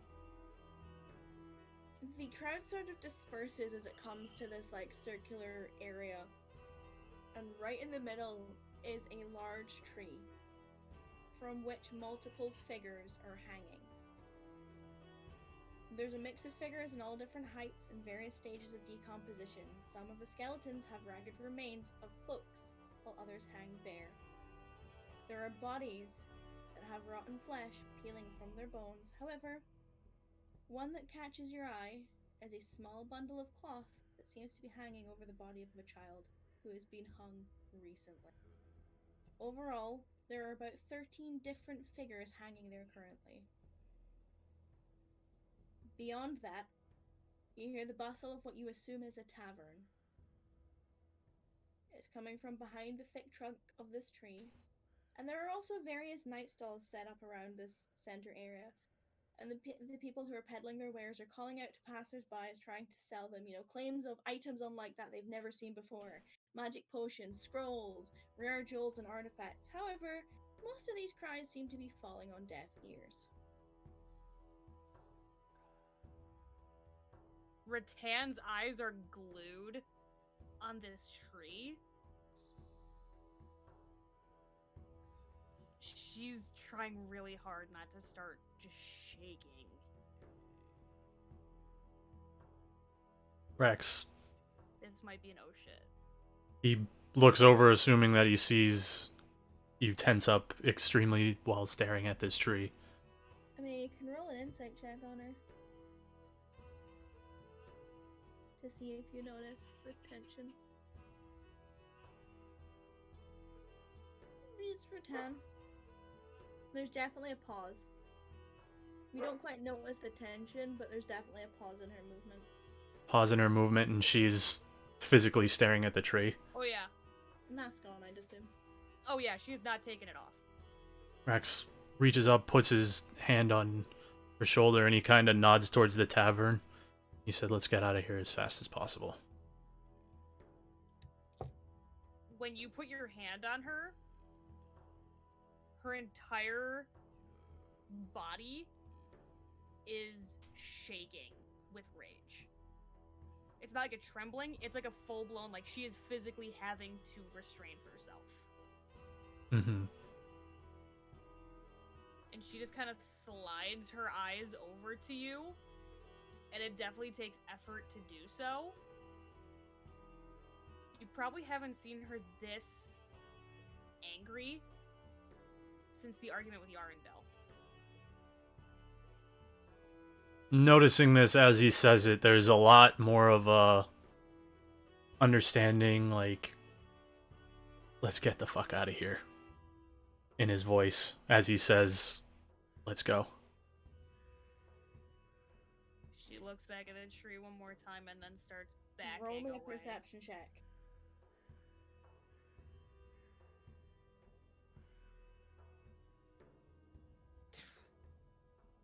You know what? I feel like this is important. I'm gonna use my inspiration. Please do. Come on. 14. Fucking better. Oh boy. Alright, while they're doing that, I'll be right back.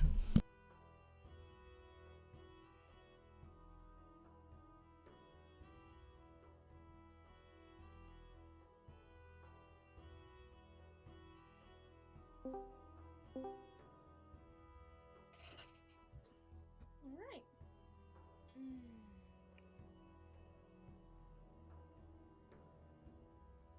What are Kess and Osiris doing? Just keeping my hand on the bag of holding. I'll like glance up at the tree and then like just keep looking and following Rax and Ritan or whoever's in the lead. But like Rax to mostly Ritan is focusing stopped. on. Okay, then I'm just standing behind them like, let's go. Where are we Roll going? me a nature check.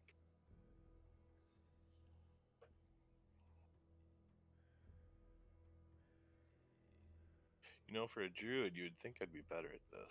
Nah.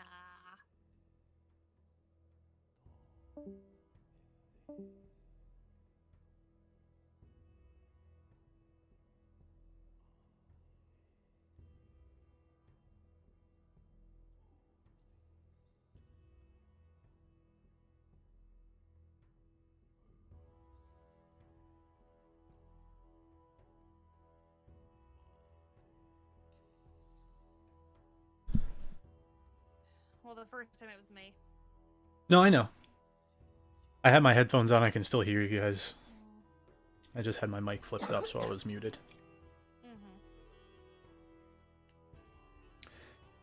Yeah, secrets. Fucking hate this place. Osiris? He's keeping an eye more on Nutcroach, but he'll take a glance around every once in a while. Okay, looking for anything specific? Not really. Okay. So you do hear the bustle of a tavern in the distance, on the other side of this plaza. Before we leave, now that I've noticed this,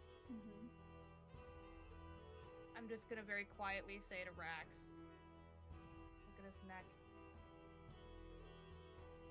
Roll me a perception with advantage, please, Rex. Advantage.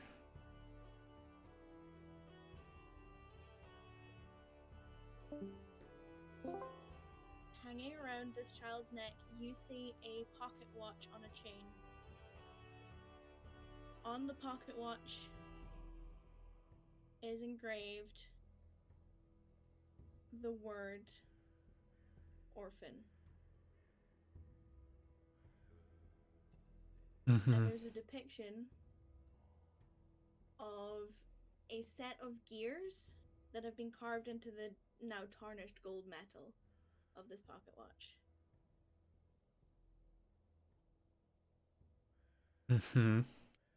You also see, and the only reason you can see this is because of the nat 20, I figured. the word liar has been scratched into the metal above the word orphan.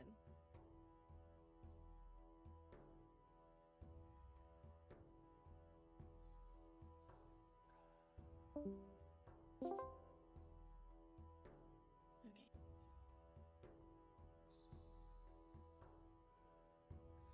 Rex looks up, sees, assuming what you were trying to point out to him, and his eyes go a little bit wide, and he says, "Deep breath, and all the more reason to get the hell out of here."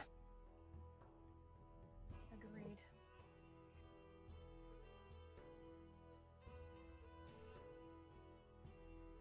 And she'll, at this point, allow you to move her.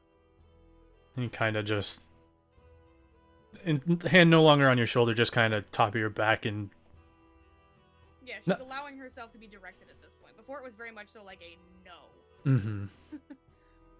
So he'll basically just, more or less, just try and gesture her away, just to. Yeah, Are you heading towards the tavern? Yes. may as well. Okay, so you make your way past this tree, and as you walk around it, you see a couple of extra figures that are hanging around the back of the tree that you didn't see before. And you continue on, and you come outside this shoddy-looking craftsmanship building that looks like it could fall over at the next puff of wind. And above it, you see a sign that says the Moldy Kobold. And that is where we will end session tonight. Oh boy. Yeah. Welcome to the city, guys. Welcome to Vrora, Oklirie. Yeah. I want to go away from I here. wanna leave. Remember that joke you made about people being hung, Keeper? Oh no, we actually said that when you had him in secrets. I went somehow joking about the hanging person in the art isn't funny anymore. Mm-hmm. Yep. Kind of figured it was there for a reason. Mm-hmm. Oh yeah. Not a fan. The second that they got here, Rex was like, "I don't want to be here. I want to go back to Yeah, the I mean, woods." The second we got here, Ritan didn't want to be here either. You Now were warned! We were. We know we were. We know we were. We don't have to like it Well, still. actually, Rex didn't know we were. Not as much as they did. Yeah. But It's kind of like Ritan was like, I don't want to be here. Now it's like Ritan's like, I want to burn this place to the ground. yeah, Rex is not a fan, and he wants to get out even faster.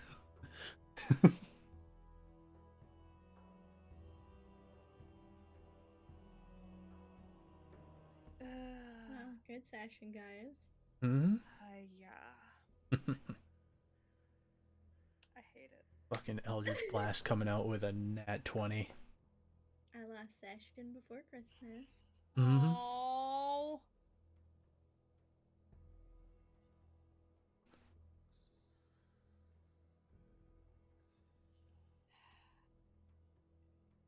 I think, judging by how quiet everybody is, we are not fans of this fucking city. No. Jeez. You know what? This Oh, is the it's quietest almost any of urgent. us have been, Yeah. even including the session where Link died. Uh-huh. We had more to say about that than this. All disturbing and uncomfortable. Mm-hmm. That's an Yeah. understatement. It definitely goes with the. I'm gonna put it out there, like, as much as, like, an excited reaction is, the silence is also really satisfying. Well, yeah, because you know that you thoroughly, like, jarred us. Mm-hmm. Yeah. Oklirie is not a happy place. Nope. No, it's a bullshit place. Yeah. Don't like it.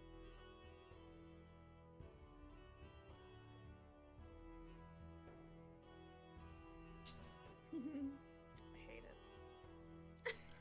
I want to leave it. I want to destroy it.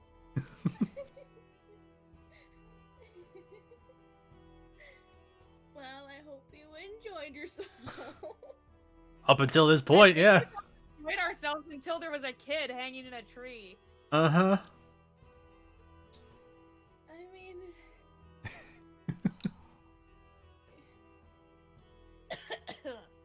it's things that happens here. I'm dead serious. Rax is gonna straight up be like, I just in and then fuck off because I don't want to be here at all. Let's check in and let's leave. Check in, all in the same room, regardless of if it's like. It's a tavern. Well, like figure out where the inn is, go to the inn, and then just all of us in the same room and take watches. Yeah, like no fucking around here.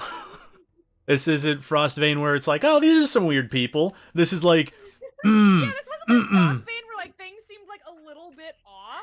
This is literally the worst place. And like again, we were warned about that. But it's like the exact fucking polar. Oh, now you're moral- rolling that 20, you dick. Sorry, carry on. Now it's like the complete moral, polar, and existential opposite of what Disneyland is. Yeah, pretty much. Actually, This is reverse Disneyland. It's not bad enough to be hell, but it's reverse Disneyland. yeah, fair. Small world after all. Yeah, except everyone's crying while they sing it. Wouldn't it be It's a Big World? If it's the- Now you're thinking too much. Hey, you said reverse Disneyland. I didn't say reverse Small World. Small World is still creepy as fuck. terrible. Wait, so instead of like a really happy kid singing it, it's like a really creepy It's like. it's literally people crying while they're singing it. Oh, I was thinking like, Children singing it. yeah, like all like 5 of them in sync, but like the creepy one where it's in horror movies, they're just like. Na, Yeah. na, na, na, na, na. Well, you're welcome for that. Enjoy your nightmares.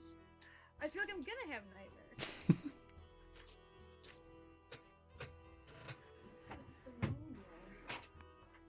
Hello? I don't remember the last time I had a dream. Yeah, me either, to be fair.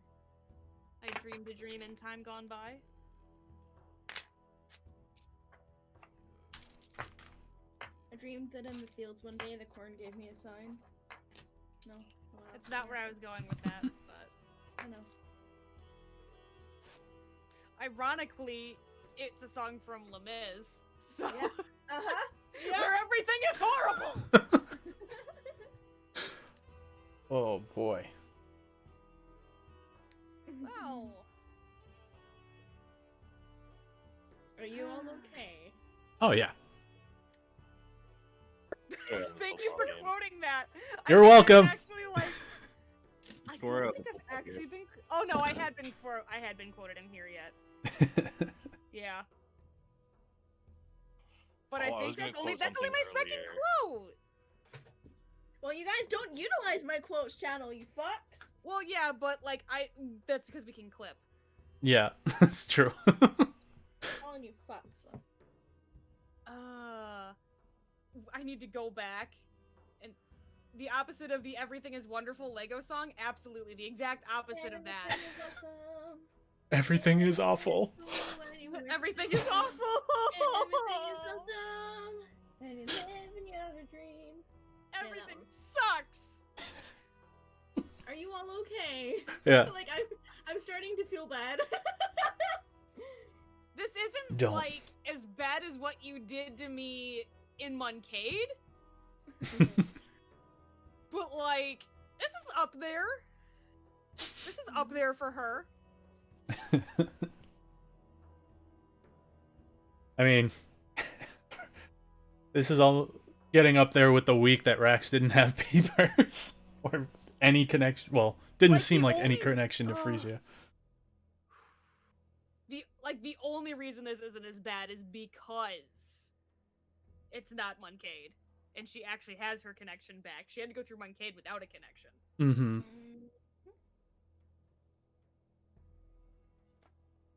Yeah, but the issues is it's the It's real.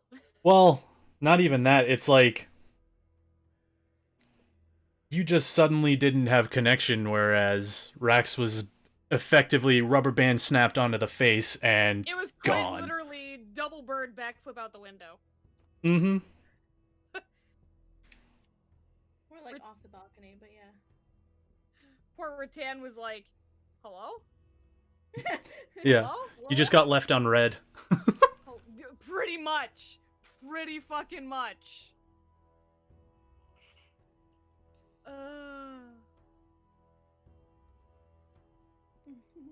They both got left on red. That's the worst part.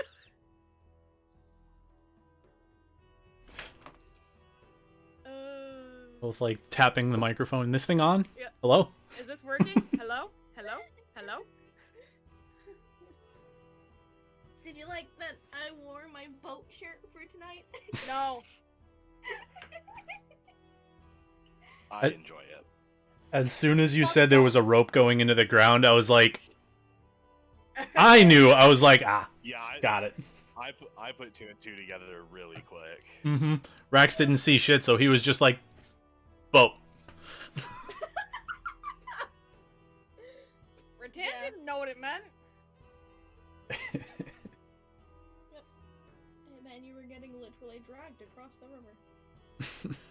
Do you like my quick thinking of just Misty step back? I appreciate the water walk. I really do.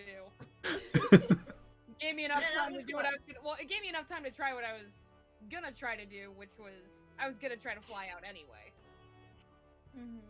But and that Well, I was like gonna a do it for all full-on, three of like, you. Didn't need to. Two of them were already back, so Mhm. Yeah. Two of us were like, And like this was my bullshit. inspiration for that was like full on like X-Men like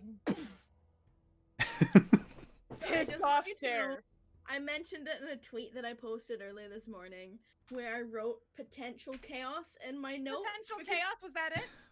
Yeah, that was the potential chaos. The potential chaos of all of you. I expected Ritan to go overboard, but I didn't expect like three of you to just go whoop. And I was like, The Oh, problem is like Ritan is not dexterous. Her the dex DC save. was a 10. Yeah, and I rolled a 9. What do you want from me? I don't even remember. know. The worst part is my dex is not that much lower than my strength. Like my dex save is not that bad. Yeah, I just watched you all go whoop, and I was like, oh boy. Oh my god, you know what I just realized too? Mm-hmm. Technically, Rax wouldn't have gone over. Why? Because he was in my aura. +4 to his save. Osiris, you were going over one way or the other. Oh, it's really over. It's already built into my save. Because I was like, why is my dex so high? Oh, that's why. You were in my aura, so technically you wouldn't have gone over, but... It's okay, I think I gave Osiris shit, a... Ritan's in the river in chainmail. That was not on my brain. I think with Rax's inspiration of, oh, just go back. Yep. It helped. Yeah. Whee! Like, my instant thought was just like, fuck. Because I know how heavy armor in water works. Mm-hmm. Rax isn't wearing any armor. He has a higher DC without it. Or AC, sorry.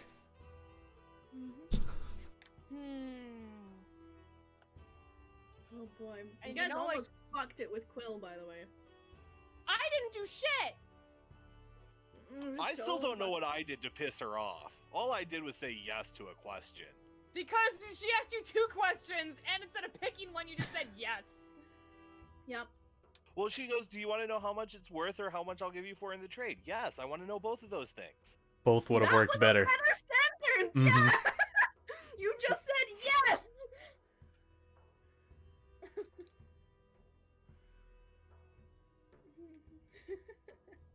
And then you kept shoving it in her face. Take it. She was so close to throwing that in the fire, wasn't she? Take it. Oh yeah. I rolled to see if she would. Oh, That's I why would've fought Ritan her. was sitting there. Ritan was like. Started At a the same fight in time, that she was place. also like, nah, you can't take it back. I already bought it. Yeah, you had paid for it. Yeah. If she did, Rax probably would have felt bad and just handed you the scimitar and just shoved you out. Oh, no, Kess would have been fighting in that place. I'm glad she didn't burn it down. Half of me wanted me to just walk, half of me wanted to just walk up and grab it out of her hand when she was doing that. That might have escalated things. Mm-hmm. Oh. Note to self: level up Quill's character sheet. Oh, poor And Freddy. Freddy, yeah. Poor Freddy. Rattan wasn't even like being mean to him. Like she was being nice to him the whole rest of the time. Was so Cyrus, get your shit together, and then he was like, Yeah, because you threatened someone openly in his store. And he's observant as fuck. He just hears. And if you don't make a decision, I will teach you how this new glaive works. He's like, scary lady, scary lady, scary lady. but that's why she was even like, hi, not you, we're good, yeah. You were like, she gives him a look, and I'm like, okay, he's gonna try and insight said look, and then failed his insight. Oh no, so she thought that she was like, you're next. Yeah! Oh boy. And that's why he was so scared! Because he thought that I was giving him the look of, you want to start shit too? Oh my god. So I'm not gonna lie, when you go back and watch the VOD, because I don't know how many of you had my camera on at that time with the VOD open, I fell out of my chair laughing. Like I was on the floor cackling for a good couple just saw seconds. you disappear, and I assumed you got up to deal with the dogs. No, I was on the floor cackling. That's great. I actually did like the full like limp body slide out of the chair. Oh man, that's so funny. Like I feel bad because like obviously that wasn't my intention, but it ended up like accidentally being so fucking funny. Ugh. Oh man. Think we gotta teach you how to haggle. Yeah. We gotta Yeah. teach you how to shop. Yeah. Oh, sweet Jesus. That was Link. Collection. Okay. I wasn't sure if you could hear us Then still. we're- Just fading again up because the story again too late. Gotcha. Yeah. Yeah. Go get some snoozes. So we're coming back on the 27th, yeah? I believe so. That's 2 weeks from now, eh? Yeah. Yeah. Mm-hmm. Actually, Okay. I don't know if I'll be around for that.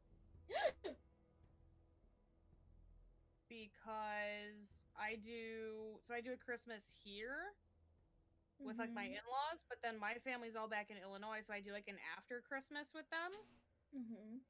I know I'm gonna be there. I'm either I gotta double check this. I'm either leaving. No, I'll be here for this. Okay. Okay. Because I'm not gonna leave on Christmas Day. Which is Friday. Yeah. And I don't think I'm gonna. I think I'm leaving after Christmas. I'll verify. Because I have to drive down to Chicago. Right, just keep us posted. Mm-hmm. Yeah. If we have to scramble something else. I mean, my work are fucking me over, so. Yeah. I will find out by tonight for you, at least. Like, I'll verify, like, as soon as I get offline. I mean, you've got 2 weeks. Oh, no, I know, but I don't want to leave you, like... I won't know my rota until next Sunday, anyways. Oh, okay. I like my new weapon. I thought you might. Like, 225 platinum was a lot of money to delete out of my sheet at once. I don't think I've ever dropped that much money in one purchase. Like, usually when I've dropped that much, I've been buying, like, multiple things. Mm-hmm. Or, like, I've been trading enough that I didn't actually have to, like, put any money down, or, like, any money that I had to put down was pretty negligible. Like, maybe a couple hundred. Mm-hmm. So this was kind of like, oh god, that's so much! And then it was just gone. And it's like, okay, Mm-hmm. alright. That's great.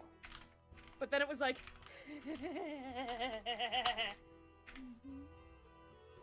I'm pretty sure she, like, slept with that thing in bed. Yeah, because Lanier didn't fit. Nope. I mean, he could've. He was also He would have gotten busy. this much on the edge. That's not what I was insinuating. Fair. He was busy stitching up your outfits. Yeah, he was having fun. The things that he spoke to Elliot about. Oh no. You Oh, left no. him unsupervised with No. Elliot. Oh no! Oh no! Oh yeah. Elliot was fun. I was writing him and I was like, I cannot wait. Alright, I got a couple of thoughts on that real quick while we're Uh-huh. still live here, because I want to get these out. So first of all, the fact that he slapped Kess's ass and then was quite literally fondling and sniffing him was probably my favorite fucking thing about tonight. Just how fucking uncomfortable Kess was, and how awkward that whole situation, like the secondhand embarrassment was so tangible. It was great. Secondly, the fact that he then did it to the rest of you guys was also hilarious. Not me. Oh, he didn't do it. Well, he didn't do it. He didn't do it to you, Rax. And then he tried to do it to me and got growled at. He never tried to put his hands on you. He did. No, he sniffed me and got growled at, He sniffed you and got growled at. This is true. which was hilarious to me. Like, Wither found that hilarious because it was like, oh, oh shit.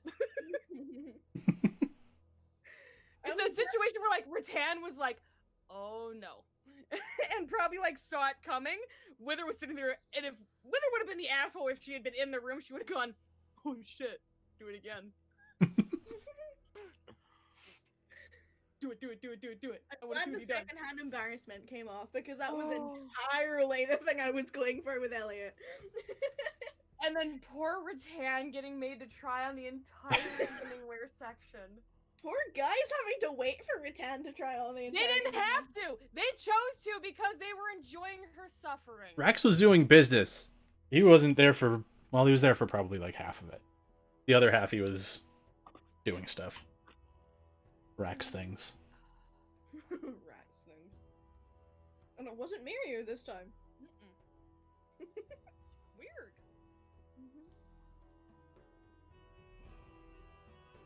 Oh boy. I can't say shit. I just think it was funny. Like, he just kind of looked at Rax, sized him up, and then smelled him, and that was it. And I was just like, oh. Half of me is thinking like, oh, well, jerk. The other half was thinking, all right, cool. What? I'm not good enough to feel up. Exactly. So But here was also your girlfriend was there. True. Well, and this was the thing. So that entire time, I was Mm.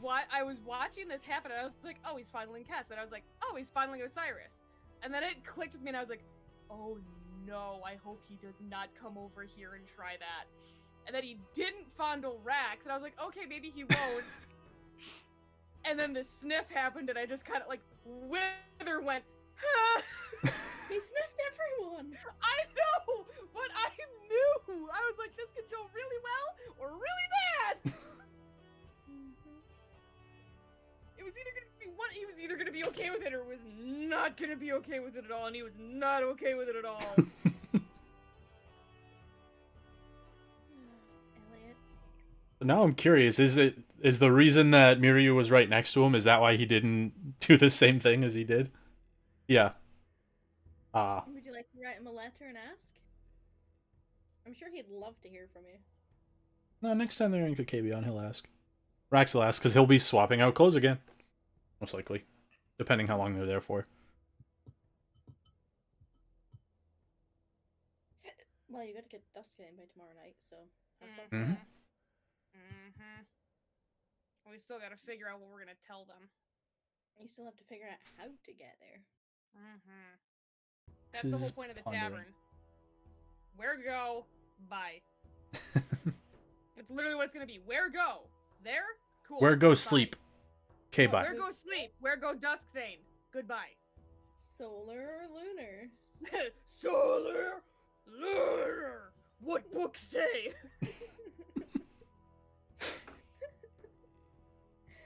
When your barbarian who can't read is still raging because she didn't drop rage and asks her tiny elven druid husband what the book says. And then solve the freaking riddle while raging. Backbrain power. Still think it's funny as hell when you solve the riddle and the whole statue under Rax just collapses. Oh god, that's so. And then Ritan felt bad, but at the same time, it was really fucking funny. She just Rax was didn't know like, you guys well enough "Damn it." yet, and things were still very tense because of what was going on. Yeah. So she didn't outright laugh. If this had happened now, she would have been like full on doubled over laughing like we were at Osiris. Mm-hmm. And then she would have like taken a deep breath and gone, "I'm so sorry," and started laughing again. Rax would have like picked his head up to try and respond, and then just promptly put it back down into the rocks and just been like, "Fucking wait." Just you wait, I'll give you a bit. No, just more along the lines of like, next time wait until I'm down before doing it. Tan got excited for once in her little brain. She had a spark. Something. Almost as excited as you were when you found out your glow stick glows. That was so funny. He was It's horrible how excited Ritan was that she knew something. And then loot! She found loot by being smart! I have another one. Rax figuring out he can see in the dark. That was a good one. That was a good one as well. I can see now! Osiris, is this what it's always like for you? I feel like there have been very few moments where Ritan had that level of joy. Because it was kind of like everything that she could do, she's always been able to do. And even like becoming a paladin, like that wasn't a thing where it was like, oh my god, I can do the thing now. It was just kind of like, okay, Yeah, but that's a that was thing awkward. now. Huh? That was awkward anyway. Well, yeah, I mean, it was awkward, which was why there wasn't a whole lot of excitement. But it was also kind of like, okay, so I can do that. What else could? Okay, I can do that now too. Got it. Rax probably had a lot Now- of those oh moments God, in the God damn you Feywilds. guys and your high perception checks tonight. You guys have seen everything Ritan didn't want you to see this entire session. You have so fantastic. much fucking leverage now. Oh, it took everything in my power not to say what I had written down earlier.